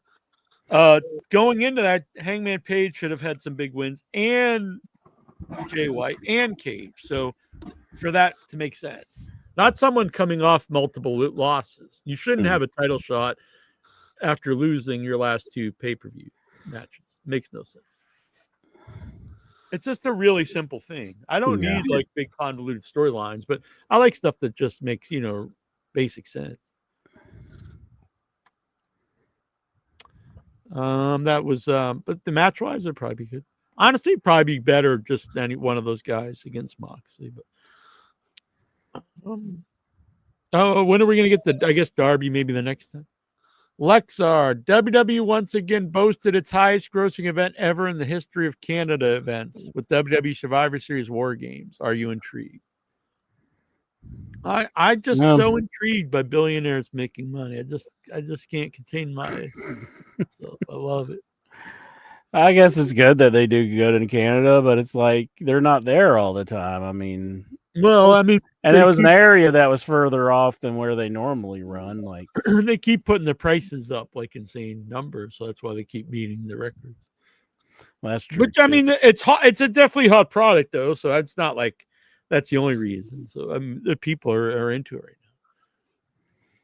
now. And Patrick Howell, he asked, will they cancel Peacock? No, I don't think so, because Vic mentioned earlier that they're still going to have the special events. The pay-per-views will be on there. Isn't it weird that they're making you buy like 2 streaming services now?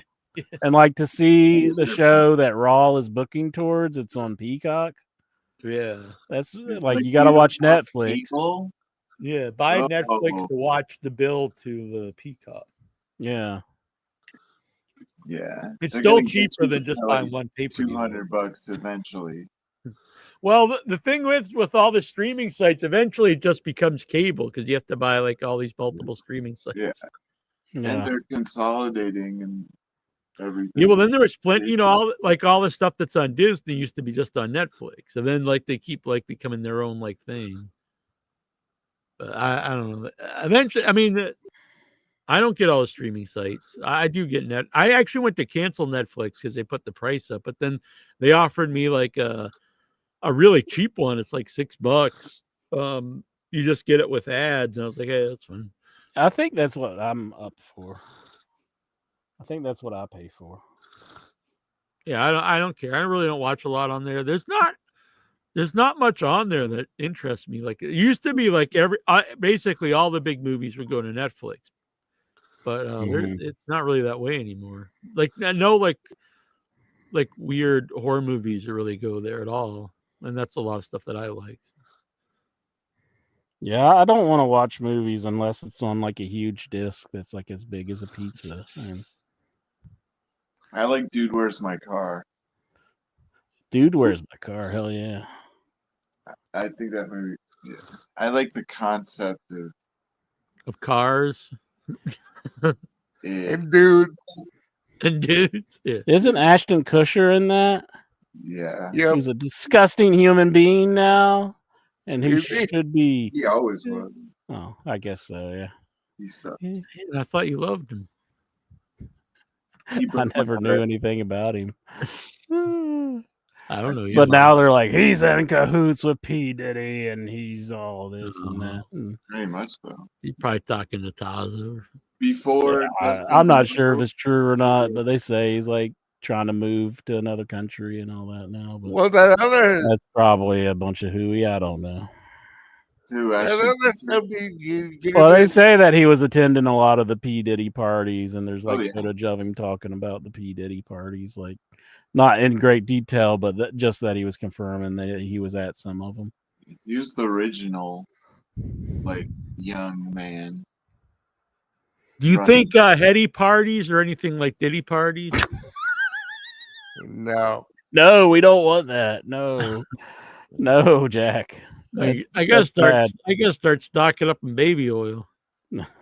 Baby Snake Ass Master 420 oil. I think I have like 3 bottles. Hell yeah! Let's start the hit. We're on our way to a heady party. Hell yeah! No. Geraldine, you're gonna have a good time at the heady party. Oh, Jesus Christ.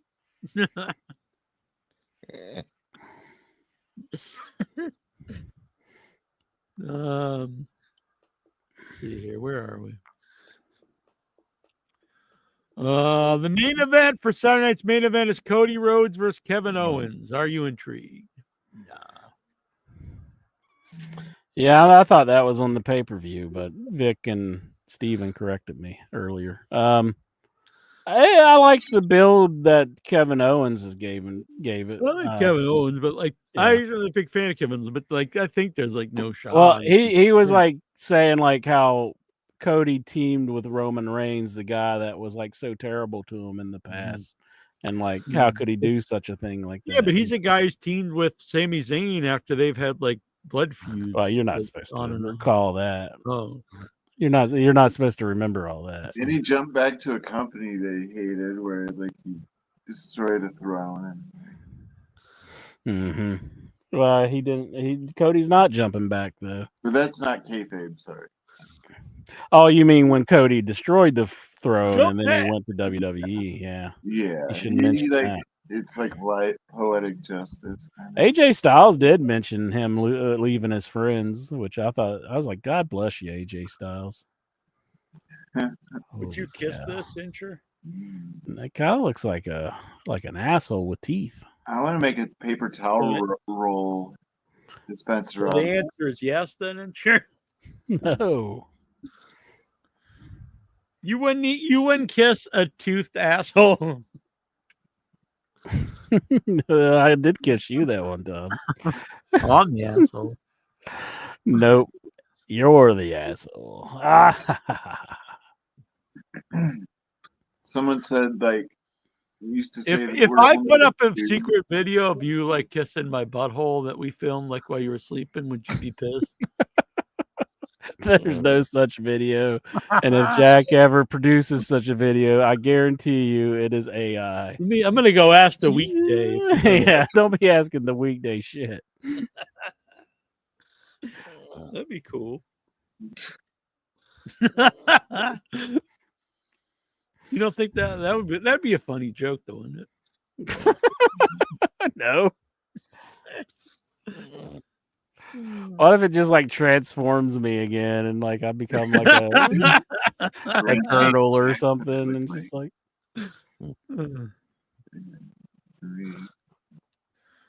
let's see. Hold on, I'm just replying to someone. Will we get Kong back in Marvel now that the changes were dropped on Jonathan Majors? The charges were dropped on Jonathan Majors. Who's Kong? Kang. Oh, Kang. I'm sorry. I'm far away. I'm not Probably sure. Not, I bet. Yeah. Who's Jonathan Majors? He's the actor. He also was in Creed 3. Yeah, your brother asked that one. The Flea. Do you believe in Joe Hendry? Clap, clap. Yes, we do. Do you believe in Joe Hendry?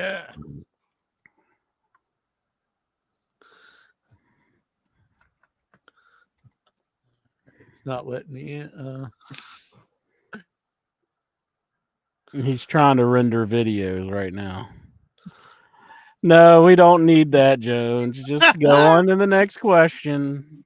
Go on to the next question. Hold on. One last thing. Hold on. No, not one last thing. I know what you're doing. It's not letting me ask what I was trying to ask the weekday something, but he's not having it.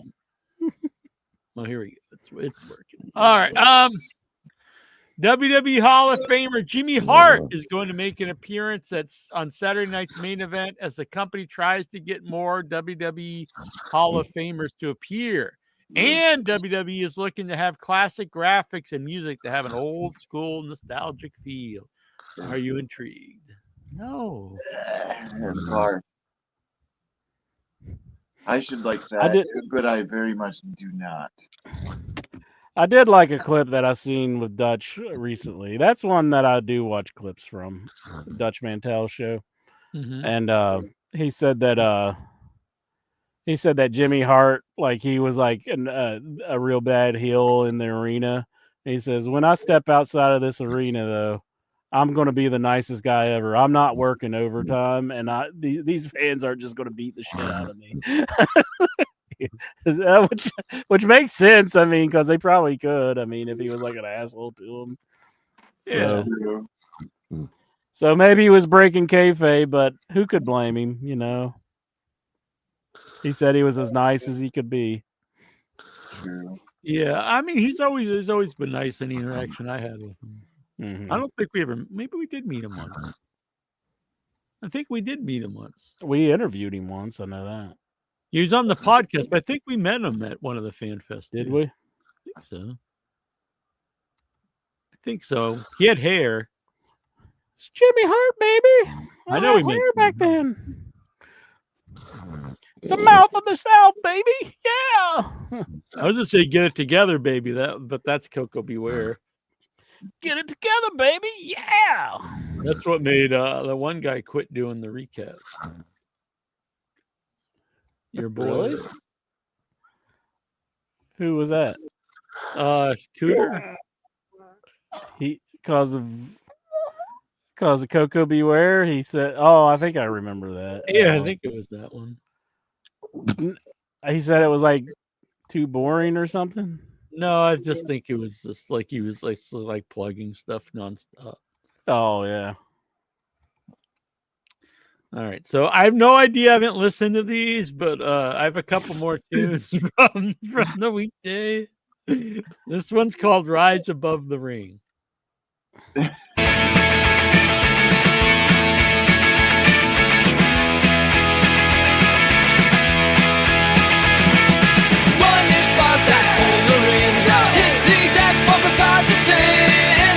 Shows at the cabins while wrestling fed best clear before the sound. Hissing jacks from for the pain. One inch biceps on the game. Crowds are rolling, feel below. Rock the fair fest, rise above. All right, well, that's a good one. That was a fan fest song. Yeah, that's pretty rocking tune. This one's Intensity in the Ring. These are fan fest. Biceps flexing, ringside feeling so aggressive, pressing, kissing Jack from low with breakfast, like it's excessive. Rock the ring, feel the fire, NWA, fans taking higher. That was a pretty good one too. I'm going to have to poop on this party. No more playing of that song. I heard that little lyric in the middle. What? It sounded good. No. What? It was just like it was about like some love, you know. You fucking liar. Look at him. It's very hard to get that in. Look at him with that Cheshire grin he's got going on. You have to spell. You have to put. I had to spell it whole, like the whole thing. WHO. You're tricking the thing.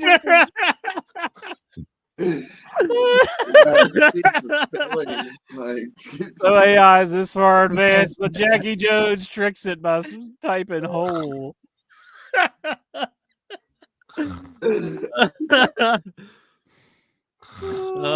Ricky Stark. So we did this one. In other GCW related news, the company is allegedly giving away comp tickets to their January show at the Hammerstein Ballroom due to the rumors of low attendance numbers. GCW owner Brett Lauderdale says that it's flyers he was handing out, not comp tickets. I just don't think they would not get people to show up. I mean, they're a well-known brand. I mean, Could tickets really be that low? I mean, I don't know. It seems like they have a really good following. yeah, I just find it hard to believe that they wouldn't have people showing up to their show. I mean, just because people want to go to the AEW show. I mean, unless they jacked up their ticket prices like $1 million. yeah. I doubt it. There's like you can go to GCW $6,000 ringside. Bailey criticized Indy Hartwell over her release from the WWE, saying she doesn't cut it. What are your thoughts? Damn. I thought Indy was fine. I can't remember a whole lot of stuff with her, but she, like, I didn't think she was bad or anything. I don't know. Maybe Bailey wasn't a fan of her or something. Like, what? Why is she taking shots at her? I mean, it's kind of like kicking somebody when she's down. I mean, that's kind of vindictive.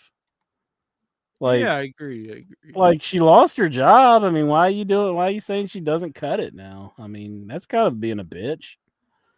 Quit being such a bitch, Bailey. Bitching out Bailey. Matt Riddle made an appearance for TNA. What's his name? Mentioned this. Steven. Matt Riddle and a lot of the stuff we went over. Lexar Maria Kanellis is now cancer-free after a tumor battle. Are you happy? Oh, well, congratulations! That's great. Yeah, that's great news. I wasn't aware that she had cancer. No, I wasn't either. So that's yeah, good. But that's great. Yeah. Do you think that the ring canvas sees and hears what's on TV and sees people walking around naked or in their underwear? I think it hears and sees all that, and it probably goes one step further. It probably does it like without even like telekinesis. Damn. Do you think it backs off if it sees a naked Lexar? Most definitely. Maybe do you think it could take pictures and send other canvases? Like, look at this little dingaling. I think it wants to take it one step further. I don't think it's one step beyond. I don't think it's happy with just, the masturbation part. It wants to go all the way with Lexar, whether he wants it. What if Lexar woke up and the canvas is just like, like reaming him up the wazoo? It's not like we hadn't warned him about it. I think you need a lot of lube for that. Would be very uncomfortable, I think, if a canvas was sodomized. Lexar's like panicking now and taking the canvas out to burn it. What if they folded it up? You would have to fold itself up into but I don't know. Rough. Ring canvas very rough, I think. I saw a movie where it's like some girl folded. The hell kind of stuff you watching on Pornhub here? Like it folded some like a dinner napkin into like a wiener shape. Wow! And then she had sex with the Damn. Like a hot dog? What are you talking about? No, it looked like a wiener. The napkin. Like Anthony Wiener? I wish there was an Oscar Mayer wiener. That is what I truly like to be. Because if I was an Oscar Mayer wiener, everybody origami with me. You can't find those commercials. Casting having Bruce as the Jizzler on YouTube. I need to make a Bruce the Jizzler tune. I mean, I have to ask you the weekday to work on that. What was that, Ludite? I'm sorry. You can't find those commercial songs on YouTube. Really? I've been looking for one of them. I can't find it. Damn. There was a high catch-up song where they started playing the match out really fast. I like old TV jingles. I like that kind of stuff. Radio jingles. Mm-hmm. Me too. I thought they'd be on YouTube. Oh, no. Hey, where are you going? I'm going to Thompson's Clam Bar because that's where the tastiest clams are. Seafood good.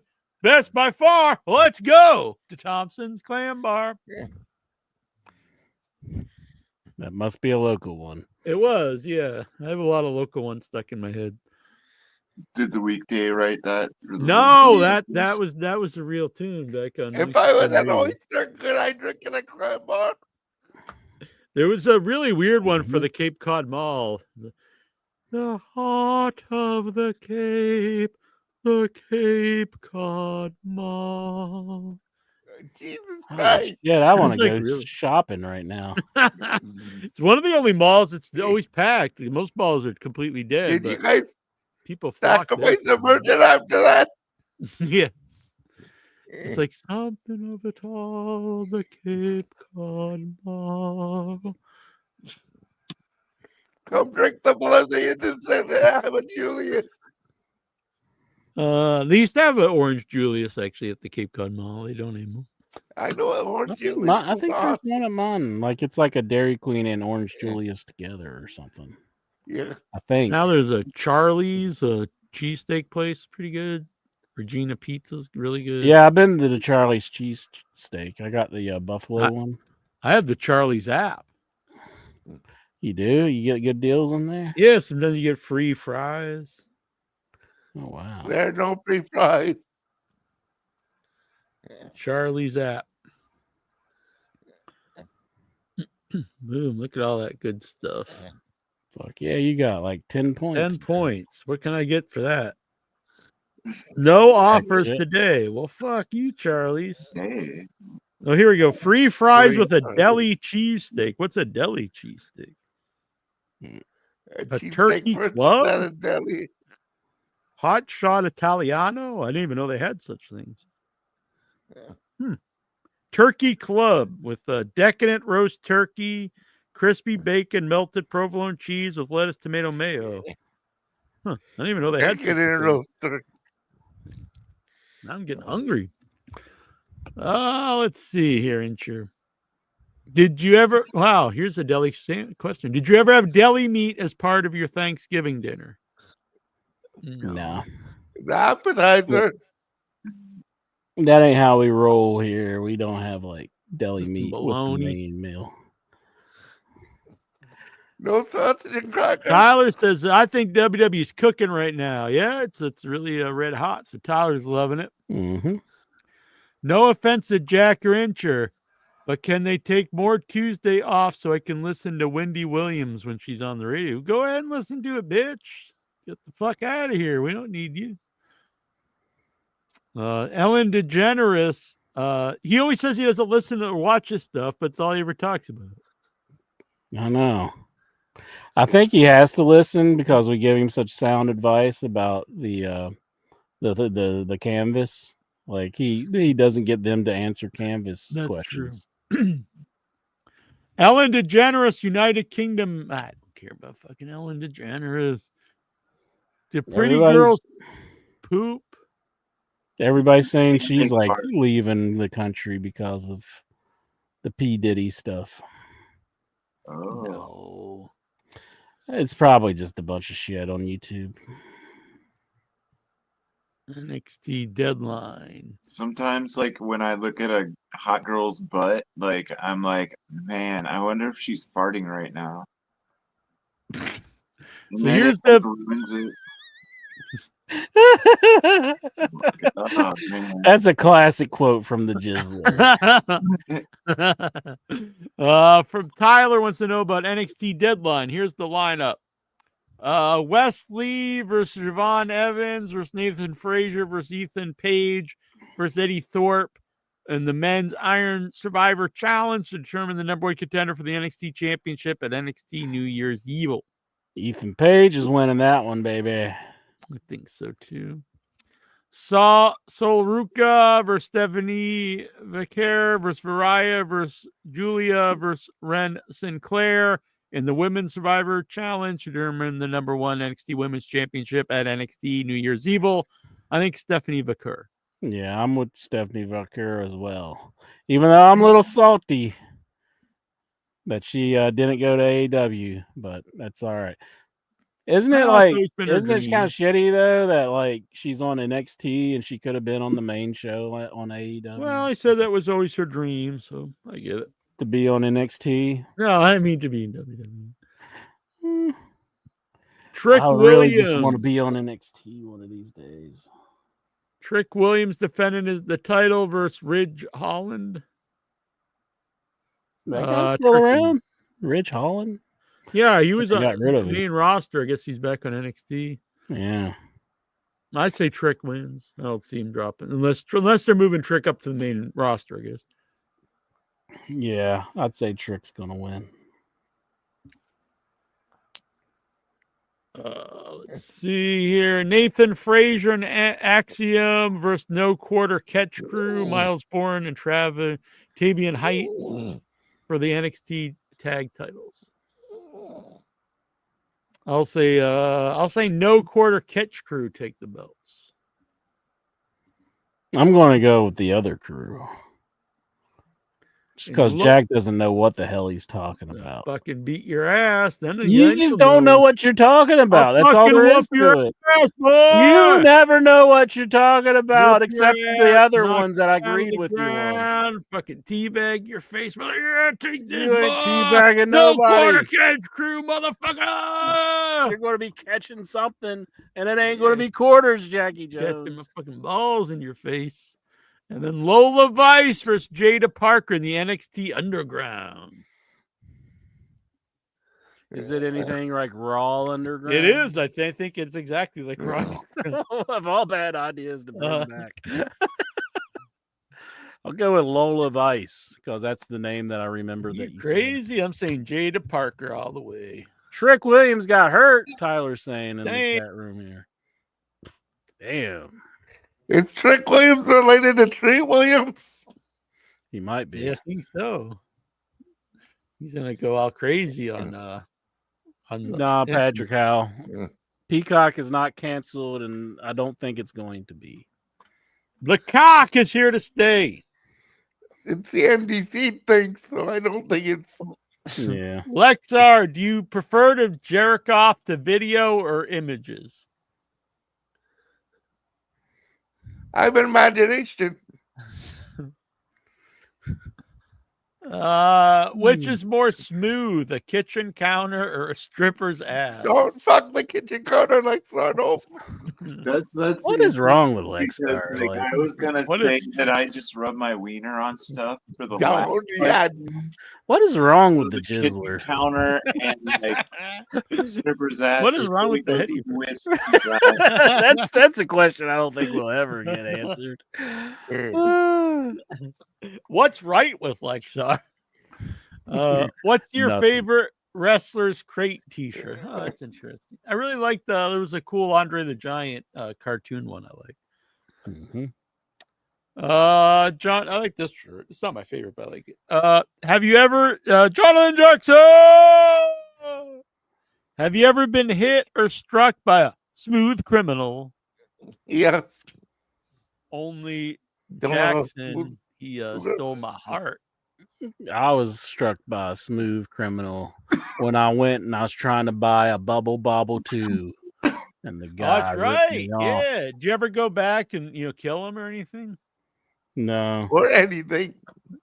I think I had the guy's address. I tracked it down and I never did do anything. You should go there and teabag him or something. Well, I'm sure he's moved by now, but I did get his address through the guy who printed the label that he put on the game. Like I found it on YouTube.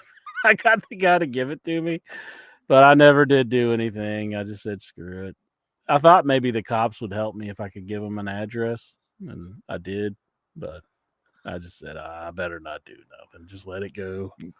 Let it go. Incher, are you okay? Are you okay, Incher? I am okay. I am okay. Tyler, I can't wait until the MLW pay-per-view on Thursday the 5th. Oh, I didn't know they were having a pay-per-view. My mom was talking to my niece, and my niece brought up Smooth Criminal, and she played it on her phone. Really? And my mom was like, I've never heard of that song. I was like, Mom, that's only like one of Michael Jackson's biggest hits. And then me and Juju looked it up, and it really wasn't even ever a hit. No, I think that was a hit, but like Thriller wasn't. It only like reached like top 5. It was like Thriller really wasn't like the number 1. Yeah, it was a big video. Like that album was like huge. It was huge. It was like the highest selling album. Yeah, but like on the Maybe not charts, song. Thriller never reached number one. Yeah, maybe the It's song. just insane to think about. But Here's the MLW pay-per-view lineup for tomorrow. Well, Thursday. Alex Kane versus Bobby Fish in a fan's choice match. You can choose between the UFWI rules, kickboxing, or taped fists. All sound kind of similar. I'll say Bobby Fish. mm-hmm. Bobby Fish. Contra Unit, Minoru Suzuki and Akira Kwan versus Koji Max, Satoshi Kojima, and Okamura for the MLW Tag Team Championships. I'm going to go with Shikoshi Kojima. I'm going with Contra Unit. You're The such a Andersons, Contra unit, C.W. Mark. Anderson and Brock Anderson versus Matthew Wow. Justice, and to be announced in an easy Ah. roulette. I like that guy to be announced. Animal. I love that the Andersons are a team, so I'm definitely going with the Andersons. CW, one of our first guest ever on the show, and Brock Anderson. That's really cool. That's pretty cool. They're Good for Brock. He's actually pursuing it, which I think shows that he wants to become wants to be a wrestler. Mm-hmm. Yeah. Mystico versus Trevor Lee for the middleweight championship. Trevor Lee, baby. I miss that guy. Where we need Trevor Lee around. I don't know who Trevor Lee is. That's the dude who had all the money in NXT, isn't it? Oh, brother. Yeah. Cameron Grimes. Yeah, that's it. Matt Riddle. I can't stand Matt Riddle versus Donovan Dijak. How do you spell his name? Dijak. Donovan Dijak for the I guess just the match. He's not in WWE no more. Apparently not. Oh. I hate Matt Riddle, so I want Dijak to win. Yeah, I'm with Dijak. Bro. Alien Ant Farm's cover is great. Yep. That was a good one. Alien Ant Farm played like a show around here recently, and I didn't even know about it. But why didn't you do it, bitch? There was a guy that was like complaining at people there. He was like, "You all say there's nothing around here, and then Alien Ant Farm plays, and you don't show up. And what the fuck?" And I was like, "What a fucking posing bitch, asshole." Yeah, but you're a good guy. Yeah, I like those Muppets there. What's the banana? Is that like a Jamaican banana? Yeah, it's what you win at like a carnival. Yeah, it's huge. Did you win it? No, I bought it from some dude for $20. I like it. Yeah, pretty sweet. Yeah, but these you have to this would like you should make $100. You should make like a Muppet show and put on YouTube. You can voice the characters or get Headyverse members to voice them. If Duckman wasn't a bitch, he could be a good voice for that. I want to do something. I want to make puppets. He just worked in Duckman and him being such a bitch. And no, I meant like a Rasta because he's like he's a big pothead. You think he would be a good voice for the banana? Yeah. He wasn't such a bitch. Well, let's just take out being such a bitch and just say Duckman would be a good voice for Buddy's a bitch, so it's like you can't get him to do it. I'm trying to smooth it over. Let's extend that olive branch, Jackie Jones. Fuck you can get these. I've given him like 87 chances. Human size. Yeah, I can't even disagree with that. Get that. I like that you're posing with him. Yeah, hell yeah. Mm-hmm. Damn, this is going on his OnlyFans. This is his grinder pick. You ever go on Grinder, Incher? No. I don't frequent such sites. You're not a lonely goat. No, I'm not a lonely goat. You know you're an E-drone fed cuck when you watch QT Marshall over the Thanksgiving tradition of Survivor Series. Are you ashamed with your life as a wrestling fan? Can't you just DVR it and watch both? I mean, what the hell? What age are you living in where you There you can't go, DVR boy. this shit?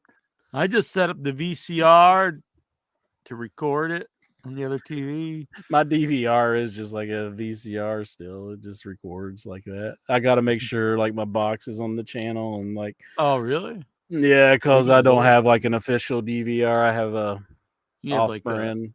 Oh, you have like a Magnavox. Scream Daddy? No, it's a Magnavox, and it just has it records, and then I can put it on a disc. So that's how I save them, and then I can take it wherever I please. Do you use more or less, Daddy? Do you use more or less baby oil now, thanks to Diddy? I never use baby oil. Baby oil's not even made from real babies. Damn. I hope not. That would make the Diddy parties really weird. Well, it's false advertising. Which living WWE Hall of Famer would you like to see become president next? None. Jesse Ventura. Nope. Like to be the president. Okay, maybe.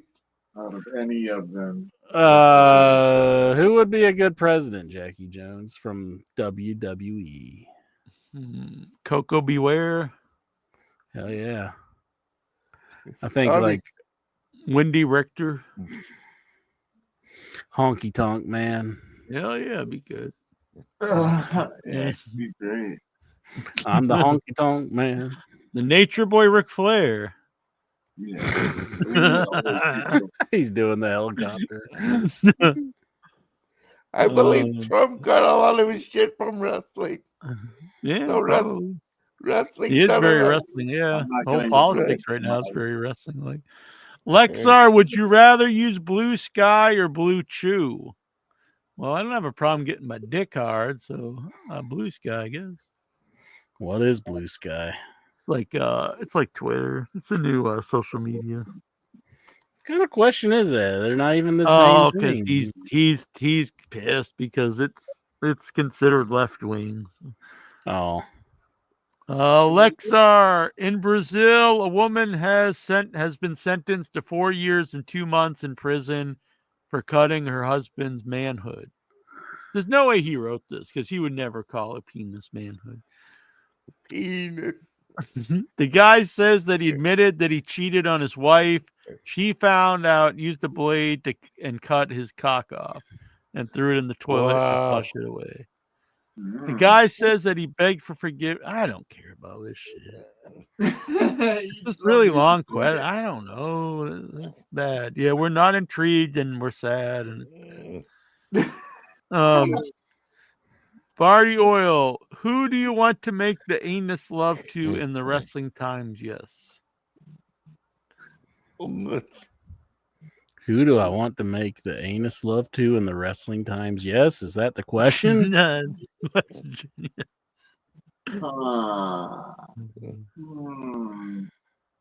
have a nice anus time? Anna J. Anna J. Jeez, you not afraid of getting like Jack Perry mad at you? He's a pretty tough dude. He is. He's gonna rough you up, man. Probably. I think I probably weigh more. He's probably not too much taller. He's gonna pull that bus out in front of your house, come in there and beat your ass. You're talking about someone's girlfriend. He's gonna go He's gonna become. Doesn't he he's like a blacksmith or something? What? He's always making stuff. Didn't he make the belt? They showed him like forging the title or something. Oh my god. Yeah, they did? I don't Yeah, and he's that. like pounding it. He's like pounding it. Really? Yeah. Oh, I didn't remember that. Oh, okay. Not saying you're wrong, I just didn't remember. Yeah.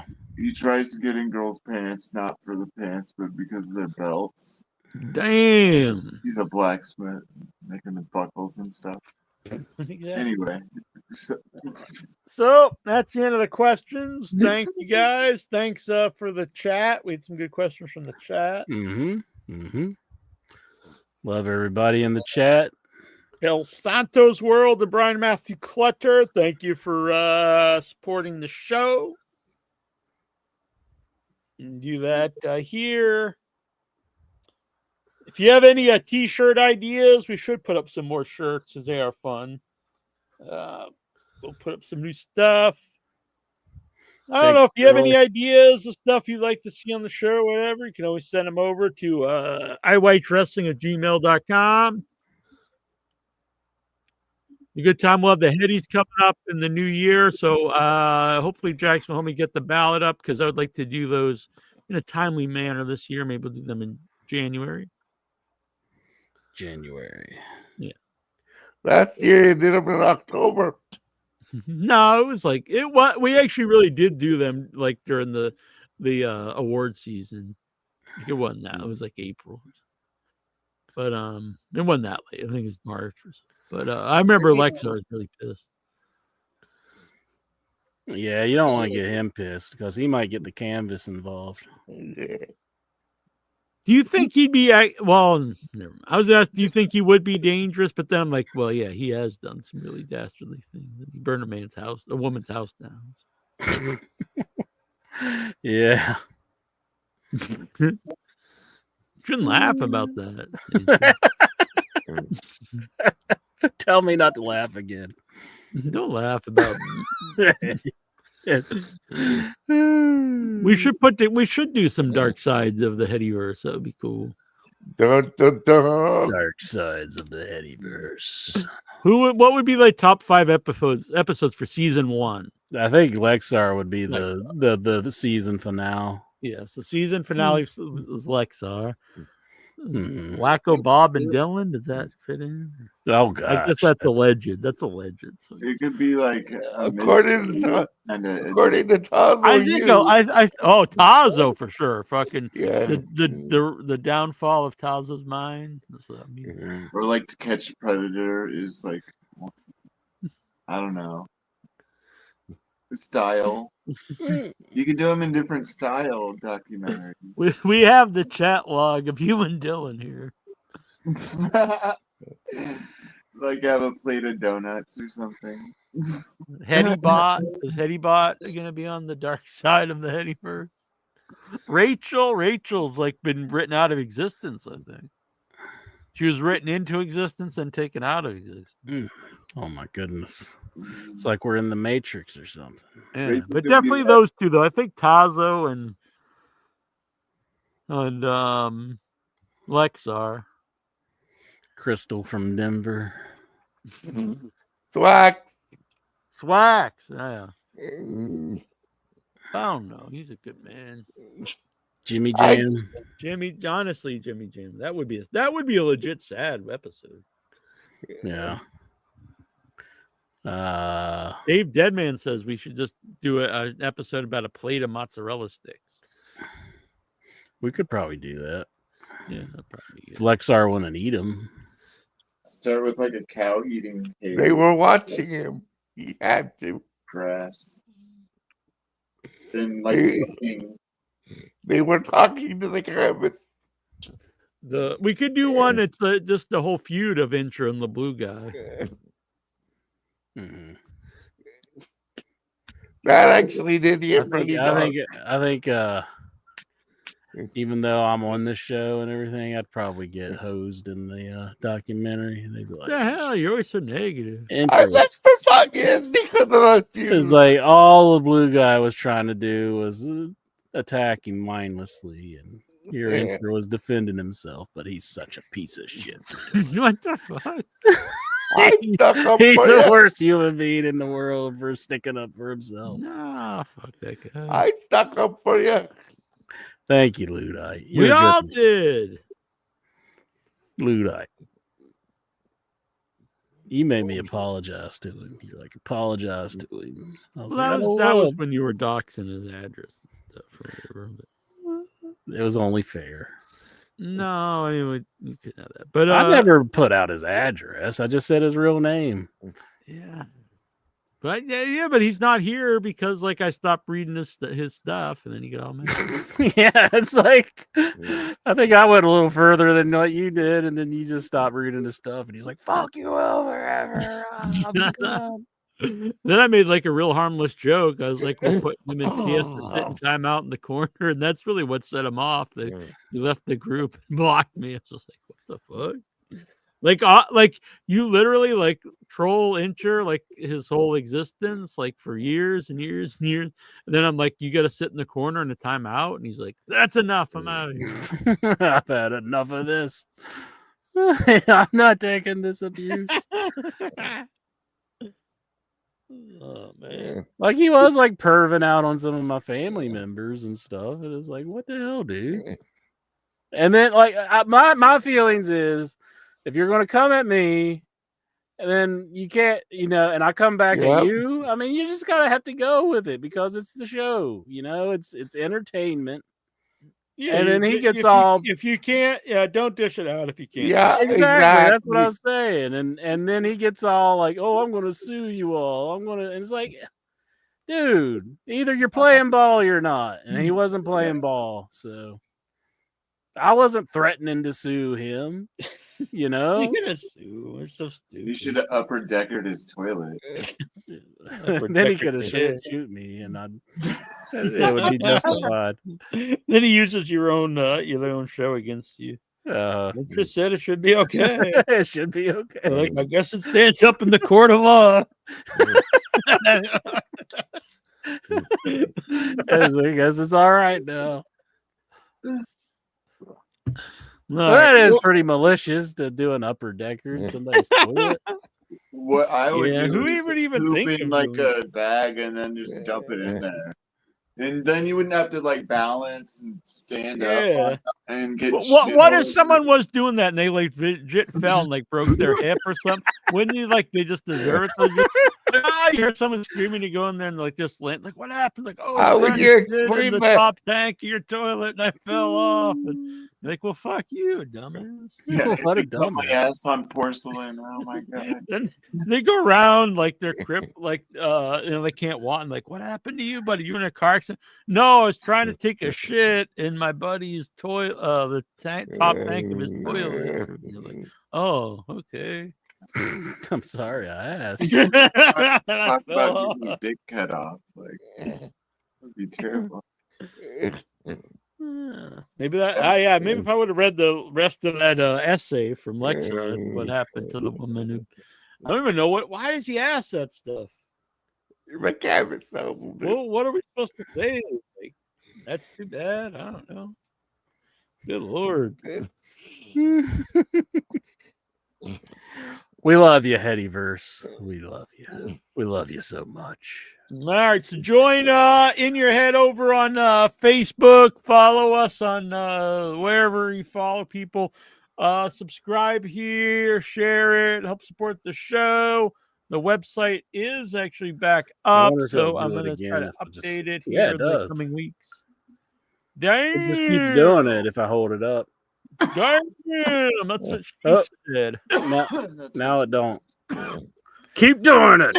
Oh man, he's living up to 420 right now. Jeez. Yeah. Join the group. Leave questions for us. Leave some good questions. It'd be nice. Nikhil has some good questions. He's a good man. No matter what Incher thinks or says about him, I think Nikhil is a good man. And a shout out to my boy, Dobbs. Dobbs is a good man. I love the Dobbs Incher. He is a good man. Dub. Yes.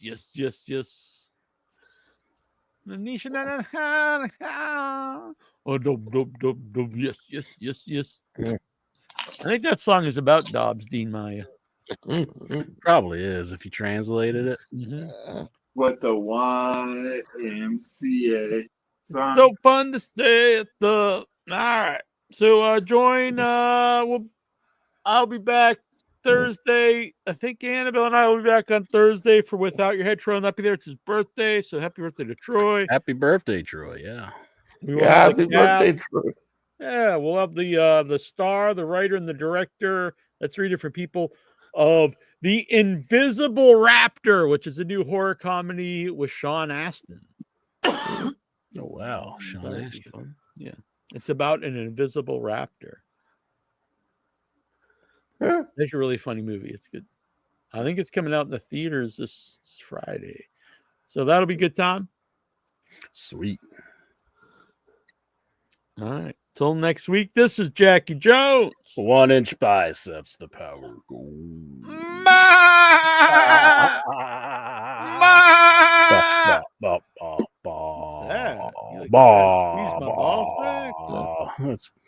No. No, I don't want to do it. You kind of do. I like that better if you don't like it. I've learned that about you. The hard way. All right. This is In Your Head. We'll be back next week. See you, everybody. Goodbye. Andre the Giant. Andre was big. Yeah, yeah, yeah. It was not small. No, no, no. Andre could drink and he could fight. Drink, drink, drink. Fight, fight, fight. Andre was big. Yeah, yeah, yeah. It was not small. No, no, no. Andre could drink and he could fight. Drink, drink, drink. Fight, fight, fight. Andre the Giant. Andre was big. Yeah, yeah, yeah. It was not small. No, no, no. Andre was great. He was not bad. A great big heart and a great big man. Andre was big, yeah, yeah, yeah. It was not small, no, no, no. Andre could drink and he could fight. Drink, drink, drink, and fight, fight, fight. Andre the Giant. From Grenoble, France.